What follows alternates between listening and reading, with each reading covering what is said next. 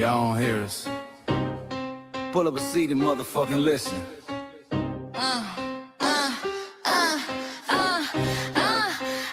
Pull up a seat and motherfucking listen. Hey, pack your bag, time to go home. Talking crazy on our soil where our blood and bones grown. This our grind, we outside on it. While y'all fools on the outside looking, y'all show no respect to Black America, so leave. Hey. Y'all don't get it, so it's time to go home. Get the hell up out of America, take your disrespect and just fly on. Y'all don't get it, so it's time to go home. Get the hell up out of America, take your disrespect and just fly on. You landed on the tarmac, fresh off the boat. Talking about y'all building nothing, man, you choking on the note. My ancestors the reason that this country even breathes. Picked the cotton, built the White House, planted the seed. Jim Crow laws, redlined the map, we was the target. You think that struggle's a costume, man, you can't mark it. We fought the wars, we bled the blood, we died for our future's chance. And you come here and give our legacy a side eye while throwing shade on the guard. While you benefit from doors we kicked down with our last breath. Now you spit on the architects who stared down death. Disrespectful, that's disrespectful, ungrateful, a slap in the face to only people who gave a fuck. So let me show your ungrateful ass to the right place.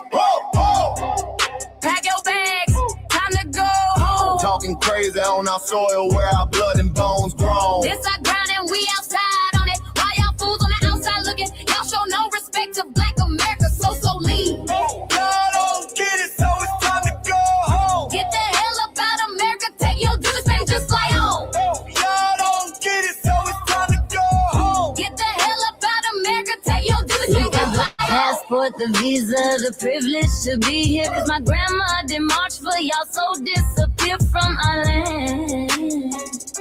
You cosplaying our pain. Think it's a trend you can borrow, but you ain't inherit the ghosts of our sorrow. We the foundation, the bedrock, the soil, and the root. You not no branch on our tree, and unproductive people always cosplaying me. Talking about we ain't do nothing, you lost your mind. We built this from nothing, time after time. From the beginning to now, we've been the backbone and muscle. Why you look down on the struggle? It can cause a whole tussle. The energy spot with disgusting is whack. So let's make it clear, there's no turning back. This land is paid for in full. In blood, sweat, and tears, and dreams deferred. You don't get to come into a house we built from the dirt and telling Black America y'all ain't worth nothing. That's a violation, facts.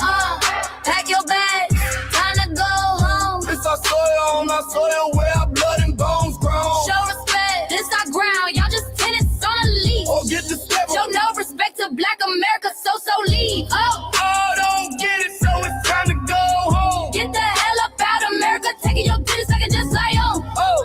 Don't get it, so it's time to go home. Get the hell up out of America, taking your business, I can just fly on. Yeah, fly little birdies. Fly on back to where you came from. This ain't for you. This cell is sacred. We said what we said. It's time For y'all to go home. So fly a little birdies fly. So fly a little birdies fly. So fly a little birdies fly. Fly far, far away from here. So fly a little birdies fly. So fly a little birdies fly. So fly a little birdies fly. Fly far, far away from here. So fly a little birdies fly. So fly a little birdies fly. So fly a little birdies fly. Fly far, far away from here. So fly a little birdies fly. So fly a little birdies fly. So fly a little birdies fly. Fly far, far away from here. Bye bye, little birds.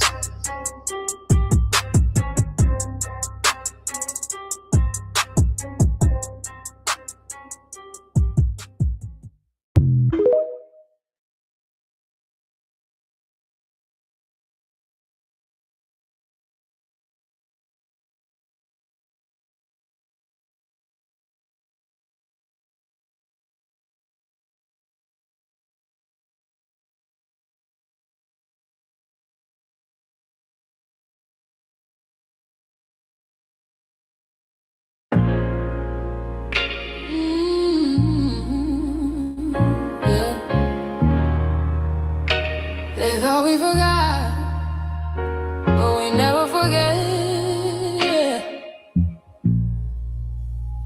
This one's for the room. We built this land from dust and tears, 400 years, and we still here. They write new rules, but they don't see. Every freedom they got came off you and me. We planted seeds, they took the bloom. We lit the flame, they left the room. But we back now, no disguise. The spirit's woke, we realize. All we want is what we earn. That sweat and blood, yeah, that table turn. You can't buy culture, can't fake that fight. This is our day, this is our right. We happy. Say it loud, say it strong. We the heartbeat that's been here all along. Foundation of Black Americans, stand tall. We ain't begging for nothing, we built it all. Born from pain and grace, you can see the truth written in our face. We the soul, the sound, to fight the flame. Foundational Black Americans, say our name. They love our rhythm, but they dodge our blues. Use our voice when it fits their news. They take our sound, but not our scars. We the backbone, we the stars. Now the veil is gone, the mask is clear. We see the game, we know what's here. No more silence, no more lies. We lift that flag and watch it rise. Rise up, rise up. We the ones that made this nation breathe. Our plains are power, our roots are trees. We know world. It's rhythm and grace now, and now we're reclaiming our rightful place. Can't copy courage, can't steal pay. You can't inherit soul by changing names. Our story ain't done, it's the revival. We guard the gate, it's about survival. We FBA, say it proud, say it loud. The world dances on what we vow. Foundational Black Americans, still we stand, still we fight, still we demand. Every block, every song, we've been right here all along. The soul of a people strong and free. Foundational Black Americans.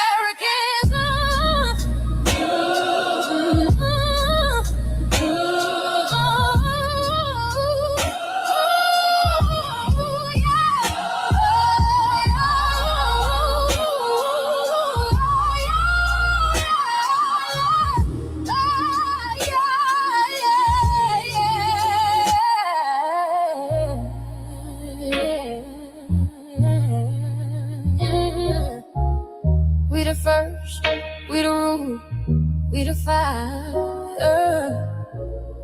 Still rising, still here. Foundational Black American. We set the tone and they copy the cadence. Dance to our drums and deny the foundation. Wear the style but don't honor the source. Smile in the crowd and you distance and force. Say you not us but you rap like we breathe. Take the rhythm, then fuse the receipts. I ain't mad, I'm just holding the glass. Showing the mirror, now answer it back. I ain't here to cancel nobody. Just keep it honest, keep it solid. If you eat from the table we built, don't act surprised when we guard it. Do you like that? Do you like that? When I flip your sound and I ride like that. Do you like that? Do you like that? Do you like that? Cause that's how it feel when you borrow my culture. Then act like we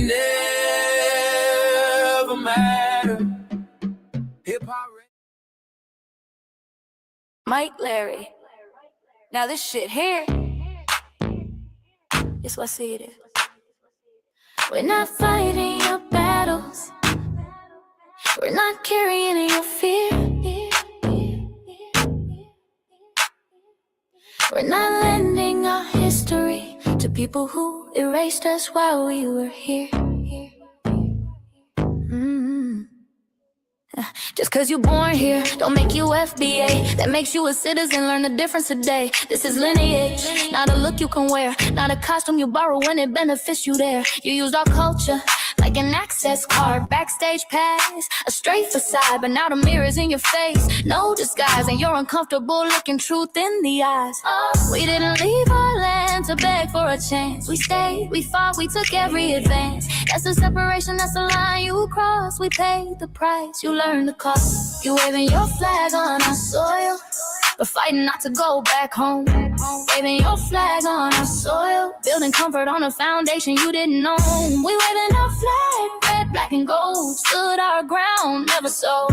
You waving your flag on our soil, but scared to build what you claim you love. Our humor, our style, the way we move, the smoothness, the sound, the things we prove. Music we birth, language we shape, innovation forged under constant escape. Warrior spirit means stay and defend, not flee your land and rewrite the end. You call it success, but don't confuse the two. Ease came after what we went through. You abandoned your land and called it strategy. You waved that flag loud, but won't return to build your legacy. That contradiction tells the story for you.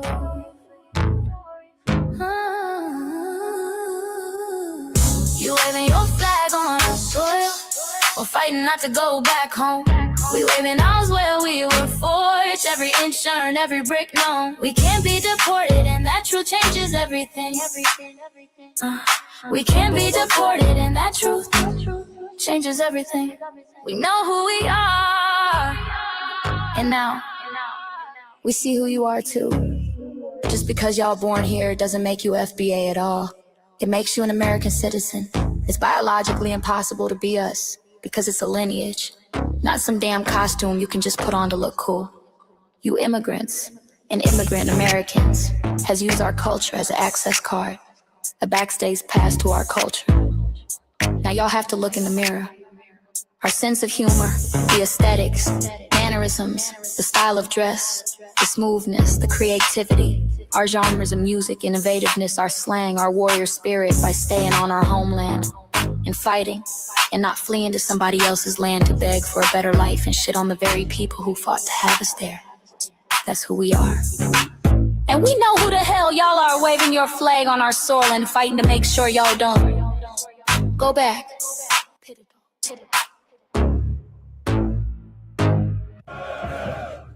You can't leech off our culture anymore. Beat it!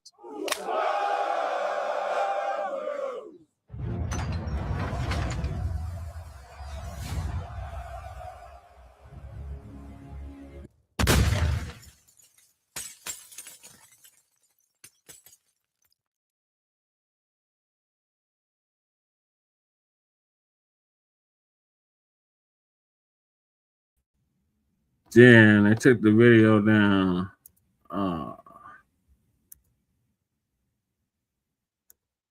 That sucks. Okay, well, y'all get the gist. We built this damn country, and these other groups, you know, need to be thanking us. We gave them a country they could flee from. All right, Grand Risings. Thank y'all for tuning in to another episode of Frontline Black News. I'm sorry I sound like real fucked up because I kind of am. I had a tooth pulled yesterday, so please bear with me. But thank y'all for tuning in to Season 11, Episode 18, Grand Rising with Shabaka and the Chase in conjunction with the Frontline Black News. And I'm your host, Chan Krumman. And we're joined with the other host, Lady Chase. She's asleep right now. When she wake up, she'll be joining us. And we got our West Coast correspondent, Shabaka San Corey. Shabaka's Black Experience Enhanced. I'm trying to co-executive producer and co-host. Greetings, Shabaka. Hey, Grand Rising, you know, from Sin City, you know what I'm saying, and what have you, and salute to Breeze and Ahmad in the chat, you know. Okay, the air date of this episode is February 20th, 2026. Okay, so, you know, there's a lot of things that's been going on. Do me a favor, because I'm having a hard time talking. Can you read what I put in the notes? Okay, all righty, okay, folks. What we'll be discussing here on this season 11, episode 18 of Grand Rising with Shabaka and the Chase in conjunction with the Frontline Black News. We will be discussing several topics: Hidden Color 6, the culture of resistance, official trailer, how to write your page in Black history. Trump said that his Black History Month reception, former Prince Andrew arrested in the United Kingdom as global fallout from the Epstein files grows. Japanese man tells Africans to develop Africa first. Why many say African foreigners should invest time back home, quote unquote, luxury car that scared the police. Should Jesse Jackson's legacy be celebrated? Okay. All righty, ladies and gentlemen. I'm the co-host this morning. Yes. Oh, sure. Excuse me. I should put the rest in there for you, but let me see. Okay. All righty. Hey, Breeze, how you be? See, you got the wrench at the ready. Okay. And we get the news from a Frontline and Black First perspective. And we are part of the new Blacc Media and also the Signal Boost of the other new Blacc Media. We've been around for 6 seasons now and counting. And we got several platforms that are part of the Frontline campaign. Frontline Black News is the first one. We started back in 2020, 2021. And Shabaka's Black Experience Enhanced based on the 50th anniversary of the founding of the original Black Panther Party for self-defense. Started on Blog Talk Radio back in 2016. I've been around for 11 seasons now. Shabaka's Black Experience Enhanced covers the Black experience from the beginning of time till 10 minutes ago. And it's also the Frontline campaign. It has recently, within the last 2 years, moved from Blog Talk Radio to StreamYard. Just make sure you like and share the broadcast, family. It's on StreamYard, YouTube, Frontline Black News. The links to all of our channels are in the description. Include Frontline Black News, Frontline Black News 2. My personal page, just a parish, aka Chan Crumman. And so we spend all the city council meetings and community events in the food banks. Lady Chase channel, the Revolutionary Agenda. She should be doing one sometime this weekend. And we got Jay Militant's channel, Witchcracker TV, or cousin out the Bay Area. His channel, Witchcracker TV, with Jay Militant. Make sure y'all sub to that. Our Mile High Codified brother, Cool Keezy. His link is also in the description. Cool Keezy, 5100. We got our brother Breeze Omega, who's in the chat right now from Virginia, by way of New York.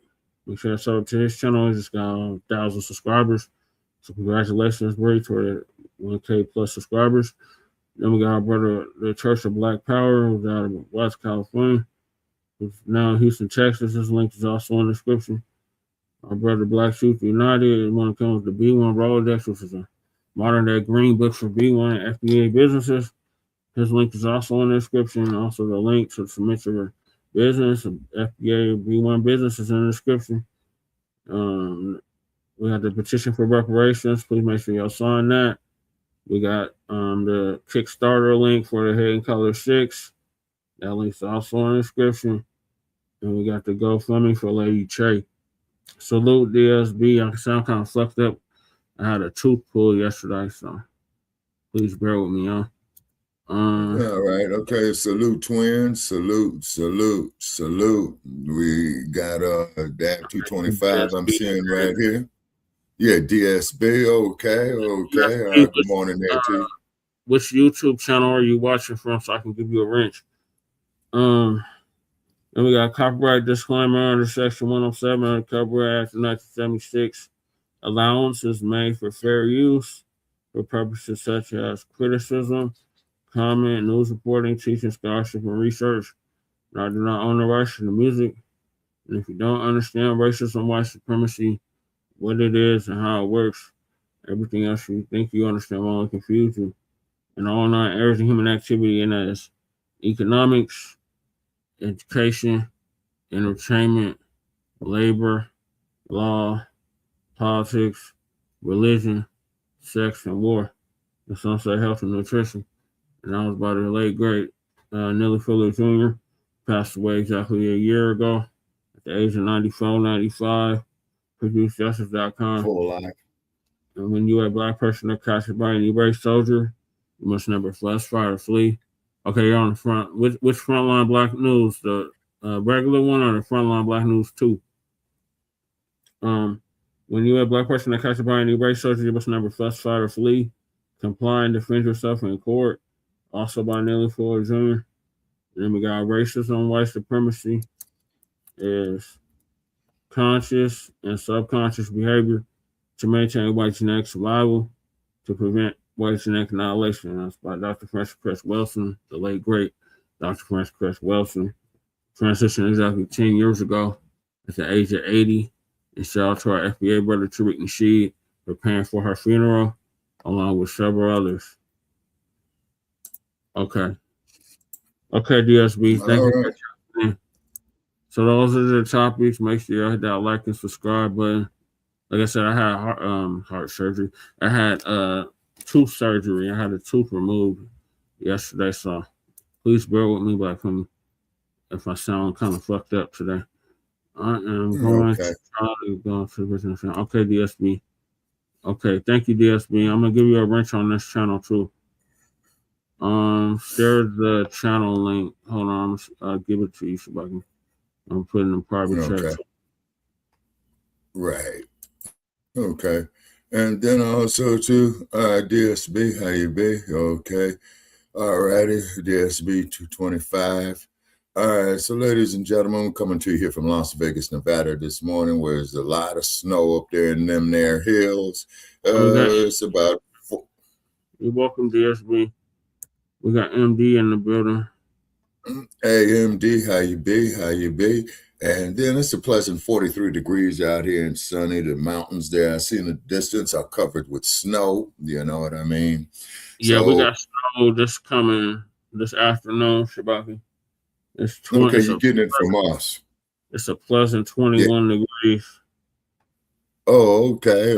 So if you're out there in that snow below 32 degrees, definitely warm your car up, and I don't have to tell the people there in the snow climbing with that. And then from what I understand, the great state of California, has got a lot of precipitation. Hey, all right, DSB. And then also too, there were some people who got caught in an avalanche up there around Lake Tahoe, either yesterday or the day before. I think there is some fatalities. Like people, right? Yeah. And then also too, people, what happens up there, if you're ever up there in that region this time of the year between Reno and Sacramento, don't go through it. Is because that there's the infamous Donner Pass up there. Yeah, and then, of course, joke, y'all. It's similar to the Eisenhower Tunnel we have out here. Yes, sir. Except the difference is it's all outside, and the Eisenhower Tunnel, I believe, goes through the mountain about 12 miles, I think, Brother Che. Yeah, but you got to pass through like 3 passes. When you get to it, you got to go to a pass, and when you get out of it, you got to go to a pass. Yes, sir. And then we most definitely doing this here under the Fair Use Copyright Act of 1976. And I'm going to read our disclaimer, copyright disclaimer under Section 107 of the Copyright Act of 1976. Allowance is made for fair use for purposes such as criticism, comment, news reporting, teaching, scholarship, education, and research. So we definitely want to put that out there. All right. And then, of course, all our haters are out there. Please come in, click the link. If you dare. It is MD. You already know. Yeah. It was because, we get a lot of hate mail up here, which is fine, although we prefer not to get it, but we understand why we get it. Yeah, MD, yeah, exactly, particularly with the truck drivers. You see what I'm saying? Yeah, it's very deadly, you know what I mean? And then on top of it, everybody knows about 1847 up there in said area of Donner Pass, where they had a result of cannibalism in 1847, on which they were trapped up there for quite a bit of time. Also, too, not getting off topic, I'm crumb-bumping on tethers, yassa bosses, and ass scratchers. Okay. I just came across some information, ladies and gentlemen, that France, not getting off topic, Brother Che, but this is a note on my desk right here, that France in the early 1960s had used Algeria as a dumping ground for nuclear testing, by the French. Now, this is the thing about the Europeans, okay, is that they use Africa as a laboratory. They use it as a testing ground. They also use it to come in there with experimentation, biological, chemical, radiation, and what have you. They say, and for all you tethers out there and all those of you on the continent, okay, you're on puppet strings. You know it. I know it. The world knows it. Okay. And so therefore, all people who coming up here with negative activity and energy and stuff like that, we're just going to show you the door because we can't do it no more. You say, all right. And so therefore, you got some very, very interesting things. Okay. The federal courts did rule that they have to put the information back up on the horrors of slavery that Trump had wanted to take down there in Washington, D.C. Okay. So also too, you got midterm elections coming up this year. So, hopefully, it'll be a positive change in the U.S. House of Representatives. All right. And if these politicians, regardless of where they are, the U.S., Europe, the continent, what's so funny?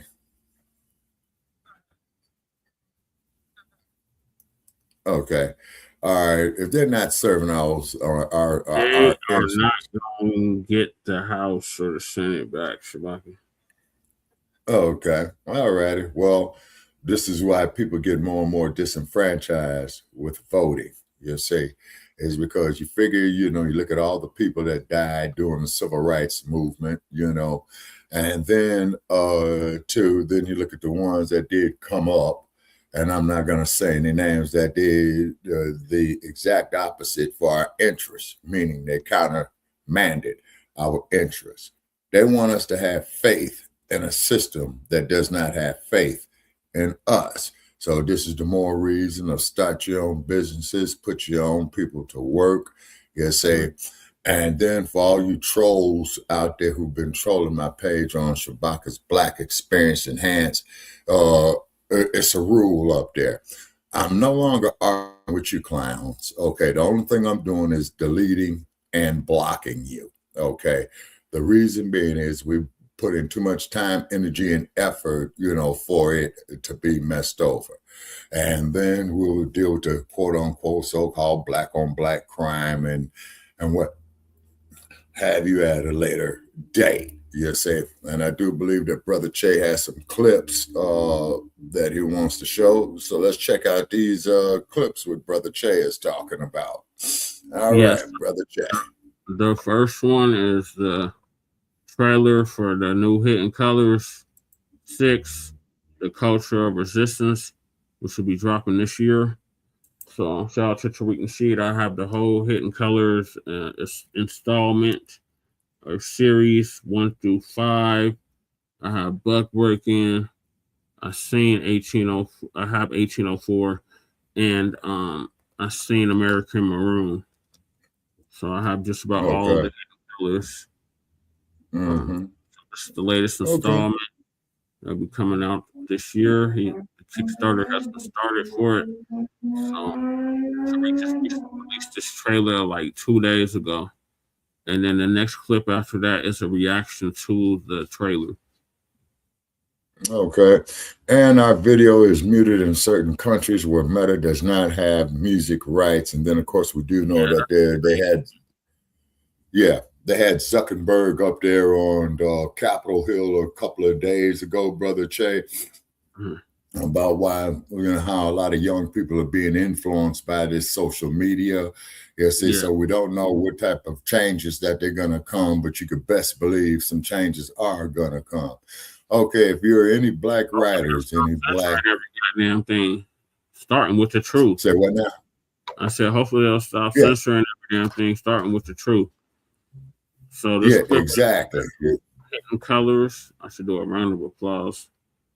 Let me do a round of applause for this. Okay, we got Mac 285 in the building. Just greetings to you, Mac. Be first, Black family.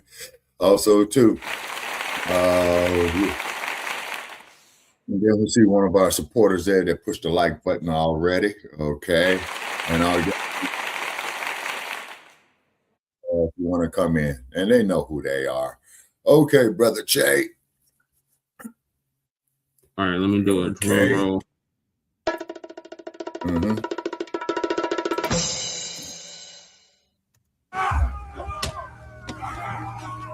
You know, erasing history is something that you have to do when it comes to conquest, domination, and destroying a people. If people knew who they were, what they were, and what they were capable of in the past, they will understand what they have a possibility or a likelihood of doing in the future. Foundation of Black Americans, we've always had a culture of resistance. We cultivated a culture of resistance on this land, and we've been resisting ever since we've encountered European domination. But nothing was really popping in Europe until the transatlantic slave trade, and that's where they amassed a lot of wealth. One thing that I think is unique about our culture as far as how we resist, how we fight back, is just the environment we were put in from day one. Being only 13% of the population, the white supremacists were very meticulous about keeping that population at a certain amount. There's never a period,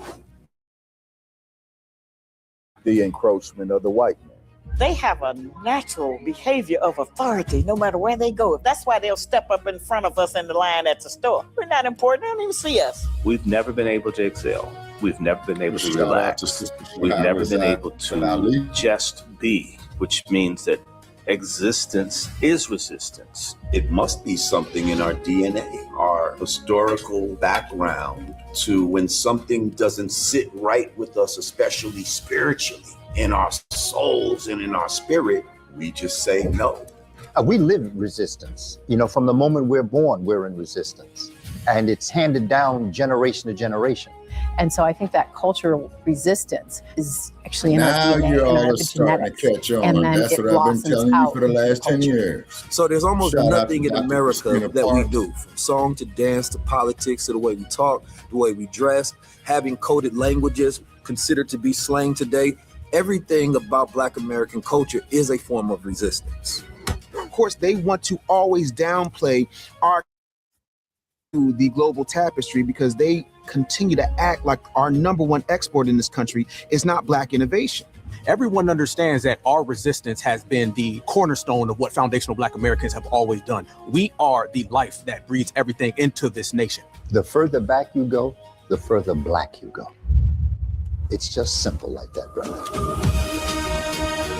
Again, if I must say, ladies and gentlemen, Black history is world history, and I'm taking personal responsibility for that statement because Black history has been going on since the beginning of time.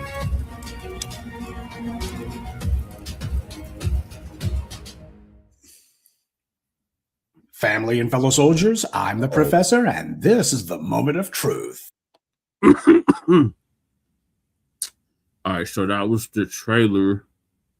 Now, the next video I'm going to play is a reaction to the trailer. Just my opinion review. Hey, crew. Grand rising to the shy, grand rising to the shy. So, crew, I see it. It's out here this official. morning, crew. It's official almost, Shabaka. The Bears are moving to Hampton, Indiana. Okay, so they're building them a new stadium? Yeah, they're planning on doing it. Oh, okay. All righty. And also, to the Las Vegas Raiders, get out of town or change your name. Yeah, I don't see them doing that, Shabaka. It'd be nice, Yeah, though. I'm always a Bears fan by default, you know? Yeah, that's too far out of the way, crew. They got to stay close to the shy. Okay, well, from what I understand, crew, correct me if I'm wrong, Gary, Indiana, and Chicago, Illinois are pretty much like San Francisco and Oakland, real close to each other. Real close, but Indiana is a whole nother state. Right, and so they're going to be jacking up all those Bear fans for toll fees going into Indiana. Yeah, Gary is right next to the shy. It's like almost a suburb of the shy. Yeah, it's like Frisco and Oakland because when you sit there on the shores of Lake Michigan by Navy Pier, and if you look over there, let me make sure I got it right, which would be kind of east. You can see or you used to be able to see the steel mills, out of Gary, Indiana. And then, of course, that Joe Jackson, the father of the Jackson Five, who used to work in those steel mills. Okay. Along with some other FBAs at that time. And then not to mention the fact that the area called Hollywood, California, Beverly Hills, and what have you, used to be owned by a Black woman there in the late 1800s before Hollywood came into existence. And then, of course, the major studios. House corresponding or previous, I guess, since Bree's going to be our new one. But okay, brother Isaiah out of Baltimore.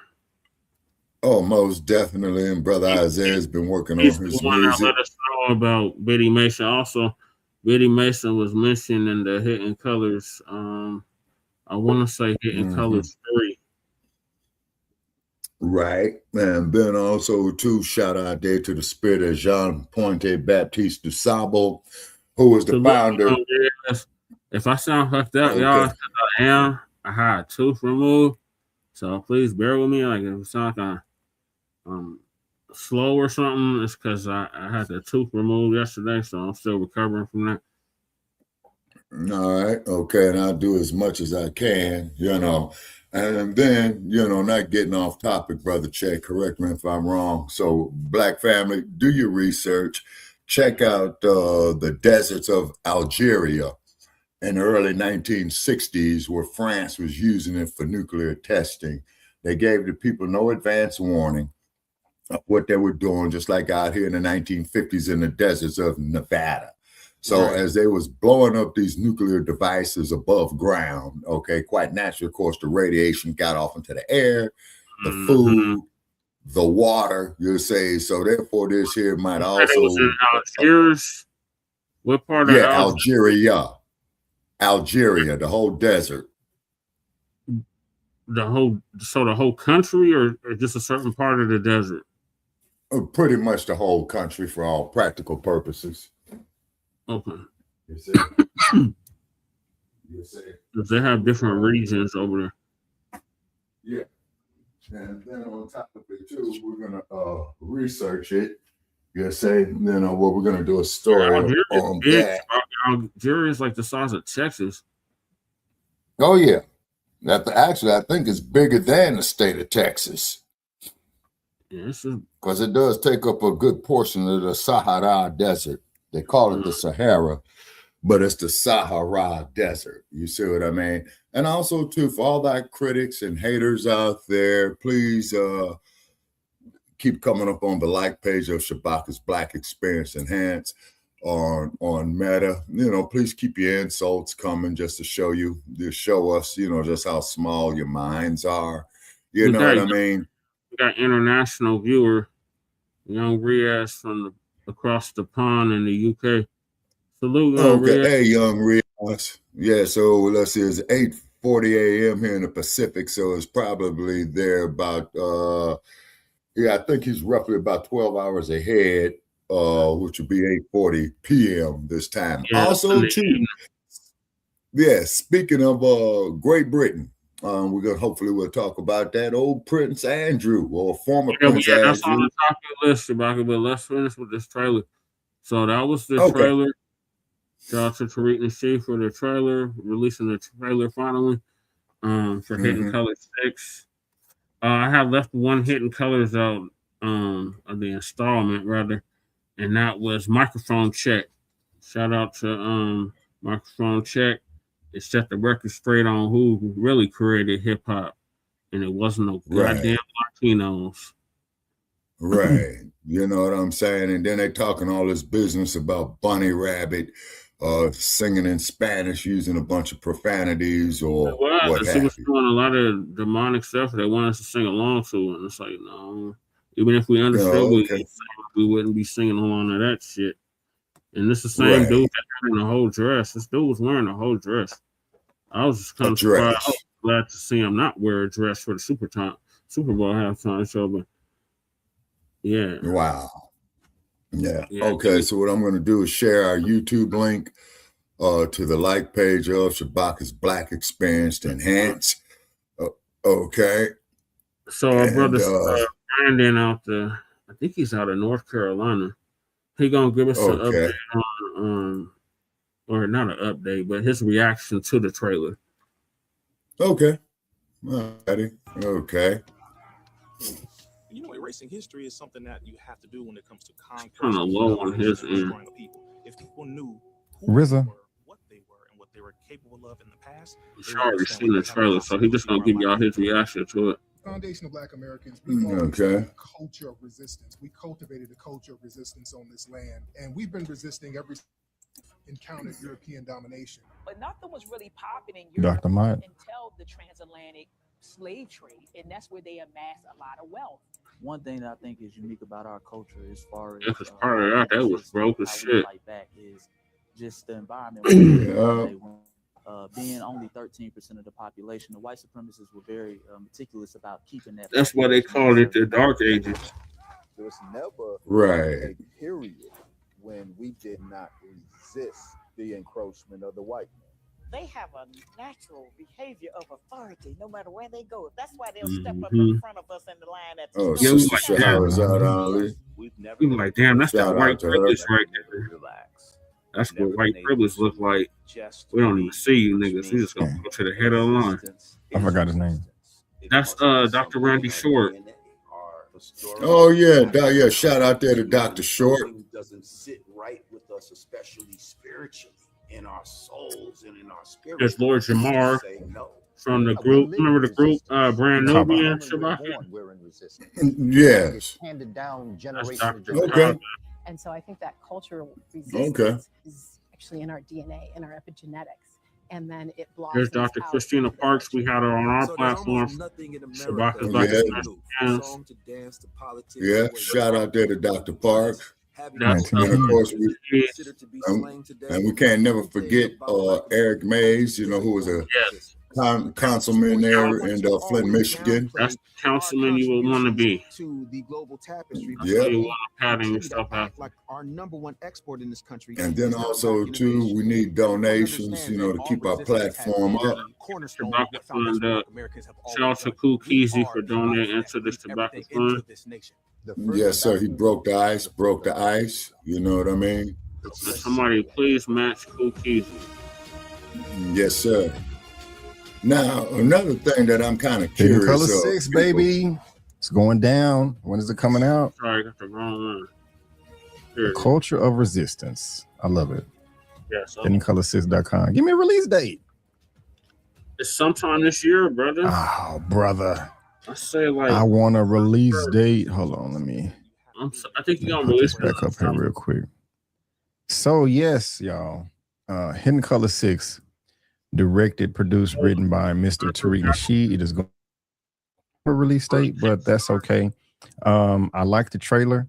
I see, Tariq, that you are using AI in your trailer and your video, because I know some of that is, you know, you do your reenactments and you do a great job at that, but some of the stuff I know it was just impossible to produce that. So you use some AI, which is fine, because in some of your videos, your Twitter streams that you haven't done in a while, but when you upload it to YouTube, the intro videos, I'm like, okay, this is clearly AI, or Tariq has a hell of a millions and millions of dollars for production.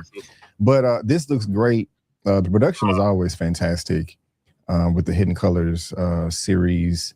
Matter of fact, let me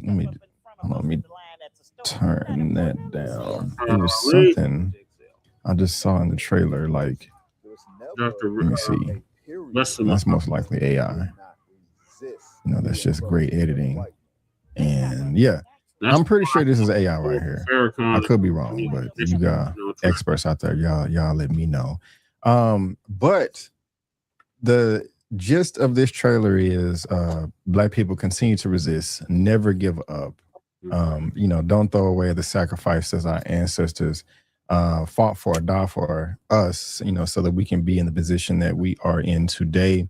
And the more you know your history, the more you know your lineage, the more confidence you have that will produce action, in you to resist more, to do what you have to do. The information is there. We just got to read. I'm currently reading this right here. Post-Traumatic Slave Syndrome by Dr. DeGruy. This book was actually, I listened to The Amazing Lucas on YouTube, has like 600,000 or 700,000 subscribers. And so currently right now I am on 3, which the last time I read this book was 2 days ago. So I try to get 10 pages in a day, but yeah, I'm on chapter 3 right now. But read, y'all. Read as much as you can and teach your kids. Go vote, all that good stuff. I got Hidden Colors, Volume 1 right here on DVD. Part 2. Hidden Colors, Part 3. Yeah, we showing collections over here. Hidden Colors 4. And Hidden Colors 5. I also have 1804, The Hidden History of Haiti, Buck Breaking, and Microphone Check. The first version, because there's 2 versions. I still haven't finished Microphone Check, to be honest with you. I couldn't get into it, but hopefully I will be able to. Now, as far as the reviews on my channel, I have reviewed not all of the Hidden Color movies, documentaries, but a good number of them. Let me just type into, actually, let me just go here. Videos popular. Hidden Color, my Hidden Colors 5 review is the second most popular video on my channel. I believe it. That's at 141,000 views. And I think I got another Hidden Colors that did a lot of views as well. So that's the trailer reaction. I got 40,000 views. Let me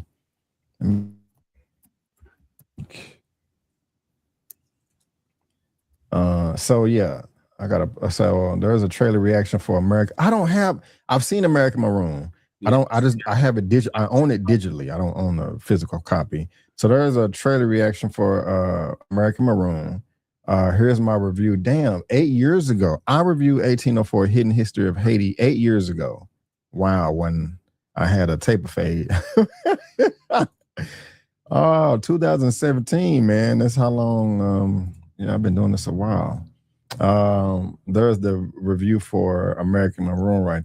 Yeah, I actually screened 1804 for an actual Haitian. He was blown away. He was like, we got to show this all throughout my country. We got to show this everywhere. I think I gave one of my copies. So I was like, yeah, you can have it.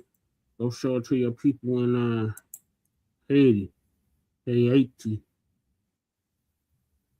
There's my review for Buck Breaking. So yeah, I'm not necessarily new to this right here. So I don't have a review for Hidden Colors 1 though. So y'all let me know in the comment section. Should I also, in anticipation for this, should I also? Yes, you should, brother. You definitely should. Because them first 4, that's the foundation right there. It's like, once you get the first 4 in your mind, it's a wrap. Like, that's just going to feel the resistance that you have towards your system. It's not only going to learn who you are, but you're going to, and your people's accomplishments and innovations, you're going to learn that we have a different kind of spirit than those throughout the diaspora. We like the name of this new trailer is the rules of cultural resistance, and the cultural resistance. FBA have always been that cultural resistance. We have resisted the racism and white supremacy since day 0. We're the only ones throughout the diaspora who have consistently done that for centuries. So we're the spark for all the revolutions around the world of melanated Black people.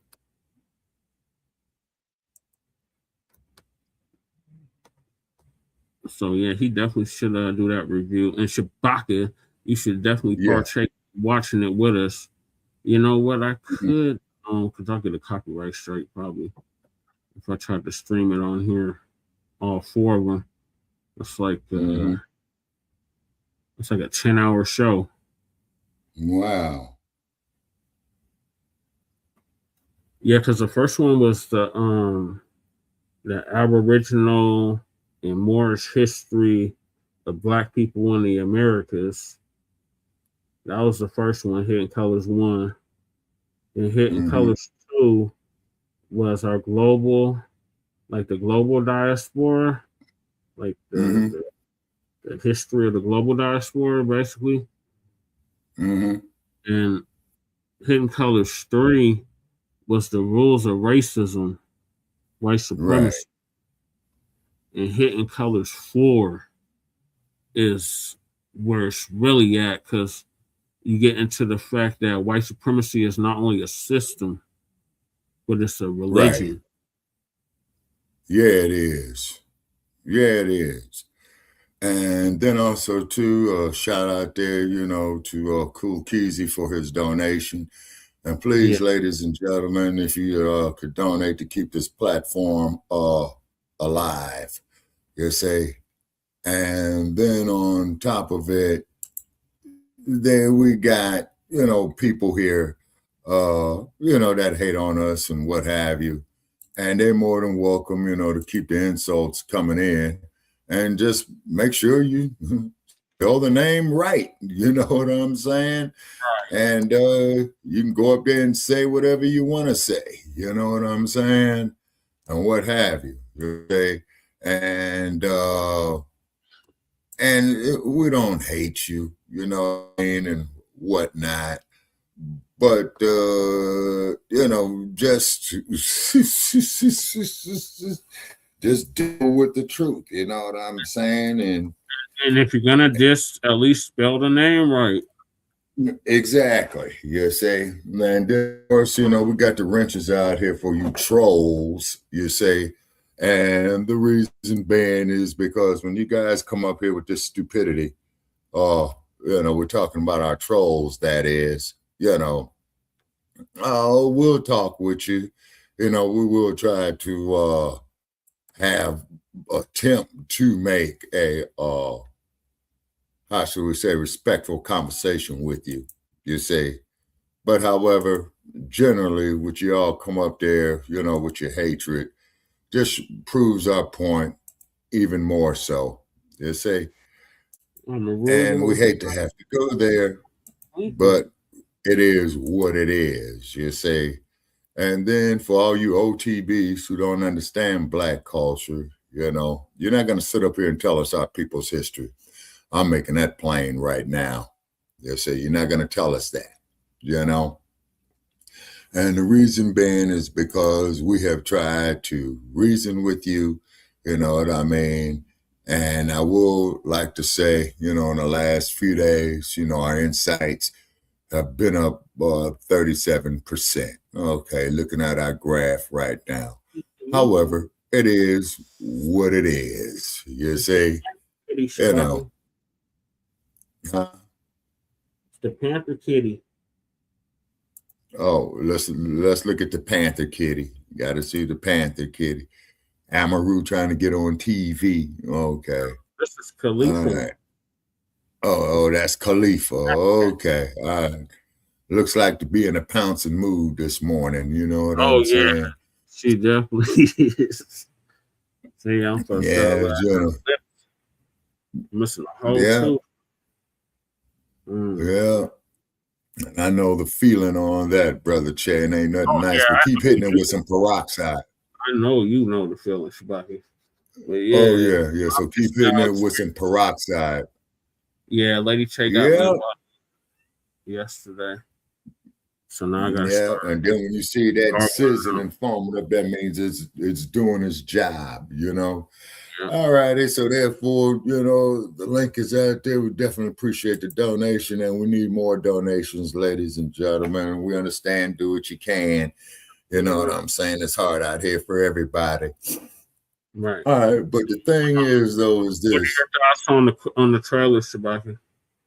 Okay, yeah, I look forward to seeing it, and I am going to give Dr. Parks a call later on today. We're going to try to get her up, and Dr. Parks has always got something interesting going on, you know, and the sisters out there out of the Great Lakes region, So definitely shout out there, you know, to Dr. Parks and what have you. Hey, twin, how you be this morning?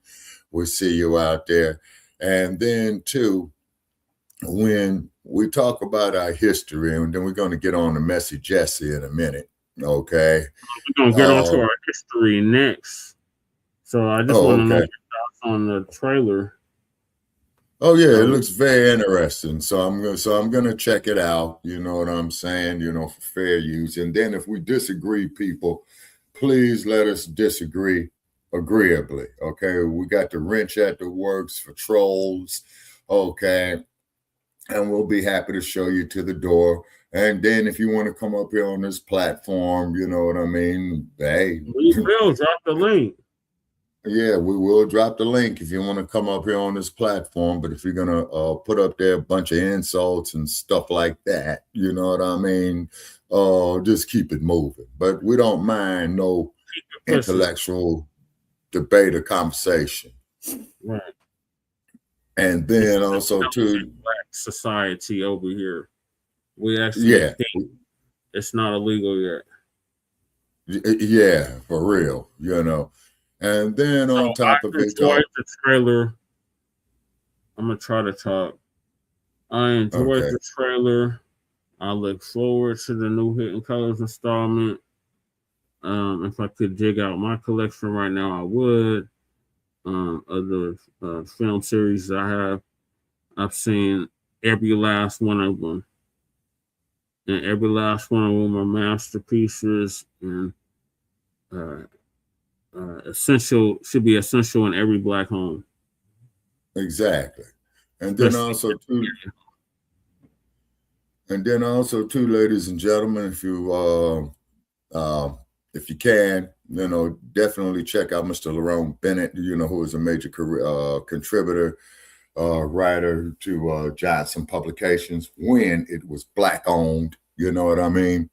And then if you're going to do this research, try to get material that was contemporary with the time, if you can, is because I've noticed over things that I've lived through that they have been omitted out of the current publications. This information to our kids and their kids and our nieces and nephews.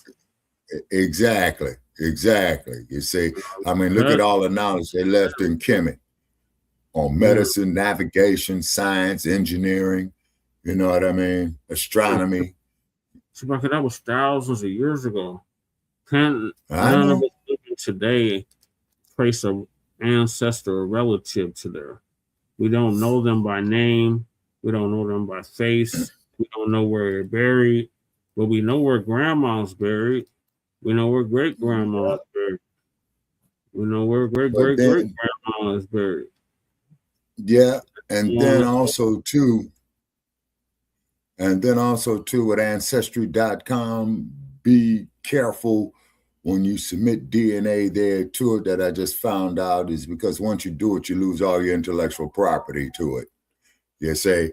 So when you do Ancestry, when you do the DNA kit, that means the DNA kit, whatever they receive, it goes to them. It's their property now. It's not your property. It's your property, but it's not your property. It's OTB. It's OPP, like Naughty by Nature.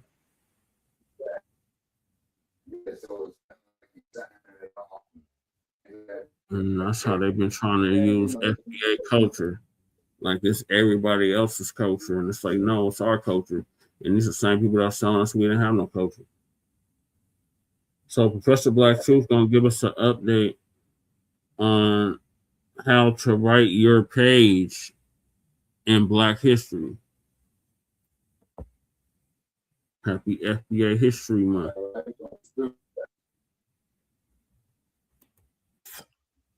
Let me go ahead and start this morning's briefing by addressing something that people have been asking me about in comment sections, and I'm just going to go ahead and give you the answer right front. Sure. I have nothing to say about the passing of Jesse Jackson.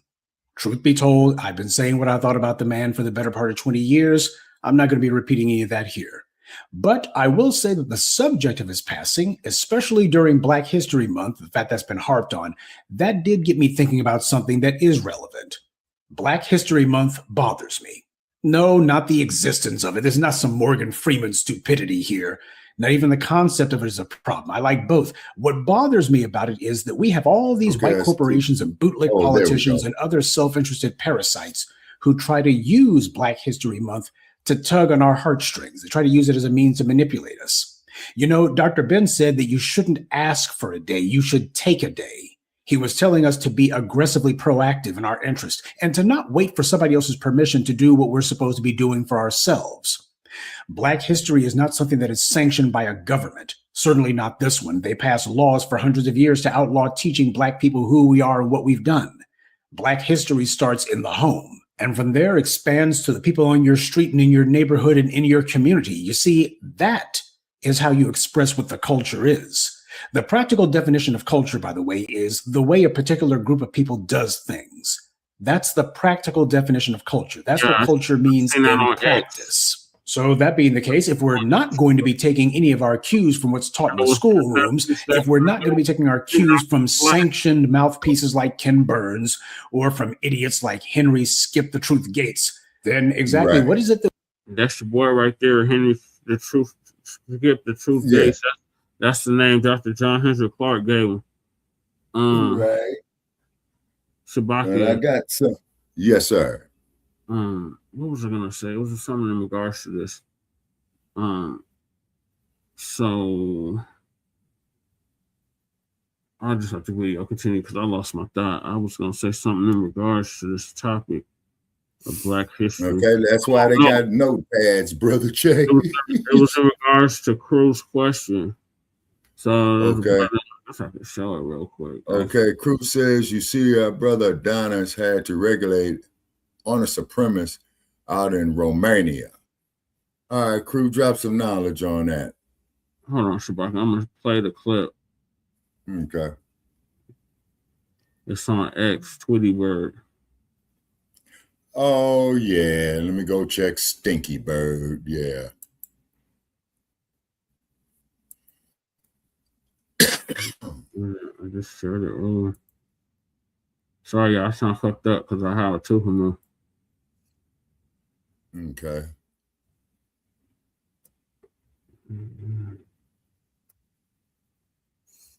Is this it? Yep, here it is, right?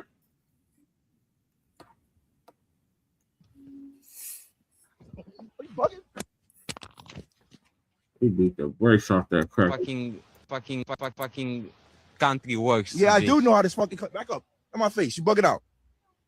Back up. Are you bugging? Yeah, that cracker thought because he was bigger, he was just going.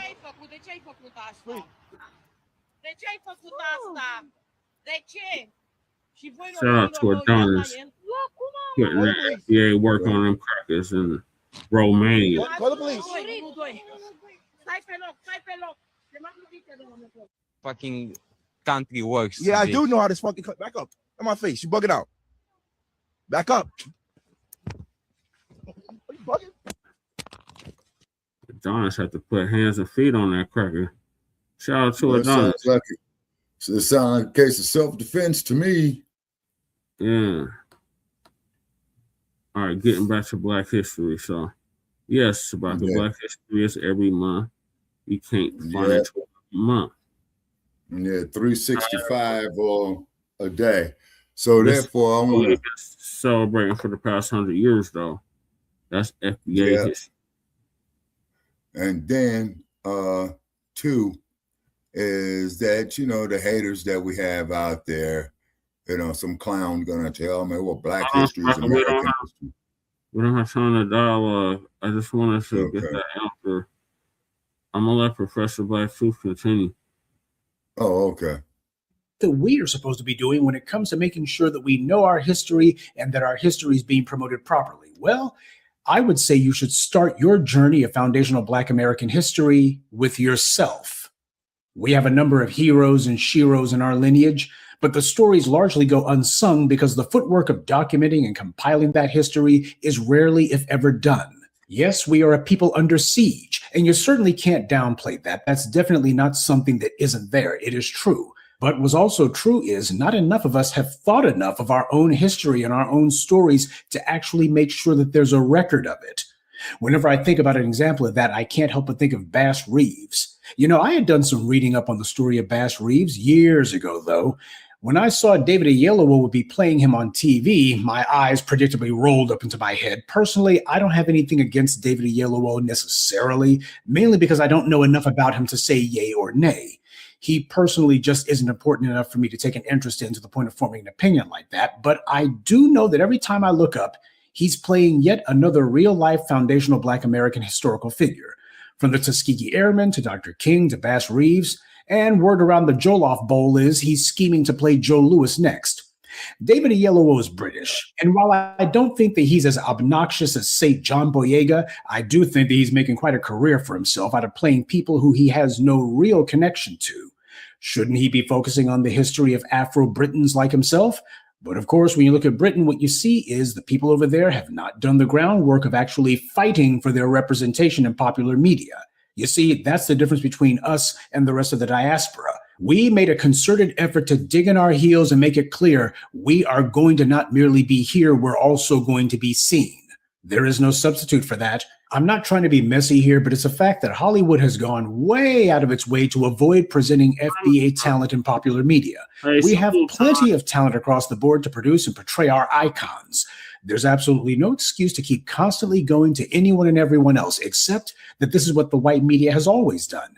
Sidney Poitier was not from our lineage, but the white media made it a point to push him as the first major respectable Black actor. That's what they wanted to make him into, precisely because of the fact that he came from abroad. Okay.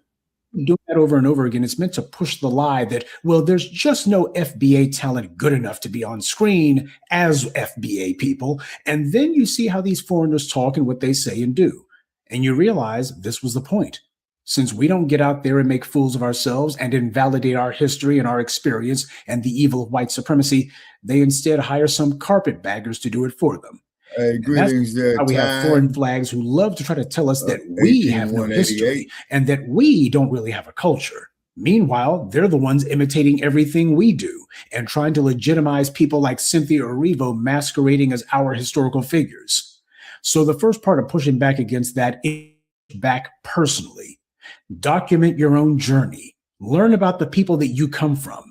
One of the good things that came out of Alex Haley's Roots is that it started a real drive for Black people in particular to begin doing deep genealogy. This was back in the 1970s, mind you. You didn't have to wait for some white website to do it for you. Black folks were doing it 50 years ago. Any serious discussion about FBA history ought to start there. It ought to start with you. And as you dig into your own past and begin to document it and to make sure that there's ways for future generations to be able to see what it was that you had done, what it was that you had to do in your walk of life, you're also going to start digging into your own family history and gaining a deeper understanding of that. As you start to unearth those jewels and gold pieces of the past, you'll see that your understanding of history begins to grow exponentially. That's what Black history actually is. It's a living, breathing thing. But you got to make sure to breathe life into it. We have a history, all right. In fact, our history is the most inspired account of a people who began the longest lasting, most sustained, significant freedom struggle in human history. And look what we have done as a completely beleaguered and oppressed people under these circumstances. We came to the point that we define the very society that is oppressing us, and we have spread our name, our influence, and our reputation throughout the world, with other people trying to imitate us when it comes time to either fight for their freedom or to assert their basic identity. Everybody looks to us for that. We are a unique people. Talking about your ancestors and your forebears and the people who contributed to your culture and your history, that's crucial and important because that's how you literally tell the world what you're made of. And knowing your history is a key component of self-affirmation. It demonstrates that you understand the world that you live in and your place in it. That's important if you're expecting to change your place in it. We are a peculiar people. And when I say peculiar, I mean it in the biblical sense. We are a people apart. We're built differently. And we shouldn't be bashful about saying it. If the rest of the diaspora had taken our lead, then things would be very different today. We extended the hand to everyone else. We invited them all to join with us. And they spat in our faces, told us they were better than us, and that all the racism and evils that we railed against, well, that didn't really exist. Instead of trying to be a unique people, they were trying to find ways to assimilate to a dominant society that hated them, and a lot of them just couldn't even tell the difference or didn't care. That's why today they're singing a different tune. They're proving why we became the singularly significant people that we are. Everyone else had every chance there was to graft themselves onto the tree of fire and empowerment that we represent. But they refused. And they said that they didn't want to be part of our history. In fact, a number of them said that we didn't even have a history. And that's the reason why we're showing everyone that we defied white supremacy, and we will defy anyone else who tries to disrespect us. We have titans and giants in our history. You have titans and giants in your history. We're not supposed to be depending on the institutions and the apparatuses of our enemies to teach us our history. All they'll do at best, and I put best in quotes, is to hideously distort and edit our history so as to leave out their own crimes. Or at worst, they'll outright lie about it and try to ban it altogether. That is, if we make the mistake of depending on them. The reason the asinine antics of the white right in Florida and Texas didn't scare me was because I understood why they were passing laws to single us out to be erased from the history books. Because the 1619 Project terrifies them. And even then, the 1619 Project alone wasn't what had them shook. It was that the 1619 Project just so happened to come on the heels of the reparations movement that had begun at the Black grassroots. So publicizing how the American economy is based on chattel slavery naturally leads to a common sense conversation of what can be done about that. And that leads directly to a conversation, or rather argument, about reparations. Except where the Black grassroots are concerned, there is no argument. This is a historical debt. It is owed. But they thought that by banning Black history, they were effectively erasing the conversation altogether. Well, that's only true if the people you're trying to erase depend on their enemies instead of doing what any group with pride in themselves does, and that is to teach your history yourself. Otherwise, you wind up with some clown like Joke Reed trying to downplay the harm that's been done to us and trying to whitewash white racism. Or you wind up with Skip Gates doing his mockumentaries, or some morning FM radio bootlick miseducating you. When I saw that segment that ABC did on FBA History Month, one of the things that I wished had been mentioned as a resource to learn about our history would have been a mention of the Hidden History Museum. Why? Because it's the only brick and mortar historical venue that addresses and celebrates our history by name. If you're going to start the process of establishing institutions, then you got to make sure you understand which ones are important to you, because they're the ones that actually promote your interests. I'm sure that everyone's heard that old saying that you teach people how to treat you. Well, the opposite is also true. You do not want other people calling themselves teaching you how you're supposed to be treated. You're supposed to be spelling that out for yourself. So this is something that I want to make sure that everybody keeps in mind as this Black History Month continues. We want to make sure that it's crystal clear precisely who it is that we're talking about when we say Black history. We're not talking about the history of the world. We're not talking about foreign history. We're talking about the history that we made right here. And that's something that a lot of these immigrants do not like, because they have to be pointing to things that came outside the United States, mainly because of the fact that they were not the ones who established the culture of the country. They were not the foundation of the culture. And that bothers them. But instead of them being bothered by it, why don't they just do what we did, which is to actually stand in their own power, stand up for themselves, and declare who they are? But that's the problem. When you're trying to be white supremacist adjacent, when you're looking for a comfortable place under white supremacy instead of fighting it, how are you going to have an identity of your own? You're trying to find a way to be co-opted by society. And a lot of these other groups, in fact, all of these other groups, they've succeeded at that. They have become auxiliaries of the dominant society. But at the end of the day, they know that they're not part of the team, no matter how much they may dream about it. We live in truth. That truth is not always pleasant. That truth is not always comfortable, but it is real. And that's the reason why we stand on it. And that's the reason why the rest of the world, they hate us, because of the irresistible reality and truth that we actually stand for. They look at us and they see all of the integrity, and they also see the fortitude that too many of them know that they don't have. And you know what? There's nothing wrong with pointing to our history and letting everybody know, yes, we are exactly who and what you think we are. That's right. As Dr. King once said, when the history books are written in the future, somebody will have to say there lived a race of people, a Black people who had the moral courage to stand up for their rights, and thereby they injected a new meaning into the veins of history and of civilization. Those words come from Dr. King's Montgomery bus boycott in 1955. See, that's part of the real Dr. King that the white media doesn't tell you about. He wasn't sitting here talking about it's going to be everybody out there. It's going to be black people and white people. No, he just said, let the world say that there lived a race of people, a black people, who injected new meaning into the veins of history and of civilization. Yeah, he specified his people. He wasn't sitting there saying, well, let's make sure we mention everyone. Well, it's not everybody who's oppressing us. It's not everyone who's standing in the way of justice. And it's not everybody who's fighting for justice. We do ourselves no favors by down the message so as not to make everybody who's been complicit in our oppression feel uncomfortable. No, the job of the righteous is not to make sure that the people who are wrong are comfortable. Our job is to make them as uncomfortable as possible until we eventually throw them out of power altogether. And I agree with Dr. King when he says that somebody will have to say who and what we are and what we have done. Somebody should say that. And that somebody should be us. That's right. As I've always taught you, history is the collective memory of a people, and it's crucially important that history be told accurately. So that being the case, history is also too important to be left up to just anyone. We should be writing our own history.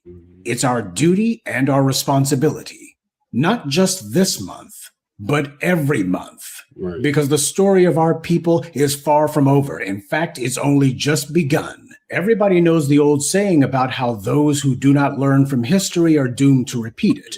Well, in our case, we understand that it's our sacred obligation to remember our history, to teach it to future generations, and to learn from it. Not to be having other people miseducating us about it or claiming that they're going to teach us about it, but that we are the ones who will teach the world. Because if the past has taught us and the world anything, it's that when it comes to knowing what's history, the smart money is on us. Good day and be one. I'd like to take a moment to mention some of our contributors: John Harvin, Neil Saphir, Deep Eye 904, Kenneth Johnson, and Chris Sean Span. Salute to them and thank you to everyone for listening, liking, and sharing this message. Black empowerment only exists because of you. FBA is the collective memory of America. And we are writing our own chapter in this book. All right, Shabaka, what are your thoughts?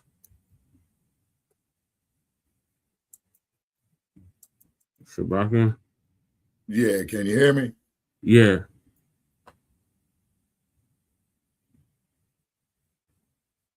Oh, you're muted. You're muted, Shabaka.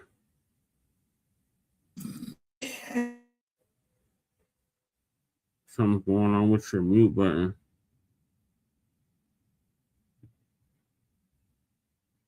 Shabaka. You're muted. Okay, well, while he's getting his mic together, I'm going to try to talk. We're just missing two. So we're writing our own page in Black history. We are the culture of this country, the United States of America. And everything that's good about this country came about through FBA. So that history has to be taught and spread for generations to come.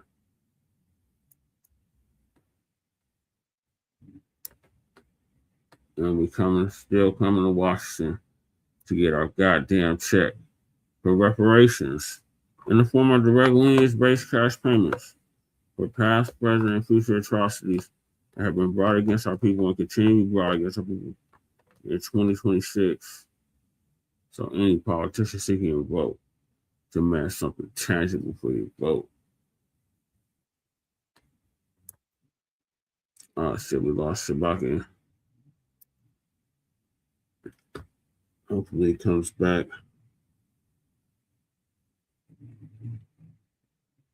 Delay check, storm. Shit is out like a light. right to please. Yeah. So Trump, as a result of this, has issued a statement about Black History Month at a reception. So the next video is about that. Tariq gonna give us an update on the speech that the dump, as in human shit, and we want to make that perfectly clear, made recently in regards to both the passing of Mr. Jesse Jackson and Black History Month.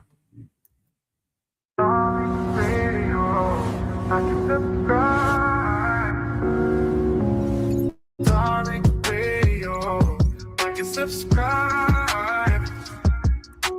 Darling Radio, like and subscribe.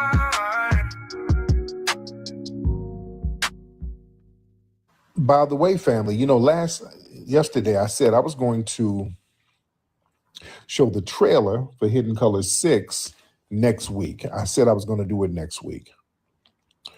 I said I was going to show the trailer for Hidden Colors 6 next week. But family, we're going to do one better. The trailer's coming out tomorrow. The trailer will be out in the morning, ladies and gentlemen. And we have a Kickstarter campaign that we're going to go along with the film so that you guys can get involved. But the trailer for Hidden Colors 6 on my YouTube channel, Tariq Radio, will be available 7 o'clock. I didn't get your thoughts on the writing on page and the history. Okay. You know, this computer locked up on me. Oh, okay. Yeah, so it's up to us to take care of ourselves, okay? And in regards to the history, Shabaka, it's also up to us to write our own page in history. Exactly. So that's what we're doing with the FBA delineation and the reparations delineation movement. Okay, just bear with me. Okay, yeah, well, it is essential to write, you know, your own history and log it, you see, is because that's when you know you are truly colonized, is when, okay, just bear with me for this Bluetooth to connect. Mm-hmm.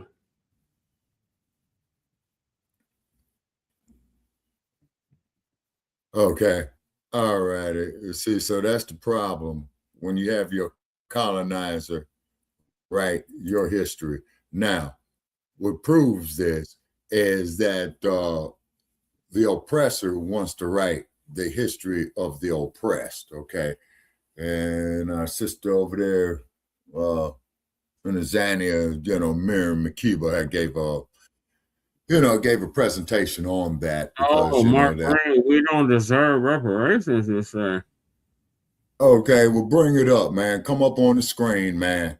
Request a link, bring it up here. Now, for all you people there is going to tell us what we don't deserve and all that, come up on the platform. Now, when you do not come up on the platform, just proves our point even further. You say? Yes, so Mark Green even ordered to hit this link. So he hit the link. Yeah, exactly. For you. Yeah, and you tell us why we don't deserve reparations, and I'll give you 10 reasons why we do. Because your whole U.S. economy benefited from our slave labor. Right. Say, and we're not interested in other groups. See, Mark Green, that's his name, Mark Green? Yeah. Okay, you see, Mark Green, the thing is that you having problems with is that the day of the ass scratcher and the Yassa boss is over. You see what I mean? And that's what you have problems with. You see? So when you don't come up, you got what you want. Yeah, exactly. You see? So you just prove our point. You just up here trolling, man, as opposed to offering some type of well, I'm not going to say contribution, but without offering any type of commentary on you. Say, so, you know, let our trolls troll. And then also, too, Brother Chad, just found out that the French had bombed Algeria in the early 60s with these nuclear devices 17 times. Right. He is a loser and he has no clue. Yeah, exactly, twin. That's why he's not hitting the link. He You left. see what I'm saying? Coward. That's why he's not hitting the link. He left. Well, of course he did. They say just because he got brought to the moment of truth, man, and he didn't step up to the plate. So, like James Brown said, he's talking loud and saying nothing. And nothing. Shabaka, so is that your thoughts on how to write your page in Black history? Yes, sir. Is that we got to tell our own story. You see what I'm saying? And then keep in mind that the European, he always puts lies and manipulation in there. And then, which I'm going to continue to say, for all you jokers out there saying, oh, no, well, he's yeah, I still don't here. You ain't I'll hit tell the him to come on up. Okay. You see what I'm saying? Will you be willing? What did he say? Will we be willing to give up our U.S. citizenship for reparations? Okay. Well, you're not a citizen. Right. Yeah. Damn thing. Yeah, I think that's a tether, Shabaka. It's either a tether or yeah. Yeah, exactly. But, you know, since he's not coming up, he's got the link. We're going to keep on moving. Yeah. Well, he's just going to get a permanent vacation. That's what he's going to get. Yeah, exactly. You see, so pop him upside the head. He had 2 minutes to hit the link. He didn't hit the link. So. Yeah. So he don't want none, man. You know what I'm saying? And then, too, keep in mind, how come we don't see these other groups come on, who are unarmed be murdered by the police like we do? You have and the then link. Just like with George Floyd. Come on. We dropped the link. You didn't hit the link. We dropped the link, Trick. You know, come on. You know? He got permanent also, vacation, you know? Okay. All right. Go home, man. No, that's Twin talking to him. Oh, Twin is telling him to go home. My bad. Okay. My bad. Okay, hold on. Right. Let me see something if I can enlarge my screen. But it won't let me. Okay. We must be all right. Him again, Shabaka. Okay. All righty. Okay. Give him a good show. Exactly. You know what I'm saying? And this is why when these people come up here with this crap, you say, I don't give them no respect. You're welcome to come up here, state, you know, respectfully of why you feel the way we do, and we're going to countermand it. Yeah, what a clown. And then also, too, okay, is that, too, what a clown. His name is Mark Twin, but yeah, he is a clown. Mm-hmm. Because, see, he's just talking out the crack of his ass is because he's not coming up here with any type of intellectual debate. First he comes with, we don't deserve reparations. Then he says, well, we give up our citizenship for reparation. Why don't this troglodyte go back to the caves and take his disease with you? Yes. Okay. Mm-hmm. And also, too, shout out there to Dr. Parks for the great work that she does. We know she's busy. So, you know, when she can come up with it, it'll be beautiful. Yeah, we had her on Shabaka's Black Experience Enhanced, what, 2 years ago? Yeah, about 2 years ago. Yeah. You know, about 2 years ago. You see, so we appreciate her. And then on top of it, another thing that we got to discuss, too, Brother Che, is when is ass scratching and yassa bossing gonna stop? Who is that? Isn't that the kind of low IQ? Isn't that kind of low IQ? What is kind of like low IQ? The troglodytes. Troglodyte. Mm-hmm. Yeah, what's that there? Tara Matthews of what I'm seeing right here? Tara Matthews. Oh, Tara Matthews. Lord knows I got the lowest IQ of them all. Exactly. And plus that, it was us that showed you troglodytes how to wash your nasty, funky, stinking asses. Right. Okay. So you can hit the link to Tara, man. Yeah. So therefore, so these idiots that come up here, you know what I'm saying? When you wait a minute. were you talking about Trump again? How much you hate him? To whom are you referring?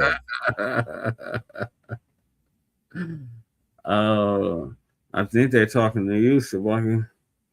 Okay, well, they can say my name. If you guys woke up tomorrow without your skin color, you would not know how to function. You would not know how to address us. Yeah, and plus that, if it wasn't for us, you wouldn't know how to wash your funky, stinking, nasty ass. Right. And I want to make that perfectly clear, by the way. You know, and then keep in mind is that your plague, due to your filth, wiped out half your continent. Right. What was that? The bubonic plague, and I think it was related to rats, right? This is one of the mobile trolls. Okay. They said yeah, because we had to show you how to wash your nasty, funky, stinking asses. Okay. Yeah, because it was illegal. Yeah, exactly. And then what was you saying too, Brother Che, of some information that you had related that it was against their faith to wash their asses? They thought it was a sin? Yeah, it was. It was a sin to get naked and cleanse yourself. Good God Almighty. And then when them fools finally did, ain't no telling what type of bugs came up out of there. That's why the disease running so rampant. Yeah, exactly. And then, too, from what I understand, is that they had some sewage dump into the Potomac River. So what that sewage is, you know, that there is coming out of Trump's mouth. That's what that sewage is. They're American Indian. What kind of $5 pretendian are you? Okay, what nation? Pretendian are you? What nation are you? Okay, what nation? Because I visited your little bighorn, and I did it by myself. I wasn't alive then, and you don't know my family tree. Not do I don't know it. I don't care. Okay? We're talking about our people here. You see what I'm saying? This is Shabaka's Black Experience Enhanced, Grand Rising. That's what you're worried about, and all you could do is bitch about us. Well, like I said, on our platform, bitching about us. Who does that? Go get a light. Go watch your funky $5 stank your ass before we make change. Quit smoking that dope, you know? Put that OD down. Put the masculine down. And your mushrooms. He keep talking about low IQ. No, you the low IQ. You the low IQ. You the one with the low IQ. And then, twin, as you know, as we always do, we give these trolls the opportunity to come up here. Well, we're not nasty, okay? My mama taught me how to wash my stinky ass or nasty. Yeah, ass. Exactly. Talking about who taught you $5 Indians how to bathe?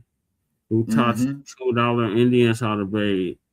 Fuck out of here. My tribe, the Ute tribe from Utah, bros, and I'm enough to get money from the government. Where your casino at? Where your casino? Yeah, where's your casino at? Oh, and then by the way, out there in California with you tribes with those can you come to Las Vegas this spring? We out without suntan. Yeah, exactly, twin. Right. Yeah. And we'll have average temperature out here of about 125 degrees. You know what I'm saying? Money from my state too. I'm in the state of Colorado. All y'all get is handouts. Yeah, exactly. And then explain to me what you guys have in casinos on the native land in California, and the main ones who own the casinos are the Chinese. Explain that. And Chinese are avid gamblers. You know what I'm saying? No, you're sorry.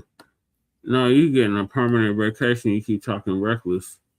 Yeah, and we're giving you one last opportunity to come out here to state your case. We'll listen to you. You know? Y'all getting handouts. We don't deserve reparations. Yeah, exactly. And how come we don't deserve reparations? Oh, and then let me put it up. When you talk that bullshit, well, your own people sold yourselves into slavery, and what you troglodytes don't mention is that the ones that did the selling got captured also. Be sure to mention that. Yeah, later on. It wasn't right away, but yeah, they got captured too. Yeah, and keep in mind, Brother Che, this didn't happen overnight. You know what I'm saying? Because they didn't have the internet back then. Can you imagine the fool, man? Yeah, the enslavement didn't happen overnight. Yeah, exactly. It was So a process that took hundreds of years. Yeah, exactly. You see what I'm saying? And then for you tethers over there, and particularly you sisters over there with your blonde wigs, oh, I'm finding that there incredibly amusing. Deep down inside, I feel sorry for you.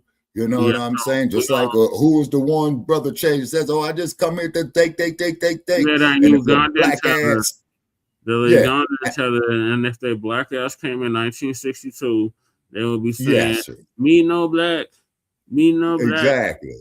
Mm-hmm. Mm-hmm. Mm-hmm. Me no akata, no Yeah. akata. No, And get jacked up by the Los Angeles Police Department and see what they classify you as. And they'll tell them rather, me no akata, me no FBA, me no Jarir, me no Abib. That's what they would tell them. Yeah. Yeah. We have documented footage of Africans in 1962 talking about how they get treated differently because they're Africans. Well, evidently they wasn't down there in Alabama, Mississippi, and Georgia. No, they were in the South too. But I'm gonna play this next clip, Shabaka. I got a call. Oh, okay. All righty.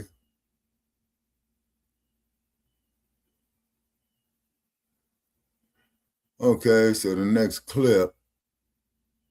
Okay.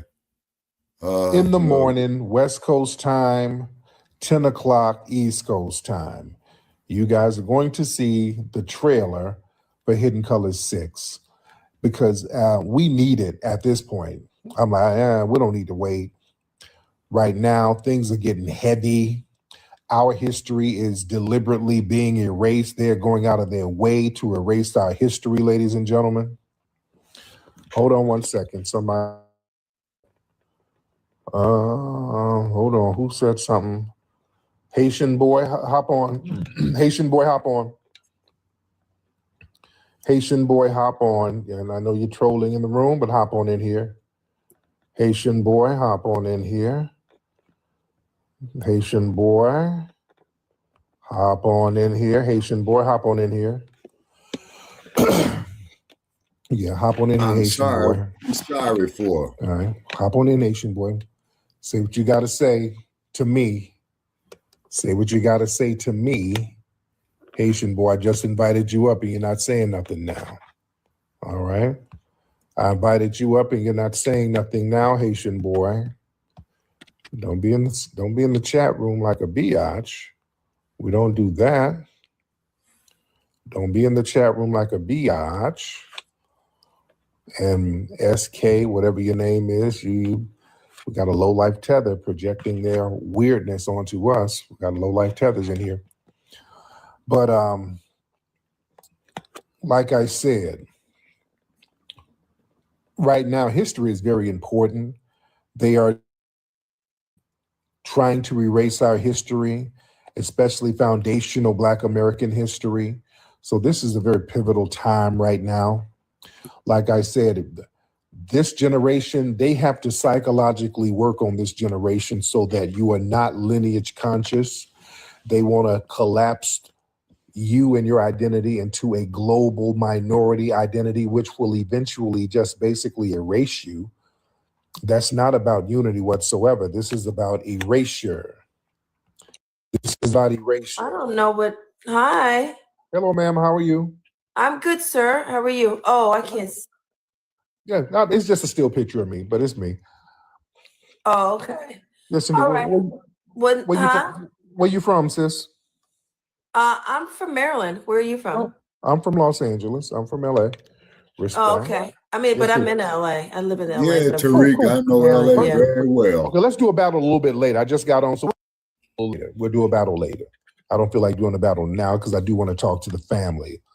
I don't want to start the battle stuff now. But yeah, family. Have y'all noticed, family, they keep trying to crowbar all of these foreigners into Black History Month. It's real heavy, man. They keep trying to.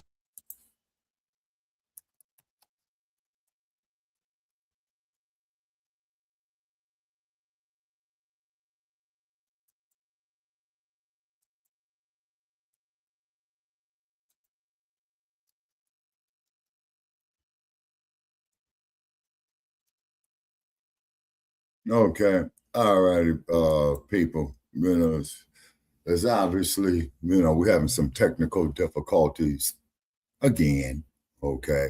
Black history, ladies and gentlemen, is 365 days a year. Continental Africans, Afro Latinos. They're really trying to crowbar Afro Latinos into the shit. Oh, I'm sorry, Shabaka. Y'all couldn't hear me. I thought I was unmuted. Oh, okay. Yeah, we hear you loud and clear now. And I just put up there in the. Hold on, Shabaka. Hot off the presses, renowned scientists who discovered water on distant planet shot dead on the front porch. What? Yeah. And this was a scientist, you said? Yeah. Dun, dun, dun, dun. Okay, so for them to go to that extreme, for them to go to that extreme shows, in my opinion, repeat, in my opinion, that she was on to something that they didn't want her to share. You say, and when we do this here, Black family, hey, Mac 285, and as you know, too, Mac 285, our colleagues, ourselves, we are subjugated to, how should we say, extreme prejudice, and connect the dots on that one right there. The algorithm, well, that's good. Yeah. Oh, yeah, that's right, brother Che. Yeah, leap year. Yeah, and keep in mind, ladies and gentlemen, that the leap year coincides with the Summer Olympics and the presidential selections. You know what I mean? Okay. And which one of our brothers on the continent found that out? And Dr. Ashwar Kwesi, if you're out there, sir, please get in touch with us, man, because you've done great lectures, on the mathematics about the Great Pyramid being located at dead center of the Earth's landmass. And I'll be very, very interested in getting educated on that. And I do know the word is educated. And that is the difference between a wise man and a damn fool. And keep in mind, folks, I'm not that wise. I hope I'm not a damn fool. Sometime I act a damn fool. You know what I'm saying? You're say, so what it is, Black family, we are a great, great people. They say what I mean. And so the Nabiscos, new code word that came across my desk, I'm gonna have to update now. Black Power. Yeah. Oh, yeah. And definitely a shout out to our brother up there in LA. You know what I'm saying? The psychologist, psychiatrist, you know what I mean? And definitely, of course, shout out there to Black Joe. And if you're out there, Black Joe, is always love to you, brother, the great knowledge that you drop. Out the STL. Yeah. Yeah, most definitely. And then to Jesse Jackson, as we all know, ladies and gentlemen, had transitioned a few days ago. Yeah. Okay. So I'm at a nexus. Huh? We're going to talk about, that's on the topic list. We got to get to this topic. So, okay. The Jump as a Human shit set this at his Black History Month reception. Really trying it, man. It's real, ain't it weird? I'm like, oh, whoa! Every time I turn around, they're elevating, talking about such and such Celia Cruz this and such Puerto Ricans that did this, and save that for Latino Heritage Month. Why are y'all crowbarring that into our stuff? Right. The name of the game is to dilute us. Mm-hmm. That's why people are pushing back, like, hey man, this is about Black American history, foundational Black American history. Oh no, Black history is supposed to be for everybody. It's for everybody. Family, it is up to us to stomp down on this lineage thing. Right. And make people recognize and stop the collapse. They're trying to collapse our lineage so that it could be diluted and everybody else can siphon off of it. Right, exactly. You understand? I call it There's blood a reason sucking. why, again, the Democrats made a call to ABC News to get them to take that story they did about foundational Black American history off their site. But, you know, it was ineffective. Sorry, Brother Jay, couldn't hear you. They took the video down, the one I played for you about foundational Black American history month. The ABC one, remember? Yeah. They took it down. Okay, and when we use material here on fair use, we want to definitely keep emphasizing that. No. Criticism, comment, news report. It wasn't the show. It wasn't our show they took down. They took the video down that I was sharing. Oh, okay. And then also, too, from what I understand, is that social media CEO, I'm not going to mention their name, has been called up before the Congress about harmful effects to children, you know. And then on TikTok, I'm debating about opening up another TikTok channel. You know what I mean? Sure, Shabaka, we could go live on there too. But okay. Can't unbroadcast something, they'd already put it out. But the fact that they had it taken down, that's a double win, because that shows not only the importance of our lineage, the far reach of our lineage, it shows the threat of our lineage and us recognizing that lineage. You understand? When they're that threatened, to call a damn major network and have them snatch a story back where they spoke on a very specific history, that's a powerful thing, man. We got a lot of power here, ladies and gentlemen. We got a lot of power here now, and that was the Democrats doing that, by the way. Oh, that was some Democrat shit. And that brings me to what we're talking about today.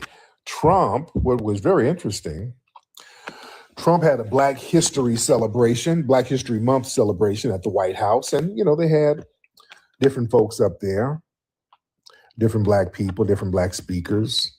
There's one woman, her son was the victim of some kind of violent crime. So it was a hodgepodge of different types of people.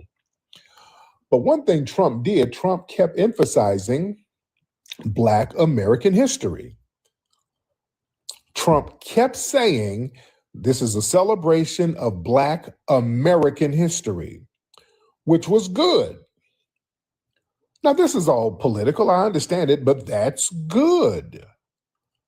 That is good. Now, they know, listen, the political parties, they know what's going on. They know that there's a major delineation movement going on right now. The Republicans know that they can clap at the Democrats by being specific about us. Hello, ladies. How are you? Hi, how are you?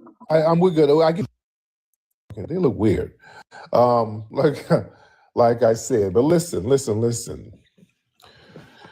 The Democrats, they spent years trying to condition their base to accept like umbrella terms like BIPOC, people of color. The Trump administration, they recognize that these terms deliberately dilute the specific history and political leverage of foundational Black Americans. So by him using Black American over and over again, he's signaling that there's a recognition of a distinct lineage-based group that built this country. So he's subtly validating the grassroots. You understand? And clapping back at the Democrats. They know that this claps back at them. what it is. So, they're weaponizing it to a certain degree. The right wing, they're fully aware of the friction between lineage-based foundational Black Americans and then the Democrats' agenda of making us a diluted minority coalition where we're on the bottom of everybody. So the Democrats are trying to crowbar this African agenda into domestic politics, elevating these foreign-born voices over foundational Black American issues. Oh, the Trump and his strategists, they're capitalizing off of the resentment to that. Yeah, they're emphasizing American lineage. And that allows the Republicans to kind of court some of the Black voters who feel like they're politically displaced. And also, this anchors to the 250-year anniversary of the country. You understand? This is the anniversary of the United States of America. So he's tying those accomplishments of Black Americans to that upcoming anniversary of the United States. This is going to be this summer. And that's a very strategic move to anchor Black history purely to American soil, because we are the culture of America. See, this is why we got to start owning that. Tariq, we're the culture of the world. That kind of frames Black Americans as being very patriotic and the builders of the nation. No, we're not the culture of the world. And that everybody emulates our culture here in America. Mm-hmm. We're not the culture of the world. We're the culture of this country, though, and everything good about this country. Yeah, they do hijack a lot of our shit. You know what I'm saying? Mm-hmm. Yeah, particularly when it comes to the music. And and we need to get some musicians up here. I'm talking about those who are studied in the art of music. It's because, we got rhythm blues and what have you. But because there's been this certain individual that I've been bumming on lately, who they refer to as the king of rock and roll, who really was nothing. Yeah, I'm not mentioning that clown's name. You know who I'm talking about. Yeah. And then there was like I stated before on social media, that there was an individual that I met who was of that. Our sister Rosetta Stark. Oh, most definitely, with the electric guitar, and Big Mama Thornton. And also to Bo Diddley, Chuck Berry, and Little Richard. Yep. And Fats Domino. Yep. Oh, yeah, and Fats Domino, And then the cold part about it is, they want the perks of our culture, but they don't want the struggle. Mm-hmm. Oh, Jimi Hendrix. Josh is Jimi Hendrix. Oh, yeah. Funny you should mention Jimi Hendrix, is because one thing that I found out about Jimi Hendrix, okay, and I played a few clips of him just to witness it. He played left-handed. Yep. And he was so, yeah, and remember he used to wear all the feathers? Yeah, and if I'm not mistaken, wasn't he from Seattle, Washington? Yep, he was Black indigenous, yep. Yeah, okay, so we got to get with our man, Jay Dizzle, and shout out there to Mr. Jay Dizzle. You know what I'm saying? Been acquainted with Mr. Dizzle for quite a few years, and maybe he can come up here one day on his schedule and talk about Jimi Hendrix, Now, the thing is, you got to understand something about rhythm, people. It is the pulse of nature, okay? Everything happens in a rhythm, Yep. So what do they call that? Our specific music in this country is on the basic circadian rhythm. Yeah. 2, 3, 4. 1, 2, 3, 4. 1, 2, 3, 4. That's our circadian rhythm. And then also too, doing research on the former heavyweight champion Muhammad Ali, may he rest in peace. Okay, he had mentioned in his autobiography, huh? Shout out to the 1B for that. Yeah, because he had mentioned in his autobiography that I've read many years ago about the importance of rhythm. You see? Yeah. You know? All right, so let's continue, Shabaka. I just have to. Okay. The progressive narrative that attempts to frame Black history through a global diasporic lens. You see? So it's very, very interesting. So us delineating where we're owning our Americanness. See, for a long time, the Democrats, they like to push a message that we ain't really American or America hates you. This is the Democrats who like to push this. America don't like you. America is so mean to you. That's why you got to be Pan-African and look over to the motherland and all of. Listen, the white supremacists are over there too. Yeah. We are America. I want y'all to understand something. We foundational Black Americans, we represent all the great values of what it means to be an American. The white tea supremacists don't determine that. They only care about white tea supremacists. They'll throw an American flag away at the drop of a hat if it doesn't serve white supremacy. Yeah, they are not the true American. They are not. That's a misnomer. We're the only people that has promoted and stood for the values that America is supposed to be about. Fairness and equality. That is us, ladies and gentlemen. Equal treatment, equal justice.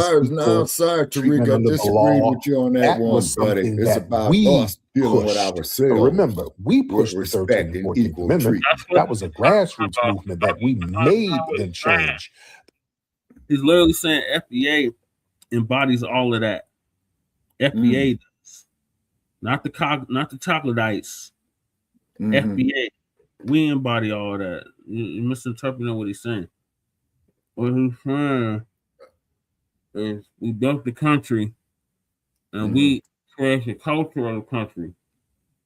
So when they talk about American values and all that shit, the American values are because of us. Okay, would those be based on some of the principles of what they call Ma'at? I mean, yeah. I mean, justice is part of Ma'at. Okay. All righty. Okay. Boy. Well, like I said, we deal with the Black experience from the beginning of time to 10 minutes ago. That's a lot of experience, Brother Jay. Yeah, that's hundreds of thousands, if not millions of years of experience. Yeah. You know? Just over here, not even including Africa, Shabaka. That's just over here. We have that much history that they don't want us to know about. And that's why the first Hidden Colors was about that. Hidden Colors 1. That's exactly what the emphasis was our Black Aboriginal history, our Moorish history, right over here that they don't want us to know about. Okay. All right. Yeah, because we did circumnavigate the globe. Okay. And that's a whole different topic on that, Brother Che, if you want to do one in the future about on the concept of navigation. Shabaka, all the maps are because of us. And I even think the only map that's not because of us is that damn Mercator map. Okay. What is that one? The Mercator, and it's another one that they use in the American public school system. The one that we should use, though, is the Peters projection. Is that the one where showing Africa as being the biggest continent, and then on these European maps that show it being one of the smallest continents, if I'm correct on that, Brother Che? So the Mercator is the one that shows Africa as the smallest continent, or one of the smaller continents. Okay.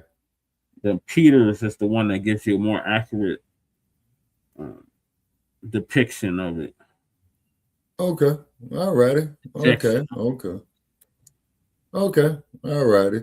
And then, folks, all you haters out there, please keep your hate mail coming in, you know. So I just wanted to stop right there to explain that real quick, what Tariq was saying. Okay, I just learned Constitution something. for. The civil rights struggle. White people didn't give a shit about no civil rights. It was all about whites only this, whites only that. Yeah, We were the that's ones true. who said no. That's why we There's don't going give to a be a damn about either democracy. one of these Everything parties. on paper, at least, will be equal. Exactly. You understand? That was us. That's why when tethers be like, the white man did it for me. No, man, the hell they did. If it were up to them, it'd be like apartheid South Africa if it was up to them. We said Not hell South no. Africa, Tariq, it's Zania. No, y'all get it real twisted. People know what that's South Africa. You see, what's up, J. Kai Mommy? How are you, Only beloved? those that's really tapped in know it as a Zania. But right, you know, with Trump utilizing the term Black American over and over again, you know, they know how the left wingers like to try to browbeat us. They try to shame us. They try to use fear mongering with us, and they expect loyalty without delivering any kind of specific policy win. Yeah. And you know, the Trump administration, it's like good cop, bad cop, and they're playing the good cop right now. Yeah, while the left, you know, they try to browbeat us and browbeat the delineation movement into accepting some generic African agenda, which we're not going to do out of some fake racial solidarity. You know, Trump is giving at least a rhetorical validation of what we've been saying. You understand? So yeah, they're playing chess here. But you know, the Democrats there's a blind spot with them. The Democrats are misreading the room because of their institutional power. You know, their power is held by a lot of coastal elites and academics who are really, really heavily invested in globalism and Pan-Africanism. And this lineage-based boundary that the grassroots has drawn, this is really messing up a lot of their money. Because see, they have to view all blackness as interchangeable. So they think they can swap an immigrant narrative and Black Americans won't notice or won't care. They can't do that no more. So they're just blind to the localized and the organized energy of the grassroots out here right now. And it's leaderless. This is why they don't know what to do with it. So, you know, the right wingers are going to take advantage of it. Yeah. They're going to play good cop, and, you know, it will work to a certain degree. So what Democrats, all you Democrat shills, what are y'all going to do? Because y'all strategies are not working right now. And let me tell you something. The minute the Trump administration, I'm telling you, man, if they all they got to do is put a policy together using the term foundational Black American, just one policy, and the Democrats, y'all are done. Yeah. Y'all gonna be done for the next 6. Yep. I agree, Tariq. All they gotta do is put a policy together specifically for foundational Black Americans, and y'all asses are done, Democrats. It is a wrap. Yeah. You are done if that happens. Because again, the Democrats are invested into globalism, and they need us to be a collapsed generic group so that everybody can feed off of us. And that's just not happening right now. So what the Democrats are doing, they're doing desperate plays. They're getting the sassy Democrat shills to try to shout us down and shame us and hop into our spaces trolling. We see a lot of that. You see a lot of these Democrat shills with these sassy, trollish talking points where they get into these bad faith, gibberish, babbling arguments all the time. That's their strategy, to just get among us and try to contaminate the discourse. And you can always tell a sassy Democrat shill. Number one, they come in very sassy. Number one, they got a lisp. That sass is that's the prerequisite. Then they start making weird comments about the lineage. Then they start accusing us of being MAGA. That's a telltale sign right there. They start hollering out, y'all MAGA, and then they say some shit on the MAGA. FBA is like the KKK. That's Democrat shield talk. Yeah. That's Democrat shield talk. They're sass. Most of them are sassy, and most of them are sassy tethers on top of that. But I'm telling you, Democrat Shields, that's going to backfire on you for a few reasons. Y'all presenting all of these sassy tethers who are belligerent, and they are the voice of Black men. That's your voice of Black men? Yeah, you're misreading the room. A lot of folks don't want to be down with these dudes. Is that what you're offering? If we get over there and rock with you, well, we're going to be around a bunch of sassy, limp wrists, bad faith arguing tethers? Yeah. No. See, most FBA men, and I don't knock anybody's lifestyle, but a lot of FBA men hold traditional, protective, and family-oriented values. Yeah.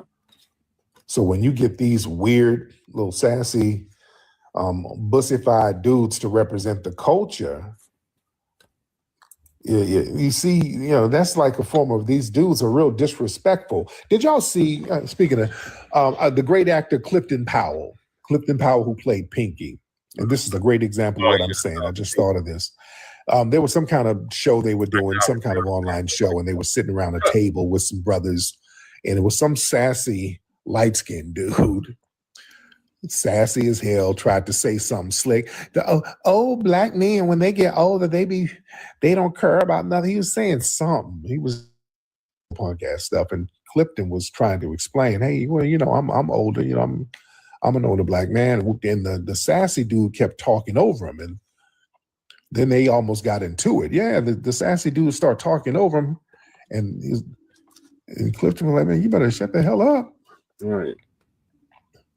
Yeah, it kind of went left, but yeah, the dude wanted to get sassy with Cliff, and Cliff wasn't really having that. Cliff ain't playing with you. Yeah, Cliff wasn't really having it. I wish He went off on the little sassy dude. Anybody got the sassy dude? You ain't gonna disrespect me. He like, you ain't gonna disrespect me. What the hell are you talking about? Yeah, Cliff was about to show him something. Crew, you got the clip of that? Yeah, Cliff is a real one. Breeze, you got the clip of it? Yeah. That shit. See, a lot of these dudes are used to saying all types of weird shit online. In person, that don't fly. Dudes will raise up on you. Somebody raise up on you in person. That shit don't be flying in person. Right. Dudes be forgetting that they're on the internet. They're not on the internet. Was Conscious Flea over there? Oh, God. He was in the video, too? Flea. Was Conscious Flea? Okay, I didn't see him in there. I got to look at it again. On Facebook. Yeah, I got to look at it again. Oh, yeah, that's another one. He's Conscious Flea is somewhat of a little sassy, plebiscite babbling buffoon. We got a lot of that. Yeah, nobody wants to be down with that. These goofy, sassy, plebiscite babbling dudes. Nobody wants to be a part of that. Y'all marketing strategy, DNC, is horrible. That's why you're losing voters. Nobody wants to be around that. Yeah. And I'm loving every minute of it. And that browbeating tactic, y'all get Roland Martin to curse everybody out. Look at here, you stupid fools. Ketanji Brown, she almost lost that seat. You stupid fools. He's just saying whatever. Just say anything. They're saying anything. And all of the, when these dudes are sassy, they lie. They just start misrepresenting facts. There was a sassy dude who made a tweet about me.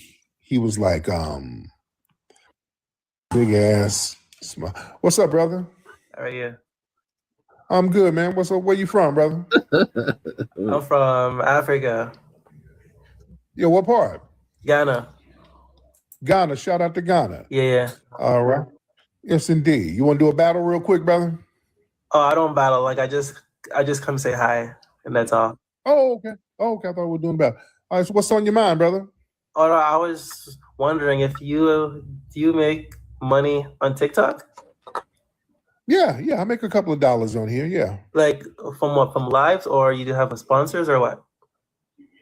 Just from the live. No. Why? Okay. Why'd you want to know that? No, I was just curious. Do you do TikTok? You're in the US, right? Yeah. You do TikTok Shop?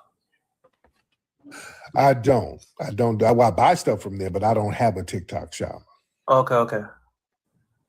Yeah, I was just wondering. Okay. He trying to get some pussy. So much, brother. Thank you, brother. Okay. See, this dude out here campaigning. What the hell are you asking me all this weird shit for? I can watch them like. So, you buy some stuff off TikTok shop. Do you buy some shoes? You got some flip flops? What you like? I'm gonna send you something. Okay, nigga. What? Okay. The hell? What kind of question was that? What is he asking me? Hey, I don't want to bat. I just wanted some men to talk to. I just want to say hi. What the hell? Man, if you don't get your musty, wide Bantu bussy up out of here, what the hell you trying to do? What you on, homie? Right. The hell, man. You made some money on here? How much? I'm here pocket watching. Did you make some money on here? How much money you make? Can I have $20? The hell you asking me? Good freaking grief, man. Yeah, he started grinning like okay. Cheesing away. The hell is this dude asking me all these questions for? He just threw the whole room. I'm like, what's these questions about, brother? Nothing. I'm just curious. Okay. Hi, y'all. I want to say hi. Yeah. Okay. Niggas just don't pull up to me, but I want to say hi. Niggas got a purpose. All right, let me explain some manhood game. Look, to my young players out here, men don't show up to say hi. You show up with a purpose. You show up to say, hey, I'm here to pick up this check. Hey, I heard there's some women in here who wanted to choose up on me. Hey, I heard y'all hiring. Hey, I heard somebody want to buy a brick. Yeah, something. You come in with a purpose, man. You know, hey, I just came to say hi. That's not what we do. That's not what we do, guys. Yeah, we don't do that. Hey, Breeze, come on up if you're able to. I don't like casual conversation. I'm one of them. I'm like a grumpy old nigga now. I don't like casual conversations. I don't like purposeless conversations. Is that just me? My wife complains about me I'm very grumpy. I'm very grouchy. I don't like casual chit chat. If somebody called my phone, it better be some money or something. I don't have people calling me. I just call to say hi. I mean, what you doing? What the hell? He's prepping for tonight. The hell? Okay, no, I don't do that. Breeze. Be sure to send us the link. Is it the gout that makes me grouchy? It might be. You got to. She says, "You're very grouchy. You're grouchy." He's got to do what? Says that. Sub up to his channel. I just by the same. I don't YouTube, want to hear no bullshit. Yeah. I just don't want to hear no bullshit. All right. I do before the day's out. Okay. Lord. All right. Let me see who we got. Excuse me. Let's see who all we got in here. Shout out to everybody in here. And for those, before I forget again, listen, you guys are going to see the trailer for Hidden Color 6 in the morning. Yeah, we played it already. The trailer for Hidden Color 6 will be on my YouTube channel, 7 o'clock in the morning, Pacific time, West Coast Pacific time, East Coast time, 10 a.m. Yeah, we already played it, Tariq. All right. You guys are going to see the trailer for Hidden Color 6. It's a vibe. And we got a Kickstarter crowdfunding page because we need the family to get involved. We need you to put hands on it. We need everybody involved. We got a month to... Yes, indeed. Hidden Color 6 trailer coming. But when I say this thing is needed more now more than ever, because we ain't done a Hidden Colors in a long time. So yeah, it's way. And this one, family, it's going to be family friendly. Shout out for the gift. Boy, that's a good gift there, brother. It's going to be family friendly because I want you to bring the whole family to the theaters. It's going to be in theaters later this year. And we're making it so that you can bring everybody, the kids, mom, dad, grandma, great grandma, bring the entire family. to see the film. They will absolutely love it. Yeah, I agree. And have the family gather around to watch the trailer tomorrow. All right. So this is needed. Yes. Because, our history is just being erased for real. They're aggressively erasing our damn history. Mm-hmm. And again, with Black History Month, they're playing a lot of games. They're tethering up Black history heavy. Yeah. They're tethering it up heavy. I heard producer DDG, he was over in Trinidad. Did y'all hear this? He was over in Trinidad. They got Carnival over there. And, we got Mardi Gras here. Yeah. We got Mardi Gras here. And shout out to New Orleans. Boy, I've been seeing the Mardi Gras images and videos coming out of New Orleans. That damn city. Boy, y'all had that motherfucker turned up. Well, they turned up heavy for Mardi Gras in New Orleans, man. Yeah. Man. I set foot there before. They turned up so heavy in New Orleans. Boy, y'all, man, I hate that I didn't get to go down there, man. Boy, that shit looked like it was so popping. Yeah, Mardi Gras cracks. Man, they were going that shit. Man, I'm hating. I'm like, God damn, y'all having a good ass time out there, man. It broke records, huh? It was packed out there. People having a good ass time. I really hate I missed that. They looked like they were getting it in, man. That FBA energy was flowing heavy. That's good. Love that. But yeah, I'm gonna still get down to New Orleans, man. I love New Orleans. Yeah, I like this. But they had Carnival over there in Trinidad, and DDG was over there, and they said something about he got on the mic at some event and some dude cut his mic off because he cursed.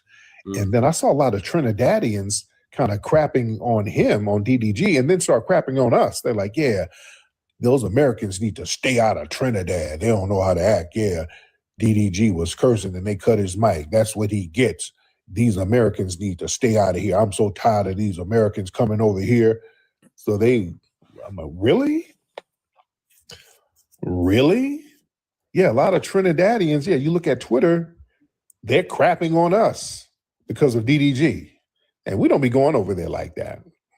Now, you might have some passport bureaus who might go over there, but we don't be over there like that for them to complain. But yeah, they're like trying to be on some gatekeeper shit with that Carnival over there talking about, yeah, he cursed. So yeah, you got to respect the Carnival. And people are like, wait a minute. Y'all walking around there with thongs in your ass. Some of y'all are boning each other in the crowd, and him using profanity on the mic, that was a bridge too far? Yeah, you walking around with your coochie and your nipples out and your ass shaking, but okay. So now we got to be into wholesome family fun? Is that what we doing? Really? Really?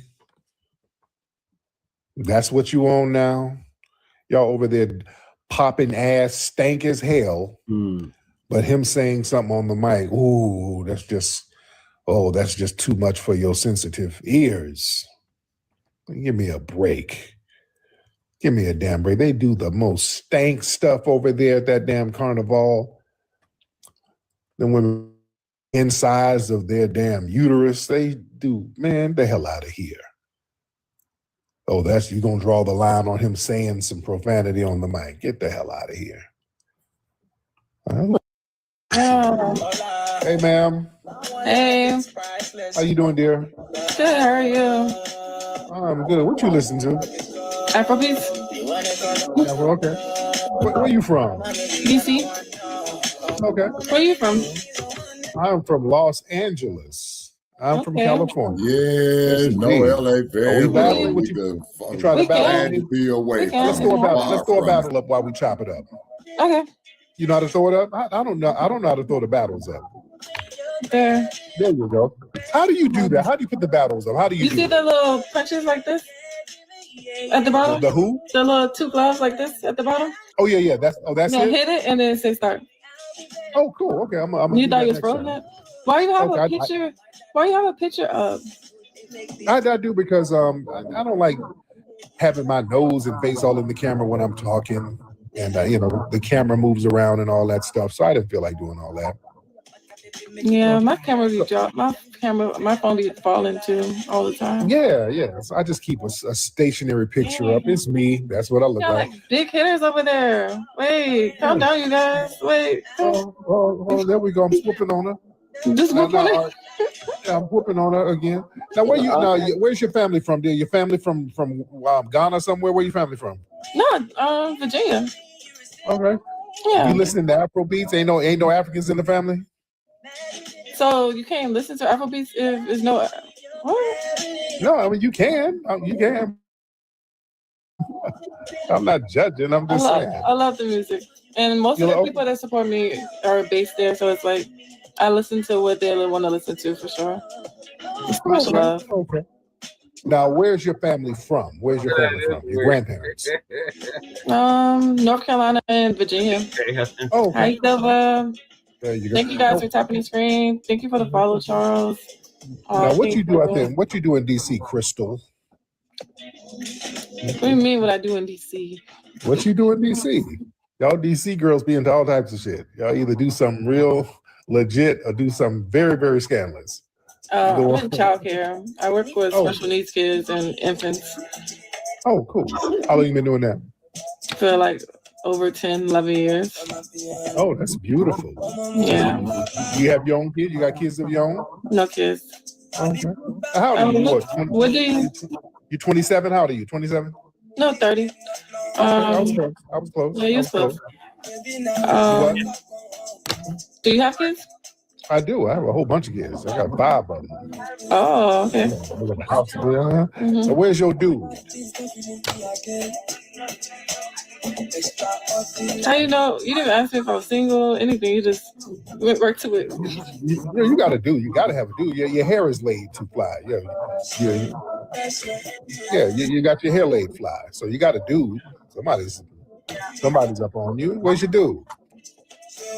Actually, I'm in a relationship with God. You got a relationship with God. How come you ain't got no dude? What do you do on your live? I'm intrigued right now because they over there, they shooting hard for you. What you do on your live? Yeah. I got the most popping space on here. You didn't know that? I gotta go check you out. Let me see. Yeah, I got the most popping space on TikTok. Okay.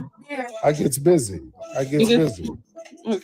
So now let's get back to your dude. Are you dating some African dude or something? You said you got a whole bunch of Africans who fuck with you. So you got a 90-day fiance. What you got going on, sis? No, I'm really focused on myself in a relationship with God, for sure. Oh, there you go. We got a minute. We got a minute and 30 seconds left. Mm-hmm. We got a minute and 30 seconds left and all that. All right. How long you been out there in DC? Oh, can you hear me? Oh, Chris, can you hear me, dear? Oh, what happened? Sister calling. Oh, somebody called you? Yeah. Oh, okay. I actually forgot what I asked. Now, I was asking, how long have you been in DC all your life, or did you move there at one point? What happened? Yeah, I said all my life. Oh, what do you have you been in Los Angeles all your life? No. I've lived mostly, but most of my life I've been out here. We got 35 seconds left with Miss Crystal Love. Y'all need to follow her. She seems like a nice lady. Oh, I'm thank gonna you follow so her. much. Thank you so much. You got a pet. You got a pet over there. You got a cat or a dog over there? No, I don't have no animals. That's it look like you own a pit bull or some shit. Y'all don't know. You look like a pit bull. That's wild. You're doing wild for that. The pit bull is crazy. Have you ever heard all right. There it is. All right. So won that battle. I got 7 wins in a row. That's all gravy. What do you do for a living? You asked me what I do. What do you do? I do a whole bunch. What I look like I do? I don't know. That's why I asked. I don't like to pass judgment on people. No. Yeah, I'm a filmmaker. I do films. Why people say you got a foreign accent? Yeah, I do movies. Yeah, you don't have a foreign accent. I don't. They're saying you got a foreign accent. I'm a little country because my mom's from North Carolina, but Yeah, yeah. I don't hear a foreign accent with her, but she's you're a cool. pastor. Somebody said you're No, the pastor. Who said I'm the pastor? Who the hell said that? Somebody came in and Lord. said. What they? I'm not a. I am an ordained minister, but I'm not. Okay. I'm not a pastor. Anyway, let me get filmmaker. Oh wow, that's dope. That's dope. And it's nice meeting you. Nice meeting you too, beloved. Thank you so much, dear. All right, that's Crystal Love. All right, that is Crystal Love. All right. I didn't hear no accent. I didn't hear an accent. All right. All right. Yeah, let me see who else we got in here. Let me see. Shout out to everybody in here. But yeah, folks, they want to gatekeep their culture and then bark on us when we want to gatekeep ours. Just like a lot of people are talking about that cartoon, the Hey AJ show on Disney, and they got this character, and I talked about it the other day. The Captain Do-Rag character. So this Jamaican woman, she said she's half American too, but a lot of people are questioning that because she's been hollering about identifying as Jamaican. Her mother, somebody's Jamaican, and she's on that. A Caribbean chick who identifies as Caribbean, and she created this character. And there's some other stuff that she's done. She's been zaddy worshiping and doing some hardcore zaddy worshiping. She also did some kind of short movie where they sacrifice Black Americans to save Caribbeans. It's some weird shit this chick is doing. She's on some weird, and a lot of people are pointing this out. Hey, man. How you doing, love? Hey, how you doing? I'm good. How are you? You want to battle? Yeah. All right, well, let's get a battle in. You got 14K, all right? Let's see what we can do. All right. All right, let's do another battle. Or are we chopping it up? Hold on, let me see. All right. We got He's just doing battles now. So I'm gonna stop that because we got on this topic. To hit color 6? Yes, twice. That shit. All right, so the whole point of me playing this was to show y'all what Trump said. So what are your thoughts on what Trump said about Black History Month? What do you say? Okay, what did the dumpster say? Oh my God, I completely missed it. Well, yeah. I mean, No, just give me one or two sentences to refresh me, Brother Jay. He basically said that FBA history is American history. Okay. All righty. On that right there on Black history is world history. Shabaka, it's not world history because the world ain't been celebrating it. We've been the ones that's been celebrating it for 100+ years now. So it's FBA history. It's not world history. Remember, the rest of the world didn't want to have nothing to do with Black. Yeah. Yeah, but it's very, very incredible how they go. American history is American history. That's what he said. Well, Black history's been in long existence before this place America was called America. Not necessarily, Shabaka. Not everywhere. They don't call everybody Negroes everywhere. Yeah, well, Negro Spanish niggas Black. everywhere. Yeah. They call us Black. And we've been celebrating this for over 100 years. It's been exactly 100 years. Yeah, wait a minute. You're right, because I think it did come above 1926, Carter G. Woodson, if I'm correct on that. Yep. Yeah, okay. All righty. I would say from this perspective, it looks like that, yes. I would say from this perspective, it looks like, excuse me, I'm sorry. I was tuning, I'm sorry. From this perspective, it looks like everywhere in the diaspora does not like foundational Black Americans, or at least treats them differently in their face versus behind their back. And we are the only ones that celebrate our heroes and stuff here during this month. Although this month kind of feels flaky. This month, this Black History Month feels flaky and overshadowed by Latino, by the immigration stuff, by the Epstein files, by the lady's mama going missing. And then don't forget the latest on Prince Andrew, Lady J.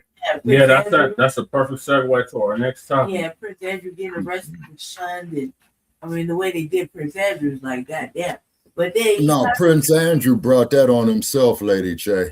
But you kind of wonder why ain't nobody here doing the same shit that they do to Prince Andrew. There's a lot. This is democracy here. Because it's the United States, this ain't the UK. The UK leading by example.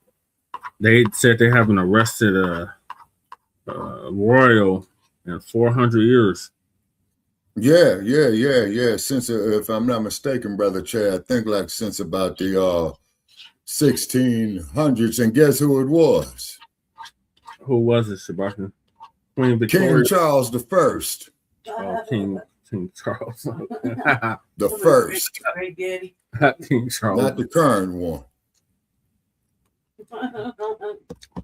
Okay. What is the current one? Is he King Charles IV? No, he's King Charles III. Oh, the third. Okay. Right. I mean, this stripped him of all his titles and rank and everything. But the part that really kills, man, I got to put this out here. Okay, they always want to put it out there, to in the Black community worldwide about these monarchs of France, England, Portugal. What's that other raggedy ass country over there? The Dutch, Italy. Yeah, Italy. But they don't never want to talk about none of the African monarchy. You see, and I think our girl, Sister Shahrazad Ali, had did something on that years ago. Yeah, you'll say, but they don't never want us to know about our accumulating African, whatever you want to call it, monarchy, like with Her Majesty Queen Nzinga, you say. And I've been getting a lot of flack on that one right there. They still have monarchy in Africa. Mm-hmm. And what used to be Swaziland. Yeah. Oh, yeah. Funny you should mention Swaziland, because I'm sure he died. I forgot who the king was, but he was the world's oldest living monarch at that time. Yeah, they changed the name. It's something else. Yeah. Yeah. But he was the king of Swaziland. You know what I mean? At that time, it was Swaziland. Now it's something else.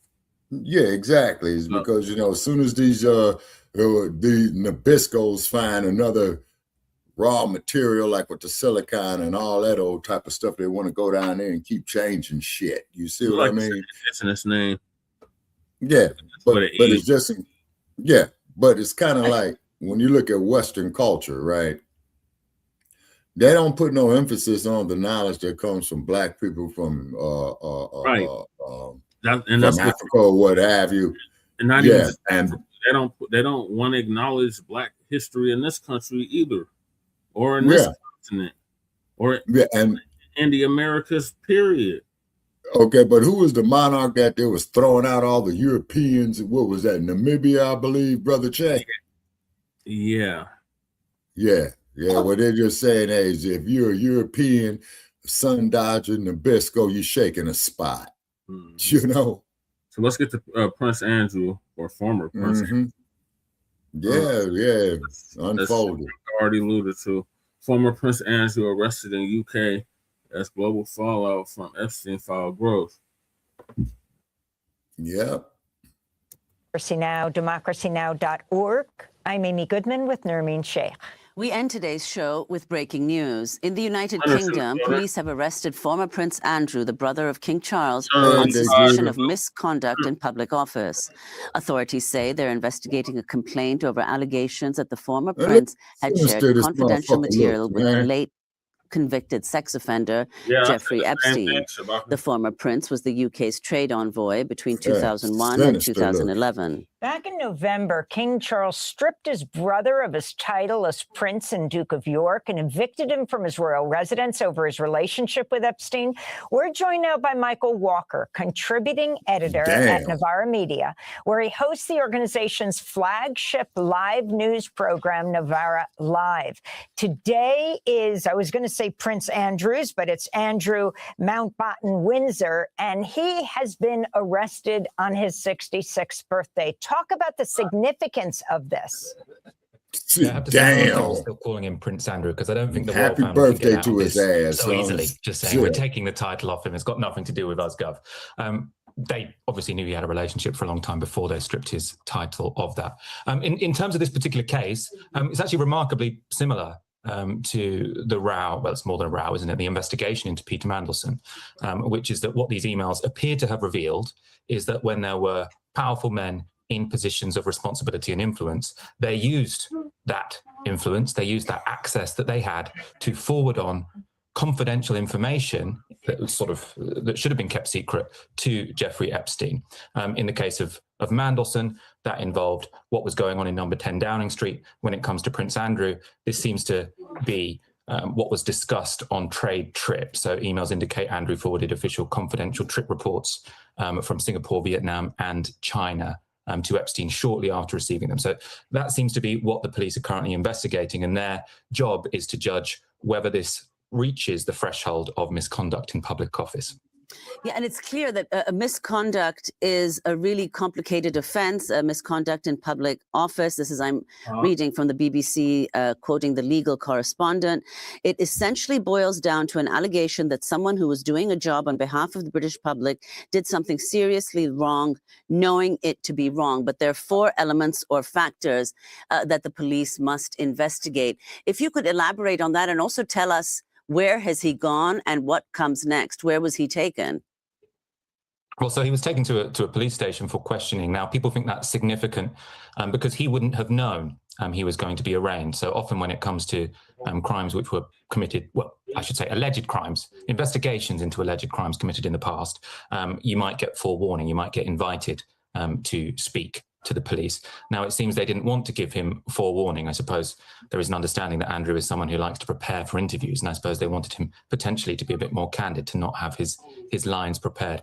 When it comes to the actual crime, which, I mean, he's being investigated for, political journalists are sort of desperately trying to catch up on this because it's not something which has appeared in sort of political debate very often. It's the sort of crime which, as far as I understand, tends to be levelled at people like prison officers. So it might be someone who's working in a prison office, or working in a prison, I should say, in a position of responsibility, and they help a prison officer, a prisoner speak to a gang member outside and potentially arrange for some sort of crime to be committed. So I think normally you have a very high threshold and it's a bit more open and shut. What's interesting here is that, I'm not sure what they'll be investigating because we've all seen the emails. The question is just whether or not this meets this threshold. I suppose they'll be discussing with Andrew whether or not he knew that what he did was a breach of his responsibility in that role. What's astounding, Michael, is you have Andrew being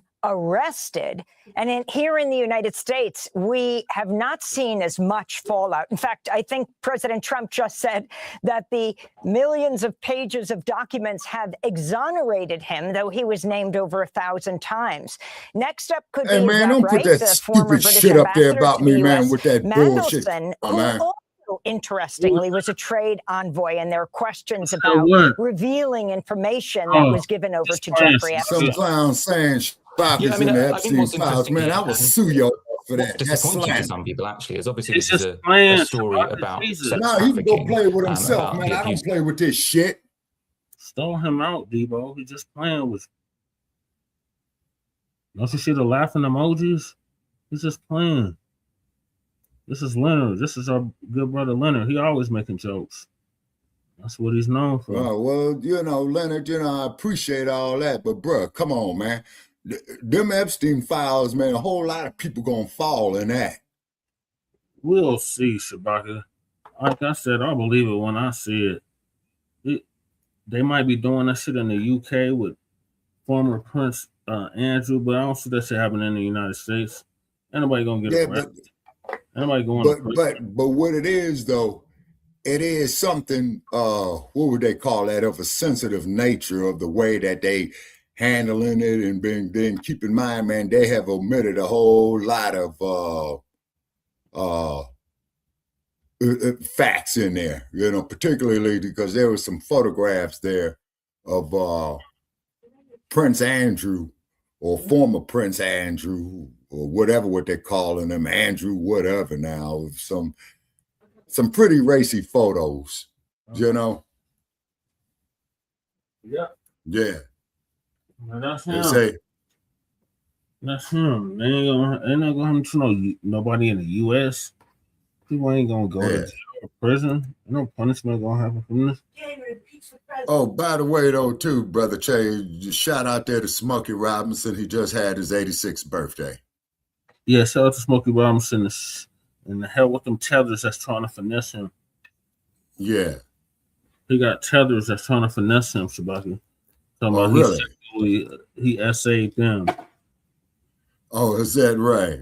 Yeah. Man, Smokey ain't had to do no shit like that, man. Right. The reason being is he had because tethers. Yeah. No. No, you ain't, the Smoke man ain't had to do no shit like that, man. Right. It's a money grab. You said Smoke is 88? Come on now. 86. He was born in 1940, in February 1940, so he would be 86, yeah. Okay. And keep in mind, he started his career, man, when he was 17, 18 years old. By 21, Mr. Robinson was pretty much set, you know. With the whispers. Or the miracles. Yeah, for the miracles. Because the group started off as just the miracles. Then, think about 63, about in the mid-60s when he was started writing all the hits, like for the other groups. Then they went on and called it Smokey Robinson and the Miracles, you know. And one of his contemporaries at Motown, who was coming up at that time too, ladies and gentlemen, to find out, is the one and only Ms. Gladys Knight. Oh. All right, let me finish this clip. Of numerous women, and it seems like where justice might be brought, it's on a different charge, which is sharing confidential information with a powerful person. In both cases, Mandelson and Prince Andrew, there are suggestions that maybe there were quid pro quos here. So when it came to Mandelson, he was sharing this information, which was market sensitive and which would have been useful to Epstein. And it seems that in return, what he was getting was Epstein's help in helping his lobbying firm after he left government, or getting a job with JP Morgan. These seem to be what he was considering. He didn't end up getting a job with JP Morgan, but he was clearly from the emails angling for one. With Andrew, no, you ain't going to troll me forever, Kat. We thank you so much for being with us. You know, actually, Leonard, you one of our biggest contributors to our material, so why you want to go trolling, brother? Why miss a good thing, homie? On the air, our first show, February 19th, 1996. We've got a show, Nermeen, as well here in this image. On Monday, we'll be celebrating Riverside Church in New York. Guests will include Angela Davis, Naomi Klein, Maria Ressa, Michael Stein, Wynton Marsalis, Masaba Butoha, V, Hooray for the Riff Raff, and more. We'll be streaming the event live at democracynow.org. Happy anniversary, everyone. Happy anniversary, Nermeen. Thanks for watching Democracy Now! On YouTube. Subscribe to the channel and turn on notifications to make sure you never miss a video. And for more of our audience-supported journalism, go to democracynow.org, where you can download our news app, sign up for our newsletter, subscribe to the daily podcast. It's all good, Leonard Day Joda, because you know you actually, man, you're one of our biggest contributors. In Great Britain, former Prince Andrew arrested. Look how sinister he looks, y'all. Don't he look sinister, man? It follows weeks of new revelations about their friendship. Yeah, he looks following sinister. the U.S. Justice Department's release of millions of files from the Epstein case. NBC's Andrew Raf DeSantis. Sanchez is in London for us. Raf, good morning to you. First of all, what have you been able to learn so far?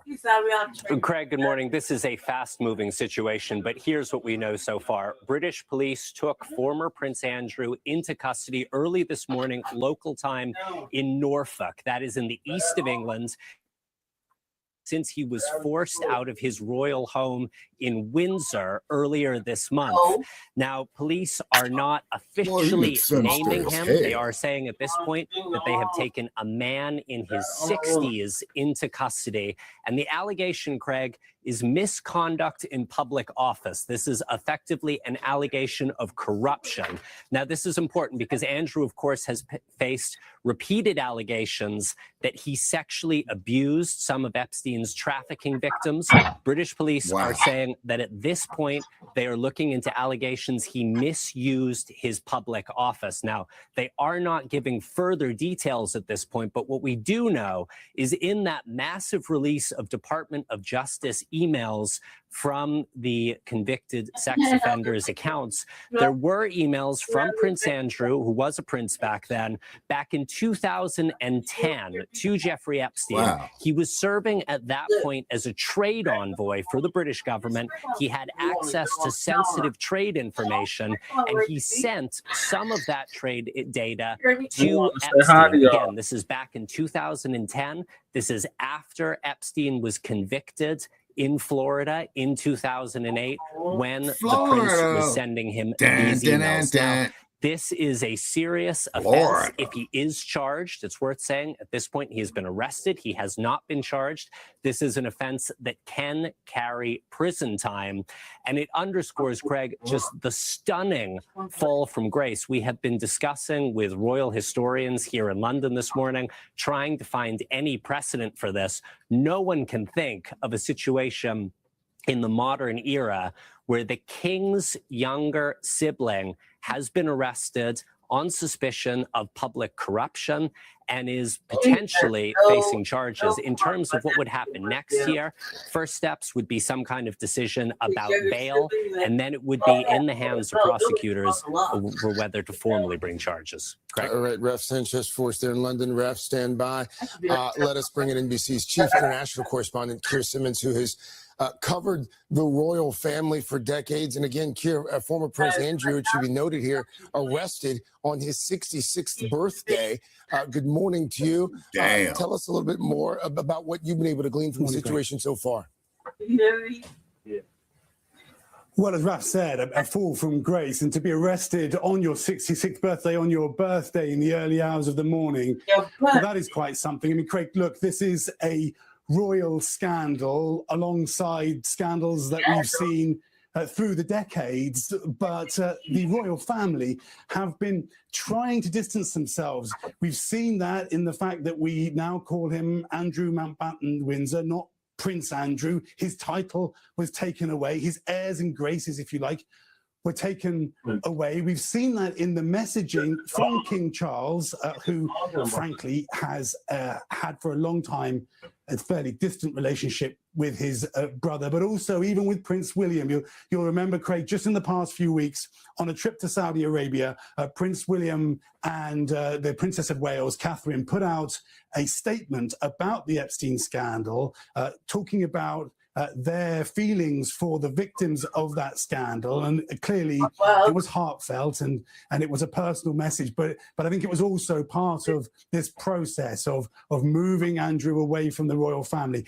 One of the questions, of course, Craig, is going to be whether that's really possible, because, for example, the royal watchers are talking now about the question of whether there are emails that Andrew Mountbatten Windsor will have sent while he was a trade envoy, while he was a working member of the royal family. Does Buckingham Palace have records of those emails? Will it be expected? Will Buckingham Palace be expected to hand over that kind of evidence? So the possibility that the royal family get pulled into this is very real, despite their efforts to kind of protect the brand, if you like.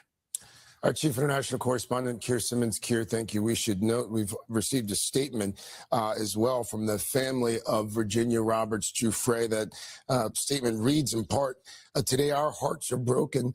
Our broken hearts have been lifted at the news that no one is above the law, not even royalty.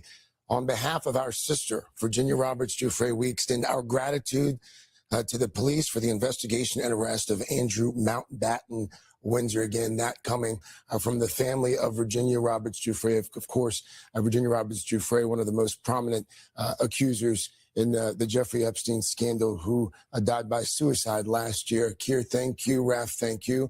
We thank you for watching. And remember, stay updated on breaking news and top stories on the... Died suicide, huh? Huh. Mm-hmm. Is that kind of like what they say in the U.S., Brother Che, suicide by cop? No, she actually killed herself. Oh. All right, what are your thoughts, ladies, here? While you're eating. What are your thoughts, Shabaka? Book them, Dano. Right. I'm impressed. Considering the United States can't ever punish or find nobody. Yeah, it probably is, because I wouldn't be surprised. You know, the way they've been shutting his ass, he one step from being, living in a cardboard box. Yeah. So Okay, Leonard says here, hell no, that fool on the other channel is Israeli intelligence doggy. He's the Messiah. Yeah, I wouldn't put it past him, Leonard. I would not put it past him, man, because there ain't never a dull moment here, boy. I tell you that much. Shit. Wow. And then, so the thing is, though, is this. Now, is it that, because a family member told me one time years ago, that these people get so rich, right? All their thirst is quenched. Mm-hmm. Then their mind starts going off into the bazaar. Mm-hmm. Okay, now let's look at a dope fiend like Sigmund Freud. They call old Sigmund Freud the father of psychology, but keep in mind that he was a dope fiend and a practicing homosexual. Mm-hmm. Now, I find it kind of interesting that a person who is a practicing homosexual is going to tell heterosexual people about, as you say, human activity. Yeah. I mean, is it a paradox or is it a contradiction? And then, of course, we do know that a paradox is a contradiction that is true. But at the same token, that a contradiction cannot be true. But you do have what they call the paradox. And the example that you always hear me use is that of the, not the bumblebee, the hummingbird. Yeah. Yeah, hummingbird, boy, his wings be flapping like 2.0, you know what I'm saying? He be on turbo for real. Yeah. And he's very agile. But they say the hummingbird can't fly. Mm-hmm. Yeah, I agree with you, Leonard Dejoda. Yeah, that fool is on the other channel. Is probably IT doggy, you know. It's the Messiah. Uh-huh. You'll get on. Uh-huh. But we always got some agents in here. Yeah. What are your thoughts, Lady? I'm glad he got arrested. Now, if only the United States can actually do some detective work and go in and actually arrest somebody, just to make an example. Yeah, I don't see that. Okay, now I'm wondering, wait a minute.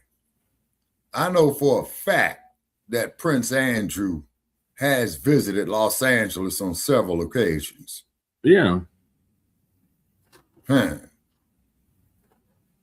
Might need to dig up that dude Hugh Hefner and check him out too.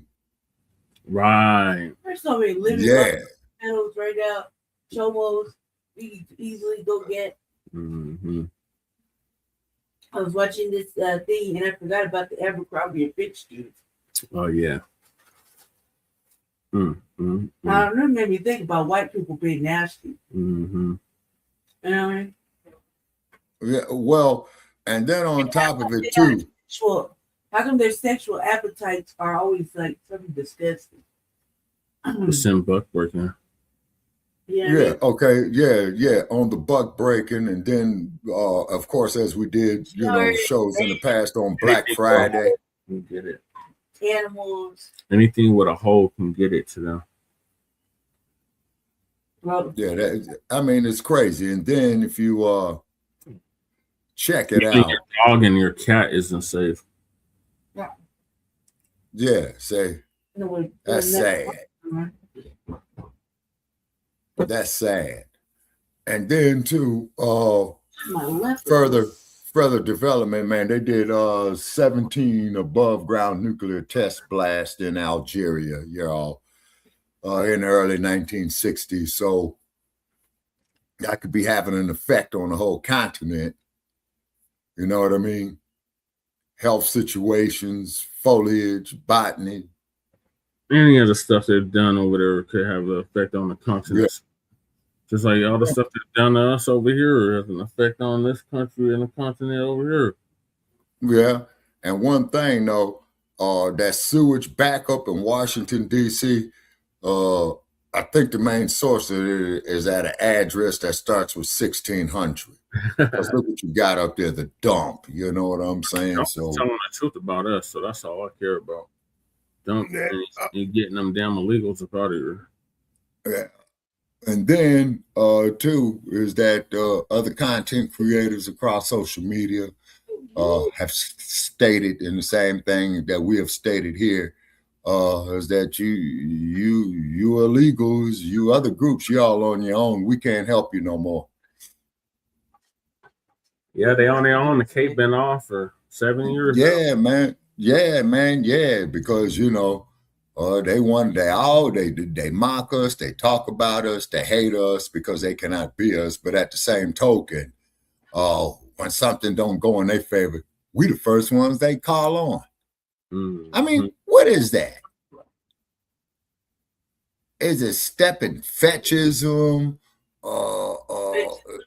that they want from us? Yeah. Is it that? Yeah. You know what I mean? They steal all our knowledge, just like look at Tuskegee, the Tuskegee experiment. You know what I'm saying? 40 years. You're going to inject us with syphilis just to see what it does. What? Get that things together. At least they're potty trained. You have to make this wild. Oh my God. So is that your final thought on the former Prince Charles or Prince Edward? Yeah, Prince Andrew. Or Andrew's son. Yeah, now if I got it right, Elizabeth had 3 children: Charles, Princess Anne, and Andrew.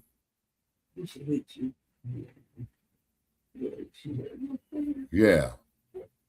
But you ain't hearing nothing about Princess Anne, huh? Mm-mm. Yeah, that's their sister. Yeah. Yeah. Well, Princess Anne and the rest of the family denounced this dude. So he's and like they disowned Meghan Markle. Yeah. And then I think of the one that married Prince Harry, right? Yeah, Prince Harry. And then what's the other prince name? Harry's brother. What is that dude's name, man? Prince William. Yeah. Yeah. So Prince William is the next one in line since Andrew had got passed over. Mm-hmm. Yep, I think that's how it goes. Yeah, you're gonna say. All right, so moving along. Next topic, which is Japanese man tells Africans to develop Africa first. Where's the lie? All right, let's see what he's talking about.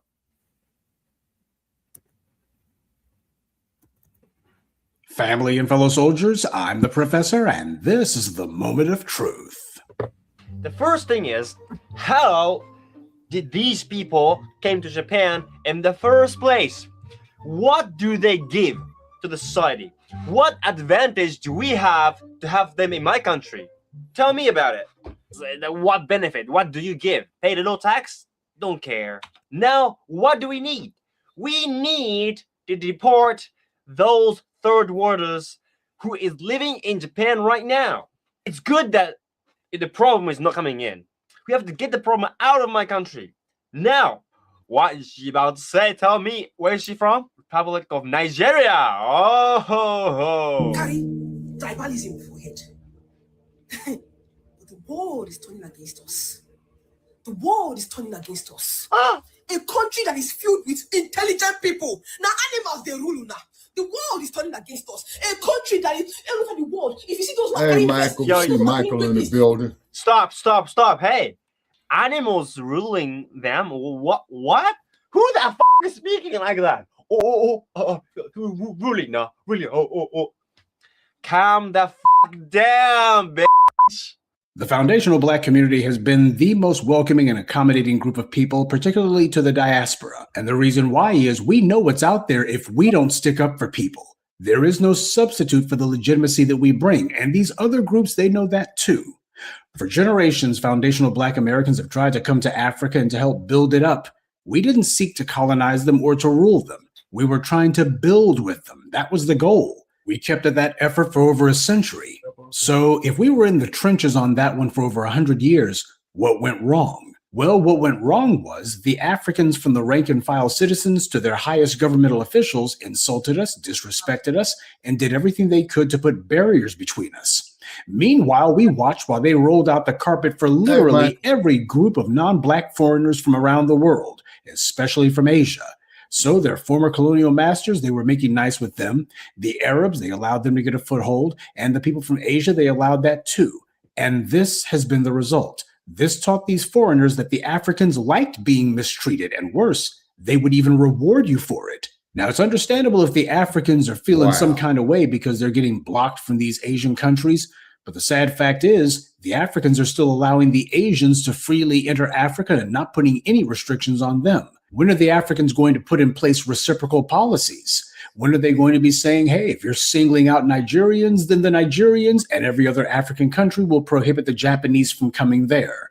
And of course, they'll go ahead and double down on it, requiring enormous proof of income before they allow Japanese to even get a visa.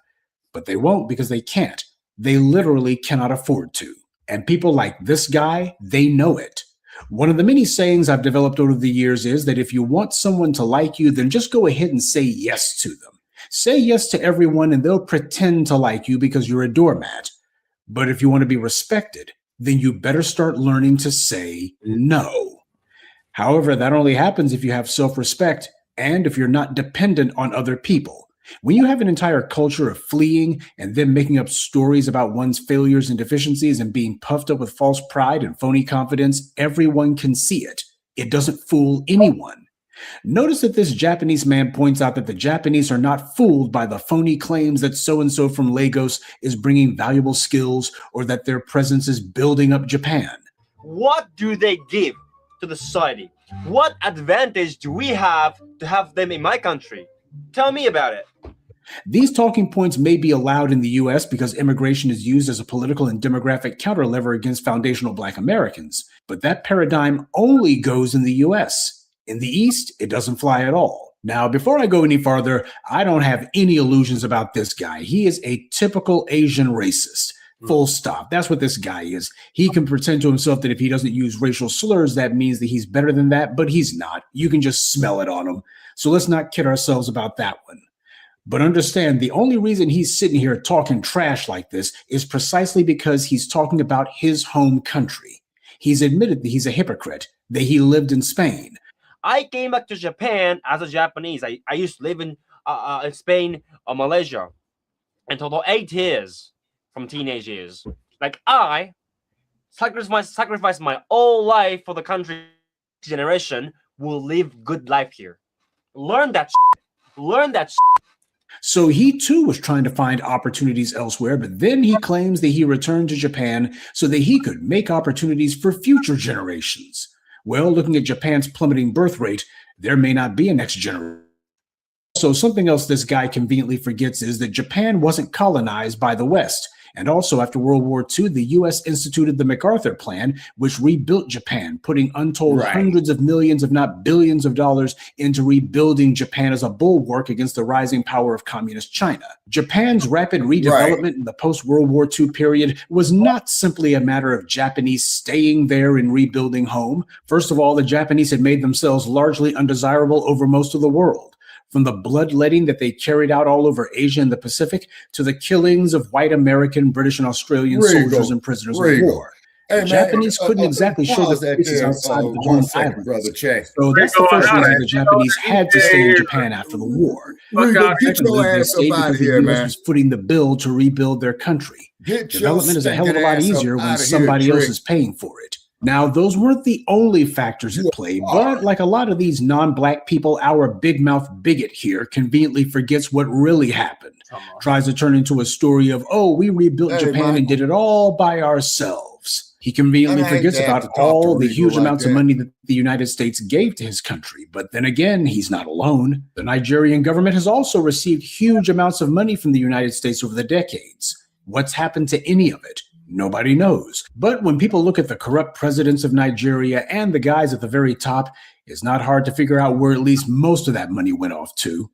The Nigerians, however, abroad did a similar thing. They didn't just forget how they came to be in the U.S., they also decided they didn't have to learn how in the first place. The purpose of this morning's briefing is to re-emphasize what's been happening in the United States isn't stopping there. The U.S. sets the tone for the world. And that's the reason why you got a lot of these other countries who are looking at going, oh, well, if the U.S. says it's okay to go in on these people, well, we'll go ahead and do that too. And it doesn't pay to hide one's head in the sand about that fact. This is something we've been warning about for decades. But we still have a lot of foreign flags out there who are trying to put forward the pathetic talking point that, oh, sooner or later they're going to start rounding up you FBAs, or, well, these people in these foreign countries, they don't like you FBAs either. First of all, we have never had any illusions about the fork-tongued, two-faced way that the world considers us. Everybody loves to copy what we do. Everybody loves to emulate what we do. But at the same time, they also have been hideously disrespectful towards us as well. But we need to understand something. When you look at these foreign countries that are slamming their doors to countries like Nigeria, and you look at the way the foundational Black Americans are regarded in those lands, we actually have a good reputation, and not just merely in comparison. We're not the ones that they refer to as, quote unquote, third worlders, or immigrants looking to sneak in and live off the state.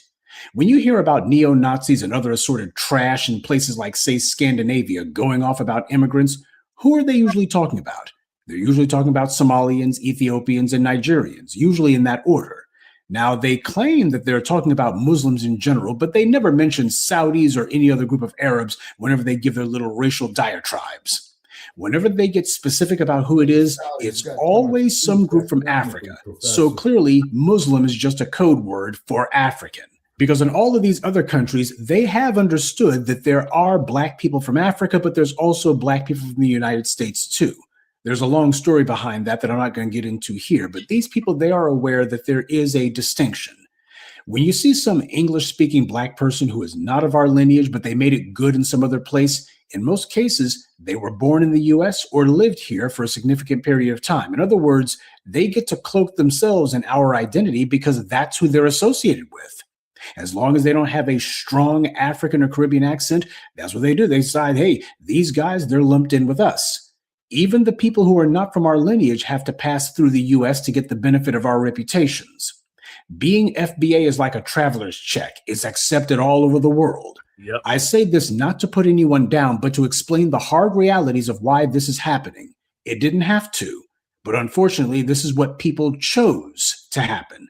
And this is why delineation is feared by so many of these tethers. The same way that they've benefited from white power forcing a flat definition of Blackness onto the Black population here and making it where we have to carry the weight for every foreigner who commits a crime, they're concerned that delineation will make it where people elsewhere will begin getting specific about exactly who it is they're shaking their fists at. The Nigerians are very upset about the fact that their movements are being curtailed, not just in Japan, but also in other countries.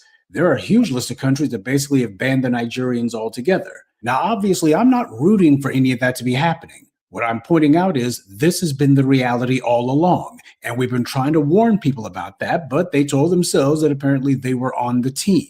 They had a bunch of delusions, but reality always gets the last word. Now, that's what's going on. What could be done about this, at least at the individual level? Well, first of all, I think that the Nigerians who are in Japan or other places, they should tell the Japanese how hardworking they are. Tell the Japanese how educated they are. Because I couldn't help but notice that since the ICE raids started and these countries began withdrawing the welcome mat, none of these immigrants has been talking about their education or their hard work. They dropped that talking point, almost as if they pretty much figured that's not going to do them any good. It begs the question, though, why did they ever say that stuff at all? This Japanese man here is showing exactly what they think of those claims. He was saying that the Nigerians are all drug dealers. One of my friends who is from America was about to get dragged into suspicious bar by force, just like that. And also, it's very obvious that they sell drug on the streets. So, like, okay, those Nigerian that is like selling drug on the street was basically came to Japan for free. Okay, now they were shutting that down. Great. Okay, Takaichi. Okay.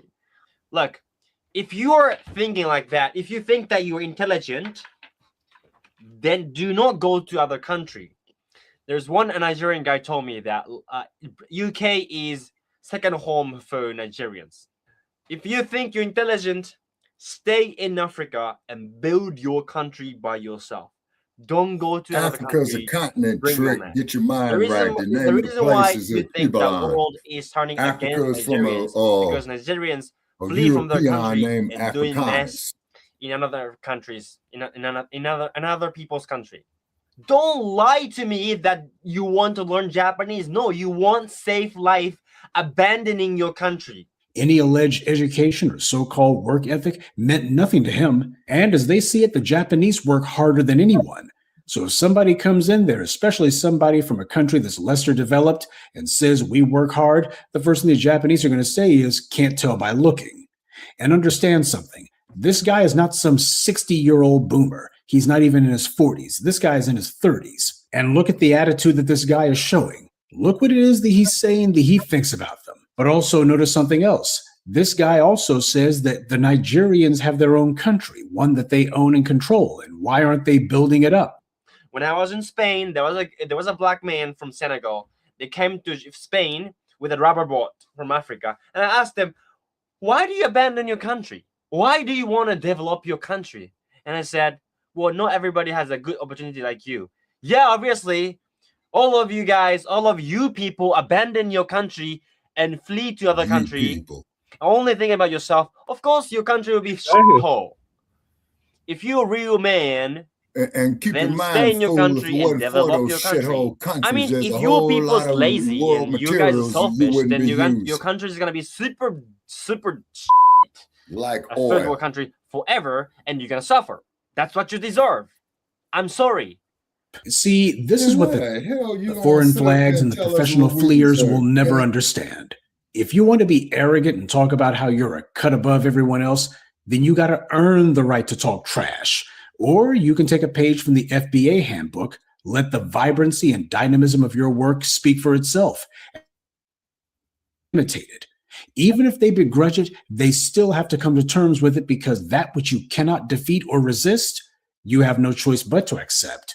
Not accept it happily, but you got to accept it nonetheless.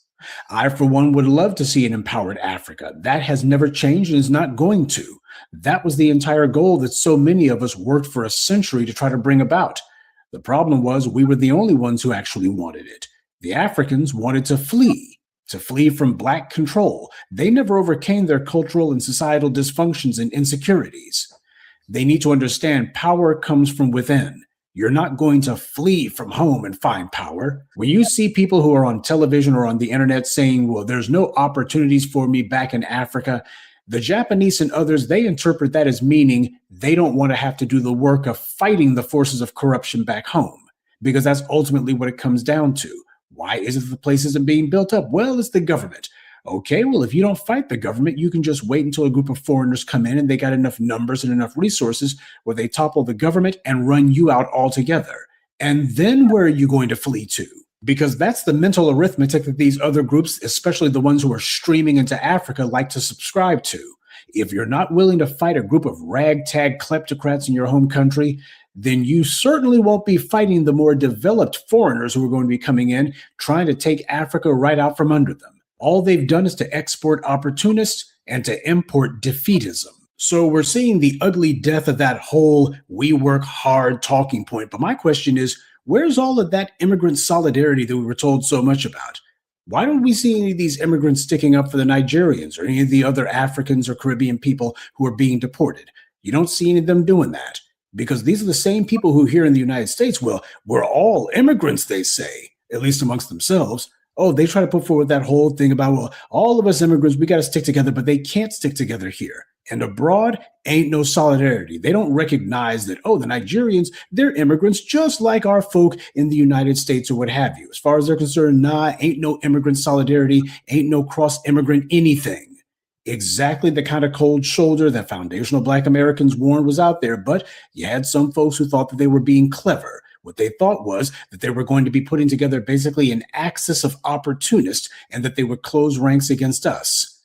How did that work out? Malcolm X said that Black people could not think of uniting with anyone else unless we first relearned how to unite with one another. That we couldn't think of being acceptable to others until we first relearned how to be acceptable to one another. All the condescension and disrespect was just empty boasting and bragging, and it never fooled anyone. The Africans who fled felt insecure about fleeing. They saw everyone else building up their home countries while they were running away from theirs, and they knew that was the elephant in the room whenever they went to these other places. And for decades, they repeated the mantra of, we work harder than so-and-so, and that they've got a superior culture. And the thing is, for a little while, it seemed as if these host countries were going along with it, but of course they weren't.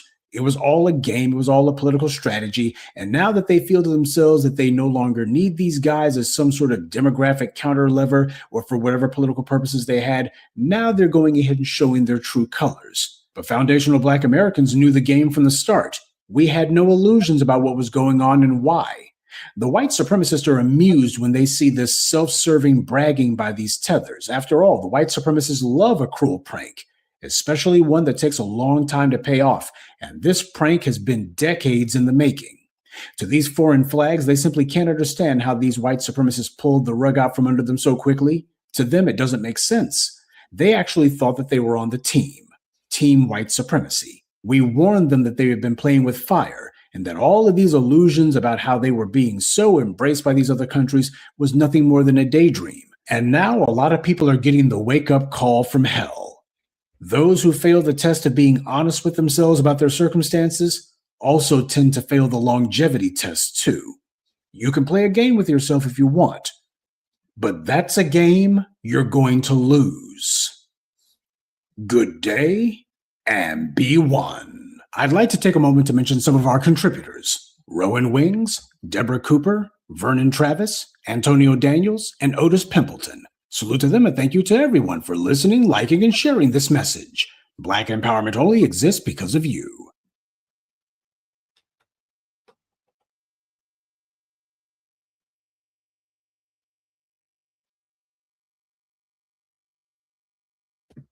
Shalom, family. Good to see you all here. I hope you're doing well. These last 24 hours have been something else for me. It's been something else. But hopefully, after I'm healed, I won't feel all of this pain anymore. So they removed quite a bit of the nerves in my arm. So they did tell me I would probably feel numb for several weeks, or it even could be a couple of months before I get the full feeling back in my arm. But I thank you all for your prayers, your support, your donations. It all helped tremendously. And the Give, Send, Go is still up. I'm going to keep it up until the very end of the month, and then I will conclude doing anything for the campaign, So, y'all, we are going to talk the African immigrants and why they really need to go home and fix Africa. Yeah. You know, it is so bad all over that continent when it comes down to politics. Oh shit! I'm sorry, Shabaka. We didn't get the dialogue on the last video. Yeah. What are your thoughts? So, What up, though? I'm not Japanese. doing much, though, man. Chilling out. Oh, Since hey, it's about, thank you for coming on.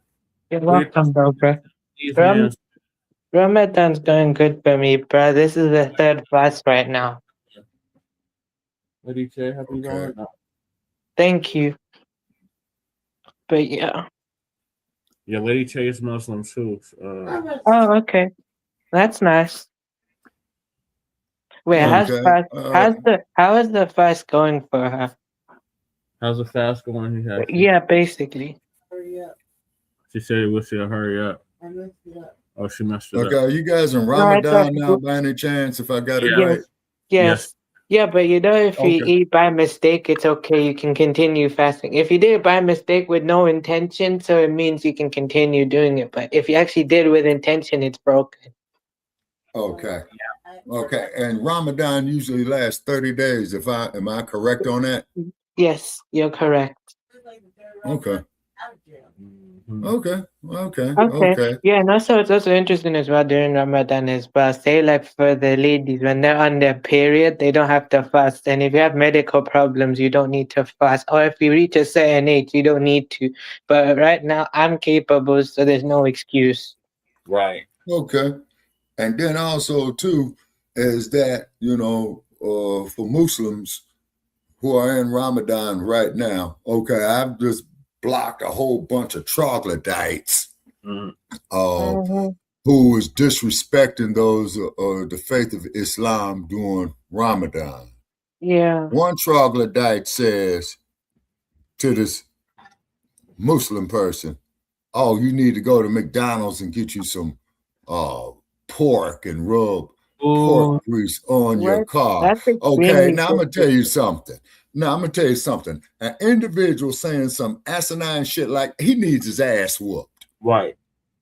Okay. For the simple fact is, this is why it's called faith, regardless of your faith in the Almighty. You see what I'm saying? Oh, Yep. and then also too, I was gonna say, then Shabaka, also the main. Also, I was gonna tell you though, bro. I had to cut you off. I was gonna say during Ramadan, the go main ahead. stuff is also that we have to learn to control anger too, though. That have Oh, to learn really? to control anger and remain disciplined, and also better, to better myself. Within 30 days, better than the whole year. But at the same time, we have to carry that on, daily, basically. But learning to control anger is a part of fast too, though. Yes, there may be moments of that though, but then Right. sometimes though, we actually have to learn how to deal with controlling that though, because that's what the whole point of fast is though. We're not just fasting from food, we're actually fasting from bad habits. So any bad habits Okay. I have, that's what I'm supposed to do, Right. Okay, all right. That's I'm the learning true something meaning. here. Okay, because I'm gonna tell you something. Riaz, okay, I don't know if you saw this clip here, Brother Che. Okay, and excuse the language that I'm gonna use. The former heavyweight champion, Muhammad Ali, may he rest in peace and Yeah, power. rest in peace to Okay. him though, actually. I respect him a lot. He's like one of the reasons I'm very proud to be a Muslim though, When Muhammad Ali, basically him doing, practicing and showing how the faith and everything like that makes me and many Muslims feel proud though. Yeah. Okay, because somebody had insulted Ali, okay? Up on he was doing a press conference, Brother Che, and looking at his age at that time, I would imagine this was the mid 1970s, right? So somebody had ticked Ali off, and excuse my language, Riaz, these are the words of the former heavyweight champ. And then they pissed Ali off, and Ali said, "Well, I'm mad enough to whoop your ass if you fuck up," quote unquote. And that was very, very rarely that you would hear Ali use such language. You know what I'm saying? It's Yeah, because I don't somebody. blame. Wait, but if you had to keep it real though, I don't blame him for doing that though, actually. I Yeah, actually exactly. understand because look, he's very patient though, and look, he can speak, like with his tongue, he's quick-witted and stuff like that. He's smart, intelligent. He can Right. keep doing that at some point, but then when they keep pushing him around, he'll have no, like literally, they Oh pushed yeah. him past his limits to the point he will literally, he'll go off and then people will be surprised. I don't blame him for doing that. And plus, I don't worry Right. anyways, though. Since my fast ended, though, anyways, though, it's all right, though. Yeah. Yeah, and then So keep in mind though. I want to get us back on topic because I gotta get through one Okay. more topic before we end the show. Okay. Oh, okay. Shabaka and Young Rios, what are your thoughts on, and Lady Che, what are your thoughts on a Japanese man that tells Africans to develop Africa first?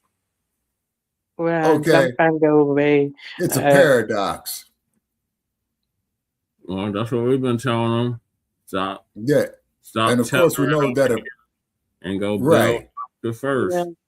Right. And a paradox is a contradiction, which is true. Okay, it's because the only one that I'm seeing that's trying to upgrade the continent, in these contemporary times, right, would be Ibrahim Traore. But like I Oh, keep yeah, I heard emphasizing about on, him. I heard but I'm about him. He's hoping, trying. I'm hoping he's doing the right thing. I'm hoping he's doing the right thing. I'm hoping he's doing the right thing. Is because he had offered people of African descent in America to go to Burkina Faso. Yeah, he rescinded Then that. he did. Okay, I'm going to get off into my theory of why he rescinded it. And I think the reason why he rescinded it, Brother Che, is when they sent a 4-star general over there at Langley, and Traore said, yeah, well, I didn't mind talking to the U.S., but what this dude is talking about is a bunch of garbage. And the sad part is they send a black man over here to me with this. So that's just my theory. I could be totally wrong, but that's just my theory. Okay, so do you believe Africa should rebuild Africa first? Yeah, it should. As they say, universal law and principle lead by example. They say, but you still got those neo-colonialists over there. Say, Oh, yeah. it's Yeah, the on that though, I neo-colonialists. feel you on that. Wait, that's what I was gonna tell you though, bruh, as well. Like the born Pakistanis, right? You know what they tell me, and the ones born in different countries, they say, "Oh, we're better than you, though, and you guys should come home and stuff like that." But that's like a contradiction. They're very hypocritical, bruh, because they're telling me they're better, but at the same time it is though, bruh. In the same sentence, they'll just go over there and they when they go over there, they act like they become the sellouts though, but they call me the sellout for not being born on their land. That's Right. like a pure hypocritical statement telling me That's exactly that what it is. It's hypocrisy. they want to be like me, but I tell them, look, this is what life is really like over here. Are you sure you can handle that? And they don't want to listen to me. And once they actually come here and they go through the same thing as me, instead of being like me and just endure through it, though, they just cry and they say, nah, why didn't you tell us? You abandoned us, you sell out. And I'm just like, you didn't want to listen to me. What can I do to you? Right. Right. They should be lucky, though, that I'm actually empathetic enough to care for what they're going through. Because one day, if they treat me like that for more and more, I would have just left them. Then they can call me an abandoned sellout for sure. Then they can call me a real Western sellout if they keep acting like that. Because I'm trying to actually care for what they're going through, Yeah. Oh, yeah. Now, to prove your point even further, there's this guy that we knocked off our platform, you know what I'm saying, by the name of Regal, right? Now, listen to this. Regal, he says that he just purchased some FBA barbecue and it was greasy and burnt. I hopped in his Mercedes, which are nothing but taxi cabs down there in the Caribbean, and drove straight to his usual spot where, quote unquote, where the white people eat real barbecue. Okay, this is troll shit. You see what I'm saying? Okay, you see, this is what this is. Now, this joker ain't got nothing better to do than some BS like that. And then, as you know, Riaz, we always send the links out for people to come up here, to state how they feel, who are against us. And I think we get, what's that, Brother Che, to count as 1 out of 1,000 that did it. Because remember when we was on Blog Talk, The white supremacist called up there, called me. He's he called me everything but a child of God, the NGR term, you know what I'm saying? And this, that, the other. So that's why you keep you some power tools, you know. Okay, you're right, Michael. Yeah. We started the BBQ in the first place. You say, you know, and that goes way back, you know, way back. But also, too, keep in mind, too, Michael, that we just found out, is that white supremacists used to barbecue black people and eat them. Yep. Wow. Yeah. Then also, too, here's something else for you. Why is it then that they'll lynch a black man? The first thing they do is cut off his private parts and put it in their mouths. They say, yeah, that's not racism. That's psychotic. Jealousy. Well, there you go. Yeah, there you go. So therefore, so when the Nabisco girls, you know what I'm saying, want to go get laid by a brother, get caught, first thing they cry is rape. But however, the raping, slave trading pedophile, and I want to make that perfectly clear, by the way, with Black Friday. Check out our past episodes, people. You could Google our Black Friday episodes. You'll say where they would take 13, 14-year-old black girls, put them up there on an auction block. You'll say where white slave traders will buy these young black girls, you know, for their sons. You see what I mean? So what had happened is that the white male, he will go get with the sister. So then what happens is the white female will go to the black man, and you all saw the motion picture man Dingle, so you know where I'm going with that. Yeah. They say, and then, yeah, Michael, you're right. They did make leather coats, okay. Shoes, okay. Also too, yeah, pelts, yep. You see, yeah, exactly. You see, so this is beyond genocide, you see. Just like old Leopold, you know, when our people there in Central Africa didn't want to pick the rubber trees. He'll amputate their hands and arms. Look what they did to Patrice Lumumba. Yeah. They killed him. And then dissolved his remains in acid. Yeah, so based off of all of that, Shabaka, should they be African first? Yeah, you would think, but still, they got the string of neo-colonialism on them.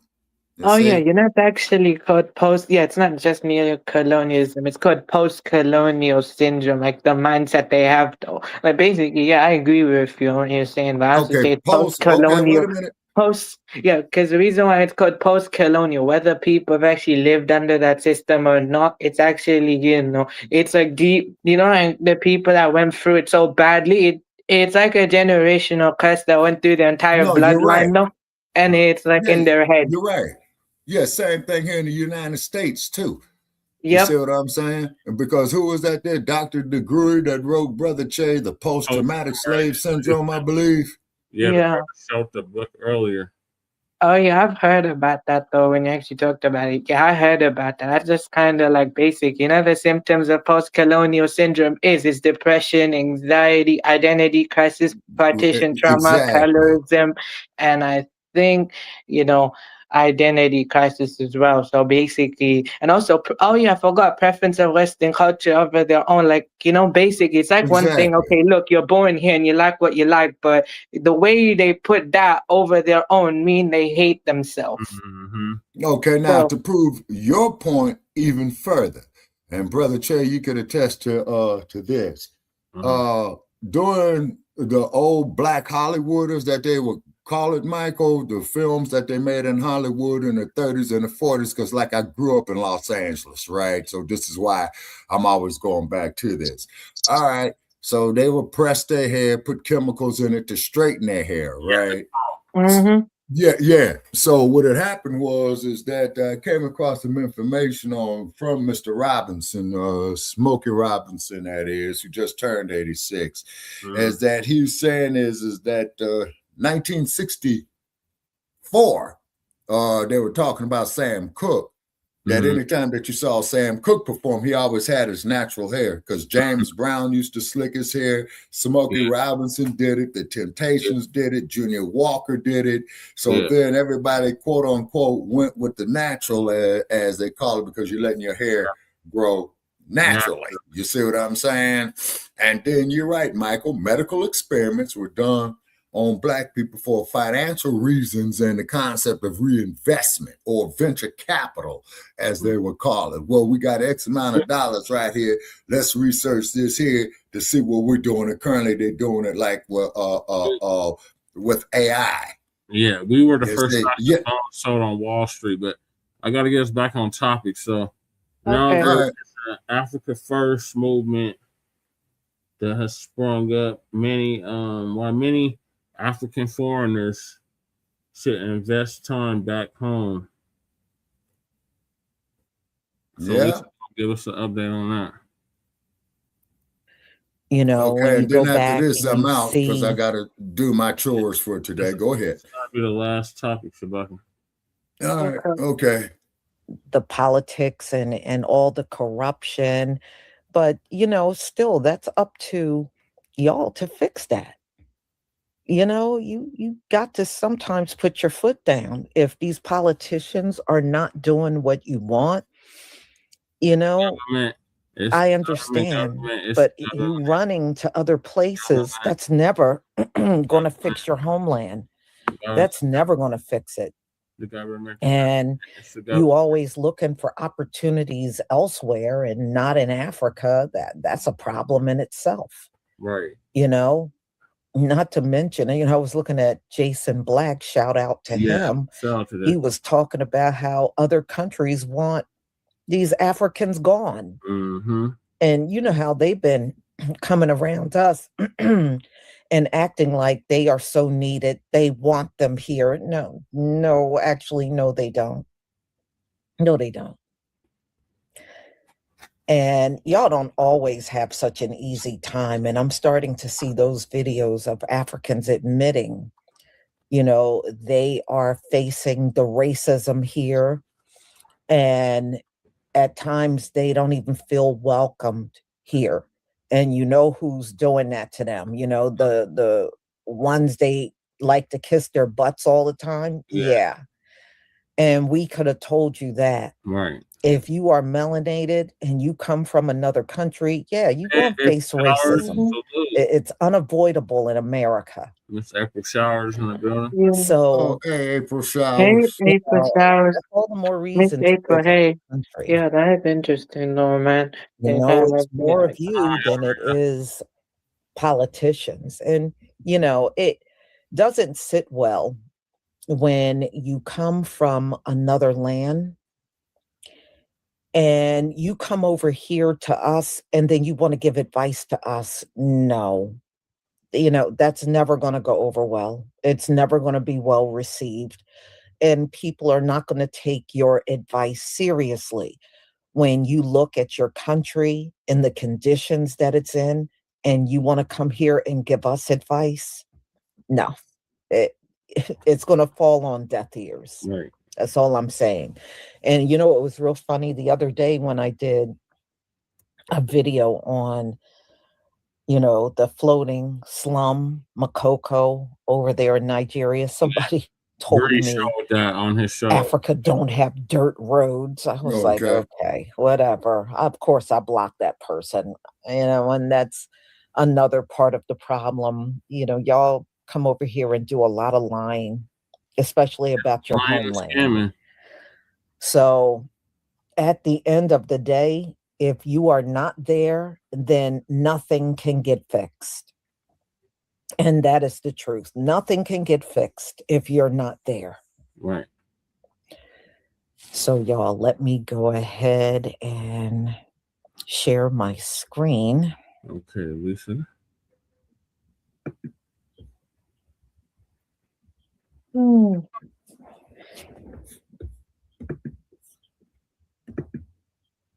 Okay. Please give me a 1 if you can see my screen. Yes, Lisa, we can see your screen.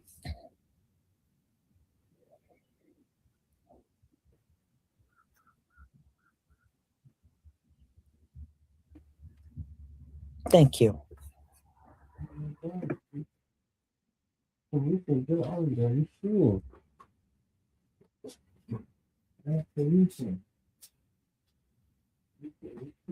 Guys, watch this very video very attentively and see why Africa will never wake up except we join Ibrahim Traore in this struggle to stand out. Them all together.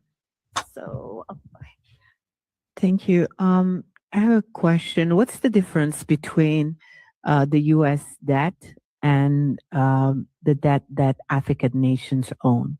Because the U.S. debt doesn't keep the U.S. from being one of the leading powers of the world, but then African nations can't make it because of that debt that is strangling them.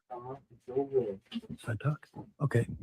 The first question is a very important question. What makes African and third world debt different from the American debt?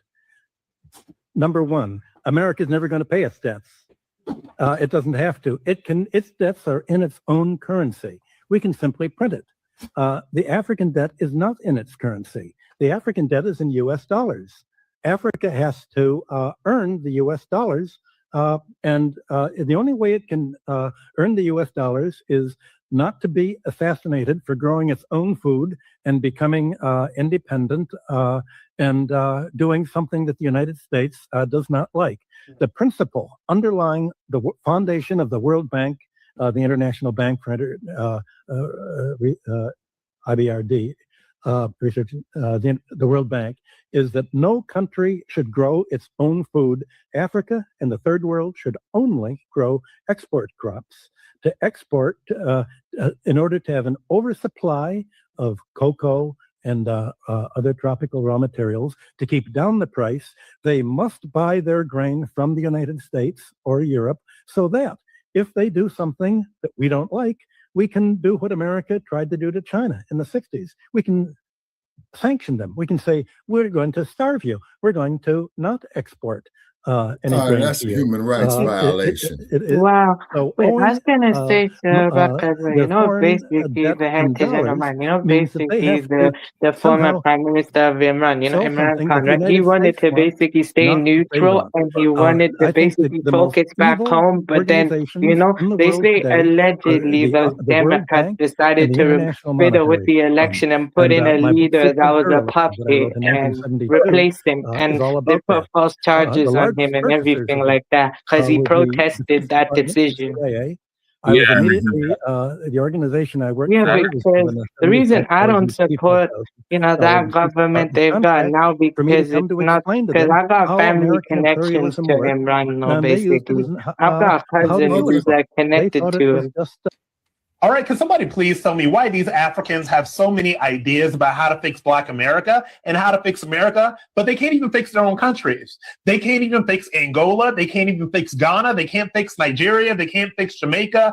They can't fix Haiti. God knows they can't fix Haiti because that has been a hot mess for generations. But yet, they come here and they have all these ideas about what America should do for Black people and how America has failed and how America should be fixed and how Trump is bad and how Republicans are bad and how what Black Oh, so this Americans Negro's a dumpster, I huh? will tell you this, Africans, please go fix your own countries. Please take all of this energy and all of these ideas to your countries. Take them to Haiti because Haiti's a hot mess. Take it to Nigeria.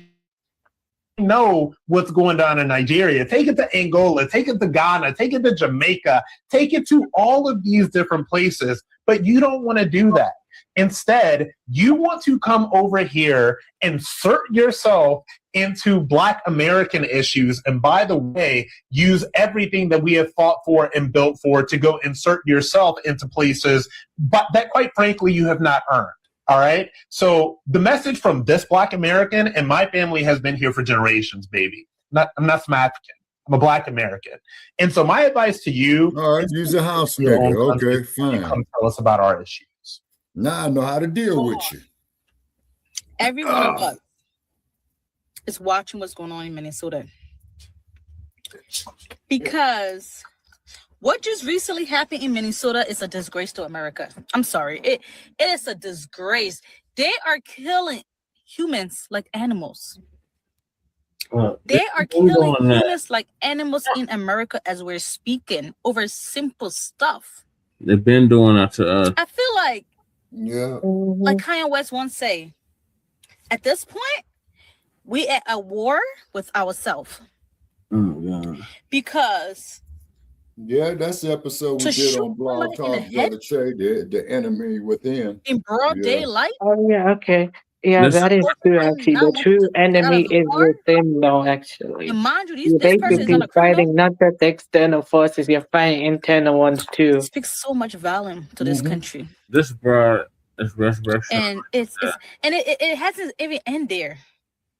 They Yeah, are but like you know, there's a unified right now in reason, Minnesota. that I use the term Just British looking for born. You know, if I say British Pakistani, right, you're gonna, you Sometimes know, you're like not the even ones that doing moved to the UK and the ones anything. born in there, though, sometimes it's hard to tell the difference, just though, right? there, Because we just look looking for the same, trouble. though, basically, in a way. And So all my basically, you know, Africans they group that is in all of this it country, together. So I'd rather use this is what I'm British gonna say born, so then you can actually tell the difference between an You know, many of immigrant us and the one born grew on up the here land, you know? and we don't Okay. have Even though I'm any still an foundation. immigrant, but there's a little difference, though. And sometimes, you know, sometimes some of Yeah, us, you're like a I mean, second, some of us third doesn't have generation like immigrant. too Yeah, much I'm third real generation. My family back father's home. the second But I generation. want to say this to us. Okay. If you Yeah. have somebody back home that you trust, So it's yeah, about since time I'm third generation, you I'm more of the invest land than my father. Then if I have children, they're more of the land than me, though, actually. And then Remember, further America is generation, a there'll be more and more of the country land than they where you are. come here, you develop All right, you're yourself, just gonna be fourth and generation immigrant. you go back to your country Yeah, and live I'm like the way you third right want to. now, This so is not a country where So you live for the when you rest have of your kids, life. they'll be fourth This is generation. not a country yeah, and then where my grandchildren will be be a fifth millionaire. generation. You're You right. never work in your life because millionaires are still working. Billionaires are still. I mean, our president is a billionaire. And he still wants a job. He still wants a job because being a president is not free. You know, so it's time for us to start building. And you guys know it doesn't cost that much money to go back home and build lands for yourself and build your own thing there. You know, it's about time. Let us all start investing, man. And because I'm sorry, like I told you in my previous video months ago, you're not gonna live happy in this country for the rest of your life. You're gonna be a workaholic till you're 70 years old.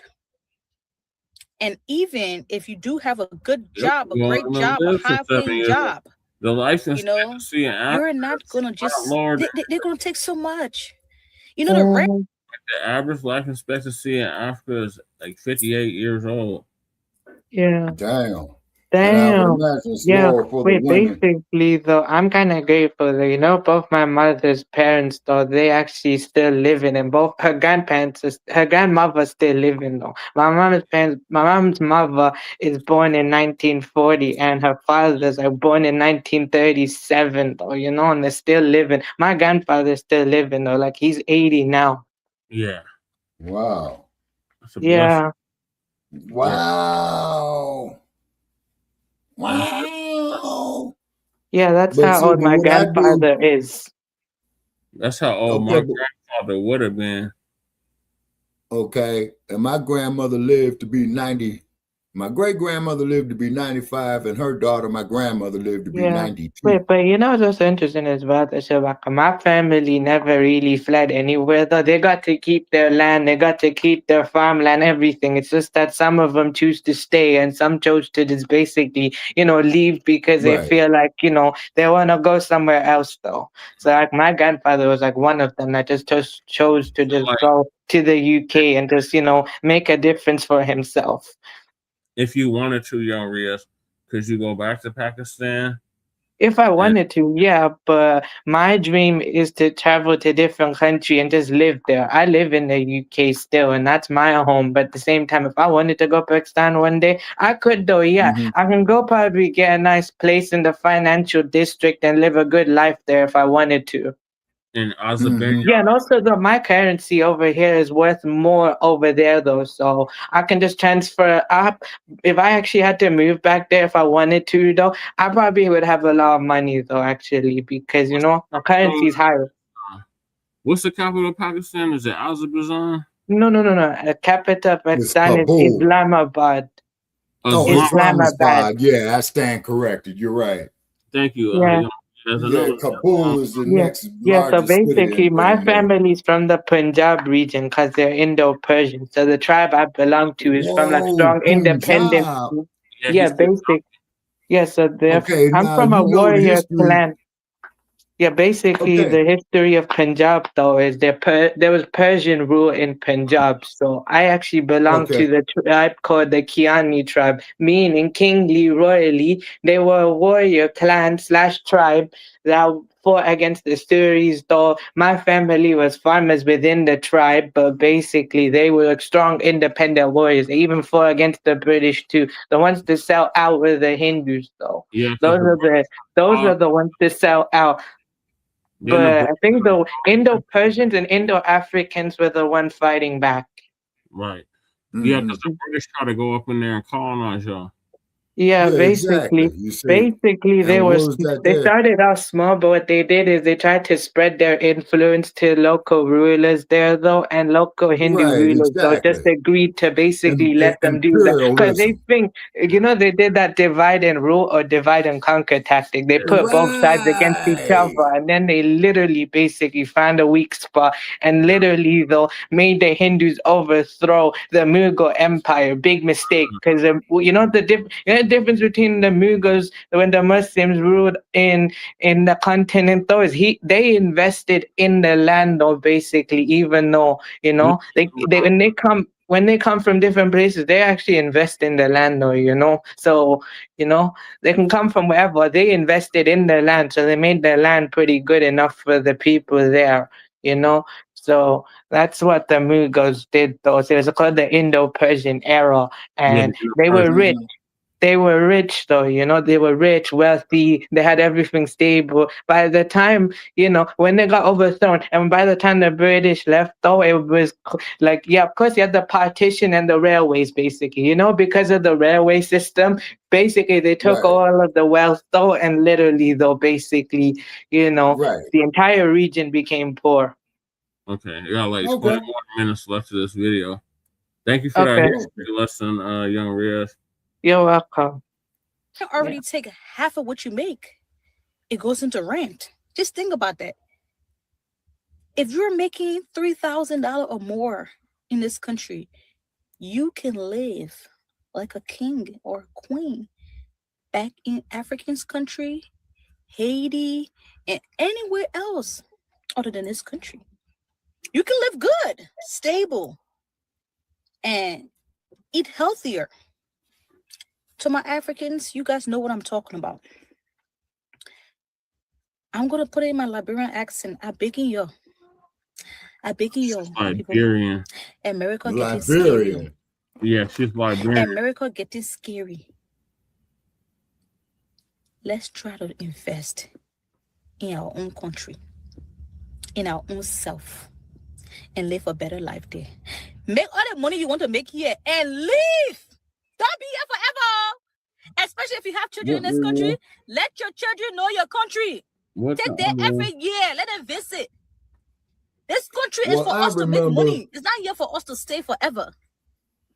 And to the other people that always asking why we're here, it's to make money. Okay, oh, you can't make money in your country? I can make more money here. I can make more money here. So, my Liberians, invest in your country. Invest in yourself. This year, this 2026 must be the year you go back home and find a land and start building. Go back home to your country. Get a land and start building. That income tax they're giving you every month.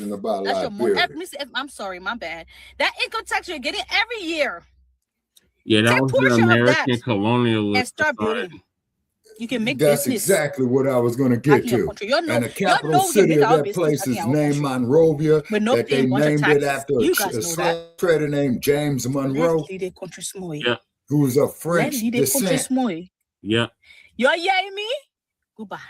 So no. That's correct. So no, don't sit over there in some foreign land talking about what it is that you would do in America, because if you were born on this land entrenched in the funk and the foulness that exists on this land, you would be just as mentally enslaved, just as mentally entrained as the people who are here. So don't think that because your trauma is different than ours, that there's something better about your trauma.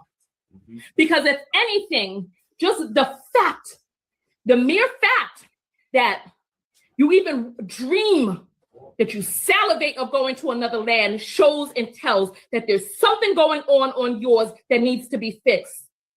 So rather than going off and talking about all of the things that you would do in America, please fix your government, rise up, do whatever it is that you need to do on your land.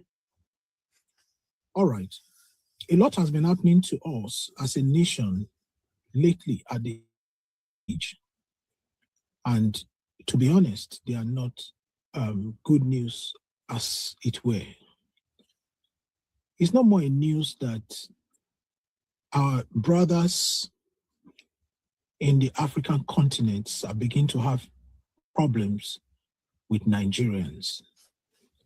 Recently, though it's been happening in South Africa, but recently again, South Africans are asking Nigerians to leave their country.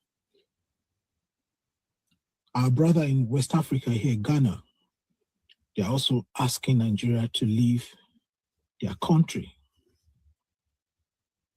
And so many other African countries, like Zimbabwe and other countries.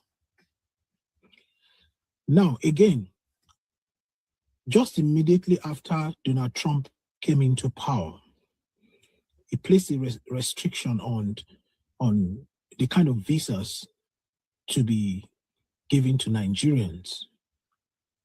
Before, when you apply for American visa, they'll give you 2 years. And when you come to renew again, you have the option to renew up to 5 years. The last president before Trump increased your first, Nigerians' first application to 5 years.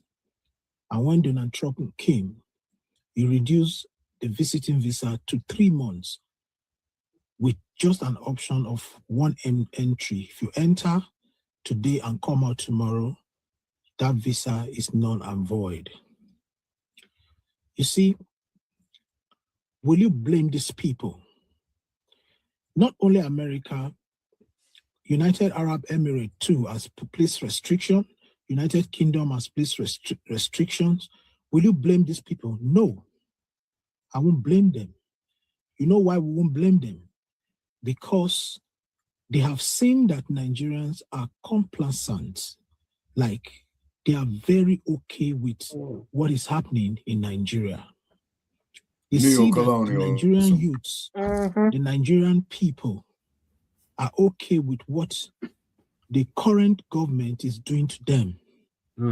So they know that if worse come to worse, we will take our bags and baggages. Yeah, but you know, if I have to be real with you, though, I'm not going. If I choose to go back to Pakistan, I'm watching my back with the born Pakistani. It's hard to trust them, bro. Because look, just because they look like me, they're gonna take advantage of the fact. Look, because I was born in a foreign land. No, they're gonna take advantage. Oh, he must have a lot of money. You know, they're gonna extort me for that. You know. Because some of them though are bad jealous of me and they want to be like me. So that's why. On young Riaz, I should feel like you should have family. Yeah, young Riaz. That you could like stay with, or. Oh yeah, I've got family though. Of course, I can stay with my mother's family, basically. Okay. But also too, young Riaz, me and Jesse, we went through this BS where these Nigerians would send out these emails, right? Yeah. Talking about they millionaires and they got $5 million that they want to transfer into the U.S. banking system. Wow. Right? So they want to transfer it off into your bank account, okay? And then what will happen is that your bank account is going to, in other words, they're professional hackers, to make a long story short. And I've cussed out, man. Yeah, and I've cussed out. What is it about now? 10 or 12, Brother Paris. You know, because this one bastard gonna tell me that all they need is bank account information. And I says, look, motherfucker, check this out. I ain't giving you shit. How about Yeah. that? So Yeah. then when I told him that, and then when I told him that he was full of shit, okay, he starts calling me a whole bunch of derogatory stuff and things of this nature right here. Well, why you Shabaka's Black experience and all that? I says, look, man, check this out. When you come up in the streets of South Central Los Angeles like I did, one thing about bullshit, man, it never ceased out there in Hollywood or Los Angeles. That's Tinseltown. That's the land of fakery. Fredericksburg, Hollywood. So this is what I went on and told this stupid bastard. And I said, instead of coming after our people here, why don't you go see these white folks with this bullshit? Guess what he did? He disengaged the communication. Yeah. Ooh, okay. Yeah, I see where you're getting at though, but look though, bro. I understand what you're saying though. I got family In and other words, everything, and my young family Riaz, love me. I understand though, but basically what I was trying to say is when I'm outside in the public though, right? You know, of course though, I got family and I'll be there with them no matter what, and the people around them is cool. I don't generalize. I'm saying though, when I'm outside though, basically, when I'm going out basically in the public, I'm watching my back. When if I was there, you know, I know that's everywhere, but I'm still watching my back. You know, I just know how some of them move. You know, I've heard about how some stories is though. Literally, I've got like I think I had like guests come over. My cousin, you know, born Pakistani cousin. She live here now though, cause you know she married though, and you know she's staying here though. Basically, she permanently staying here. So basically, her husband literally told a story though, right, about you know his family, you know, has business and stuff like that, and you know what they're doing over there and everything, you know. And basically how you know some of them are, and you know I've heard about this story. It's not that I don't trust, it's not about that I don't like them, it's just that they need to earn my trust. I'm not gonna trust them because they look like me, because they're gonna do me dirty, because they'll take advantage of the fact that we look the same and we share everything, and they think we're it's family, called and they'll infiltration. yeah. So how That's young? why they need to earn my trust. I need to watch how they move. If they can prove that I can trust them, then I'll trust them. That's how we feel about the diaspora. Thank you for that, young Riaz. You're welcome. I've got a diaspora as well. You know, my diaspora though is basically me and the ones from America are the top of the diaspora, and the one Pakistanis are somewhere else though. Basically, like basically the ones from UK and America are like top. Basically, you know. Yeah. Like, so basically, in my diaspora, me and the ones from America are on top, and then I don't know where the born ones lay, though, actually. Okay. Okay. All right. Now, also, too, young Riaz, whatever you do, and yeah, skip the truth gates. I'm putting your sorry ass on blast, trick. Okay. Because when you go give your DNA samples, it becomes his intellectual property. Now, get this. Now, here's a man. Now, okay, I'm saying this here for young Riaz, Che, you know I'm going with this. Yeah. Here's a man who was sitting up there climbing his own fence to get into his gate of his mansion, right? Okay. Yeah. Oh, Sam. White police officer comes up there, illegally detains the man on what have you, right? Now, here's your great black president of the United States, which is clearly what, this was clearly a violation of this man's human rights, civil rights, because he's the owner of the property. If he wants to climb his gate, blow up his gate, melt down his gate, have sex with his gate, that's his prerogative. But here comes the race soldier, the policy enforcer. Well, you're colored and this is a mansion, you don't belong here. So your black president, black people, now this is your black president, the great Barack Obama. That motherfucker. Well, brother, I understand your point. Wait, I Let's sit remember. down. Sorry, Yeah, my bad. but here's the part that's really gonna fuck you up. Well, let's sit down and have a beer and talk about it. Let's sit down and have a beer. No, let's talk about punishing the police. Let's talk about that. Yeah, right. As opposed to the president of the United States was supposed to go get the Justice Department And the Justice Department was supposed to come there. Hey, man, turn around, put your hands on top of your head. Zip, zip. You're going into federal custody. Right. Wow. I don't know, but Okay. that's too much like right. Yes, say that's too much Wow. like right. Wow. That And is even Dr. interesting, though, King bro. said, and this is part of Young Riaz. Jesse already knows where I'm going with this, but Young Riaz, this is one of the reasons why I admire Dr. King is because shortly before Dr. King was assassinated, he did not even see his 40th birthday, right? He had said, I made a mistake that I learned I led our people into a burning house with integration. Wow. Okay, that is interesting. I admire Malcolm X though, actually. I actually admire and respect him. I That was love the first Malcolm book X. I read. Yeah, Oh, yeah. basically, when I studied him and everything, I actually, even me and many Muslims actually respect Malcolm X a lot, though, because, Okay, what basically, was the because part of of Malcolm Malcolm's X, story that you they, liked, that impressed you the most? oh, okay. What was it about his story What that I loved about impressed you his the most? story though is basically I admire how he kept going despite he had no fear, two, he kept going, and three, basically his faith. Basically, his faith, no matter what he like what he believed in, like when he was doing his thing though, right? His faith as a Muslim though, I admire that though, like how, he's smart, he's intelligent, and basically he has a way with words though, the way he spoke. I admire that though, and I also respected the fact, it's actually Malcolm X that actually inspired people like me in the 50s and the 60s to fight for us, to fight Okay, for myself. how would you feel, Young Riaz, if I told you you can go on the internet, you could pull up Malcolm X speech in Los Angeles in 1962? How would you feel if I was to tell you that I was at that speech as a child? I would be intrigued though, actually. Yeah, I'm intrigued though, basically. I mean, I believe you though, but I'm actually genuinely, I'd be more like I'm intrigued though.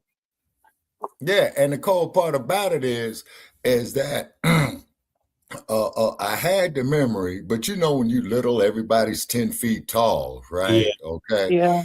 And when I pulled up the video or the film of it, the thing that I distinctly remember at the speech was a window that there was off of his right flank, and it was very, very hot that day. I remember the heat. I remember my eyes burning due to the smog, and the date was May 5th, 1962. Oh, okay, that's Smog get hit interesting. hard. Yeah, the smog get hit hard in LA. That's before they built up LA. Okay. But I distinctively remember that window, and that's what brought it back. And a lot of people tell me, oh, hey, man, you witness history, which I did. Then I got a lot of my haters out there, man, you wasn't there, man, and all that. And half the fools who are hating, and I tell them like this. I was grown when you was a twitch in your daddy's pants, okay? Okay, And I get that makes sense though. more Yeah. insults on Ooh, that, okay, but the that's point is interesting. what You I'm know getting what? at. Oh, sorry, I was gonna tell you what. Okay, I'll go on mute. Okay. Go ahead, Shabaka. Okay. Yeah, exactly. And the reason is, what would I gain to lie about something like that besides nothing? Right. All right, I'm gonna get back You to the see? clip. Yes, sir. I'm going on mute. 350 million. Okay. Okay.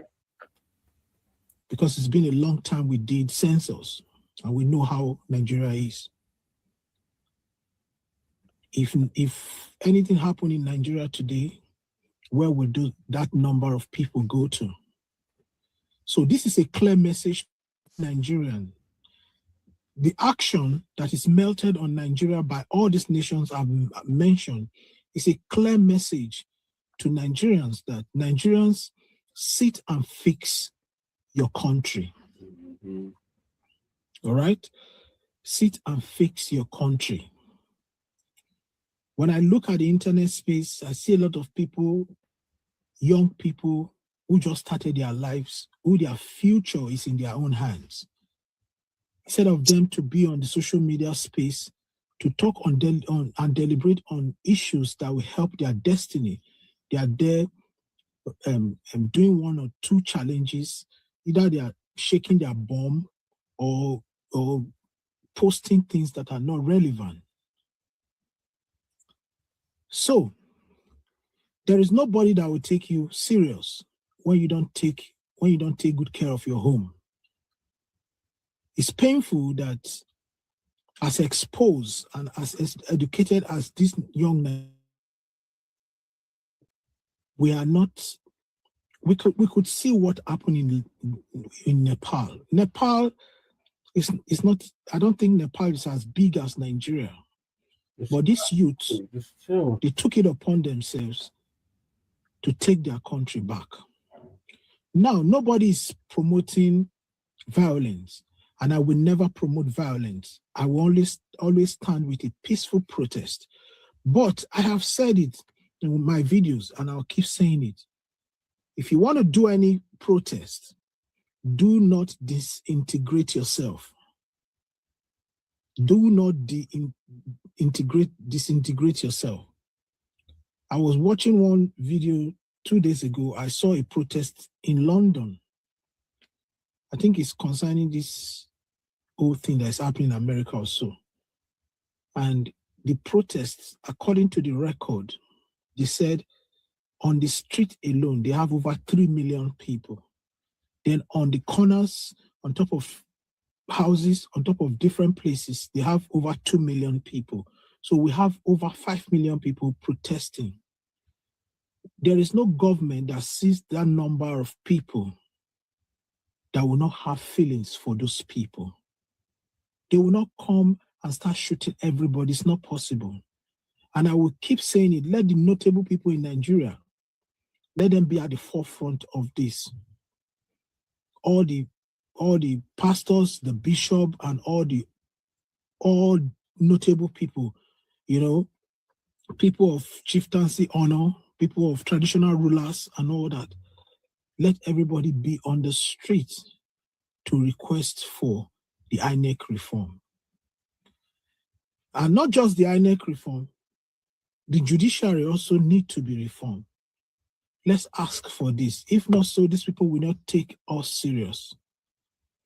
I just say I should drop this here because I have thought about it. I have sat down to say, why are people hating on Nigerians?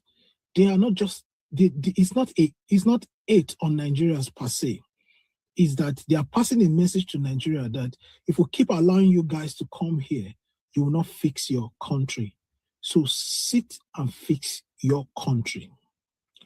Some days ago, I did a video and I saw one mumu on my Facebook page came out to make some statements about, what I posted. And I went into his page to look and I saw that it's one of these gullible and puppet in the hands of the current administration. I saw all the posts he makes on his Facebook page. I saw all the things he was doing. I said, oh, that means this guy is being fed by the government. So he doesn't have the feeling of what the common man is feeling. So Nigerians, 2027 election is around the corner. You can say there is another 1 year in between. It will come like the speed of light. Take your destiny into your hands. But before then, let's get this INEC and judiciary reform. You can see all the shenanigans happening in the National Assembly and in Senate and everywhere. What can you see? This is the only administration I see that they just push, request for loan, they just approve without questioning. They push anything to them, they just approve. Why? Because the system has crippled the judiciary and the legislature. So I'll leave it here. Let me see your comment in the comment section, and I will see you in my next video. Peace and love. And this is why we like as and Africans subscribe to Frontline Black should News. fix our own countries and have our own governmental systems, because now, because everyone thinks, oh, I'll just run abroad, and abroad they be treating us like shit. And even in America, like they are raping women in the facilities and kidnapping children, trafficking them. You know, that's why it's like there is no escape. The only thing you can do is fix your home.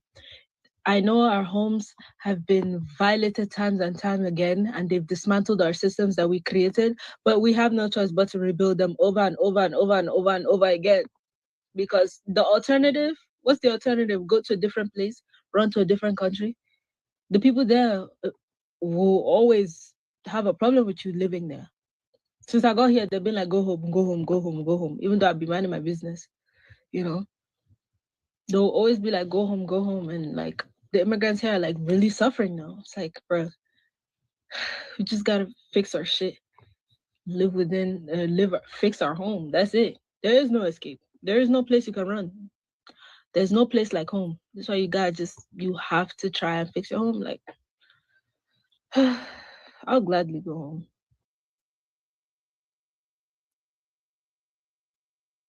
Now I got a What is she question. talking about? They're raping women and kidnapping kids in America. What? Girl, that sounds like your homeland. So, No, Lisa, honey, you got the crazy bottom people line here in is the U.S. Africa doing this type of cannot shit too get now, better honey. if people are always leaving. And y'all don't want to leave. Y'all don't want to stay there. You know, and I understand you don't make as much money there. You know, you got to make those things happen. You got to make those things happen for yourself. You know, it looks to me like you allowed your government to not really allow the population to build wealth. Y'all not allowed to own land. Y'all are not allowed to, it's almost like only certain Wait, you know, jobs I'm gonna tell own you you this though, right? to I keep used to live you in Saudi and 8 years ago, force right? And feed by the over time there. I left, they started this That's what it system looks like. called Saudinization, all right? But it's up Basically, to what you it is, all though, right? to make They hire one changes Saudi, one and make foreigner. things So better basically, they're trying to for focus on everyone. Saudis making it better for Saudi. Sorry. The But you video can't do that from another land. we can You know, on it and you absolutely can't. Okay. And I understand now people are paying attention out here, especially with the ICE raids. Oh, yeah, they're paying attention to you folks walking around with these accents. And you're not the only one. A lot of these immigrants are being told, go home, go home. They know, because Africans, they used to sit around talking about, oh, white people like us better than you. No, they don't. That's some fantasy talk. That's fantasy talk. They need to quit smoking that We've been shit. around these people for centuries, and we know what they're like. Right. And trust me, they don't like your You're damn right melanated about asses that, either. Lisa. They truly don't. So, y'all, I'm going to go ahead and conclude. Thank you so much for being here. I got another one coming up because they're still trying to get us out in these streets. I just can't believe how hard these groups are trying to get us out there, but they are, y'all. They are. One of many ancestral shadows. Thank you for the super chat. A state of abject and perpetual poverty. Yeah, that's what they're in. Okay, and I guess that's SLLE44. Thank you so much for the super sticker. Thank you. And African Goddess, thank you for the super sticker. Thank you for your support for my channel. Thank you very much. All right, y'all. I will see you on my next live, which will be at 1:45. Have a wonderful, wonderful afternoon. Shalom, family. It's 1948. You're on the highway in rural Alabama at midnight. All right, y'all. So what are your closing statements?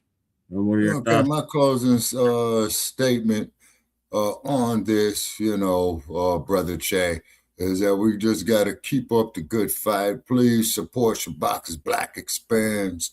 through the Cash App, not Cash App, I'm sorry, through the PayPal that Jesse Paris has right there. Definitely appreciate our man, who made the donation. It has been verified, but it hasn't been transferred yet. It's because, we got to build it up. You know what I mean?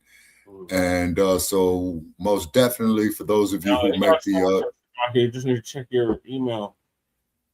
Yeah, okay. No, I checked the PayPal account, Brother Che. It's in the PayPal account. Okay.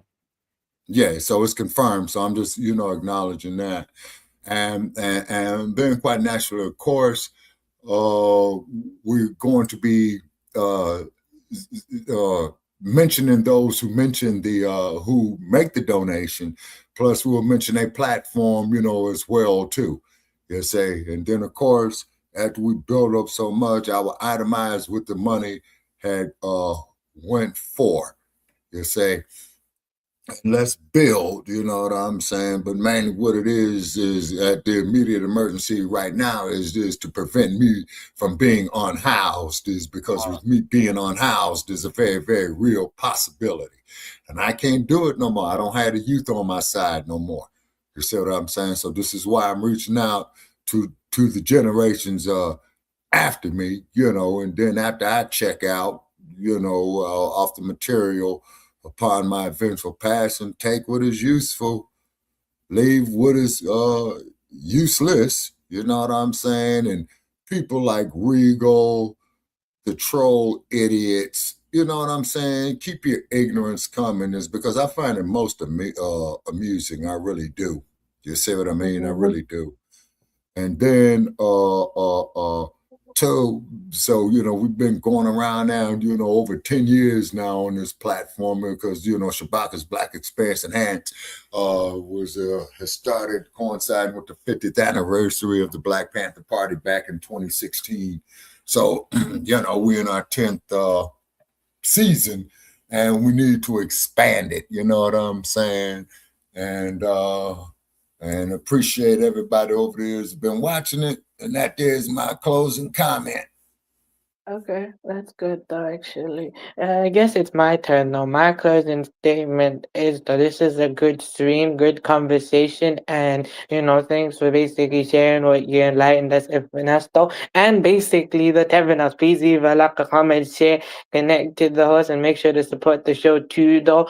And basically, I tell, to the Pakistanis who are hypocritical, before you come after me saying that you're better than me, prove it though. Literally just prove it. I'm seriously like levels above them. Look, I'm not better than nobody. I'm a flawed person like everybody else, but at the same time, I'm in a blessed position though, I'm, basically, right, that, the UK born Pakistanis, right, when they actually, Malcolm X told them in the 50s, 60s, they'll just go fight for yourself. They actually took his advice, and that's why they're in a good position now, though, Like some is actually struggling, yes. Do they struggle? Absolutely. You got some who are really bad struggling, but when they actually followed Malcolm's advice, now they can actually be their real self, their real culture. They don't have to pretend to be someone they're not.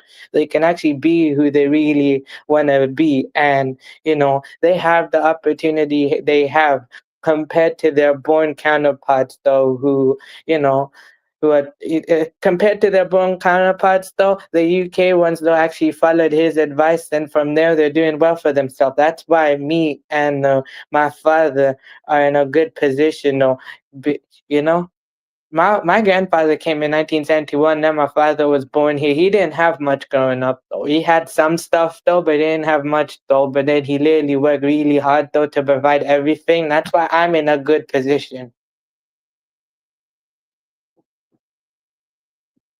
But yeah, everybody, please leave a like, comment, share, and we're out.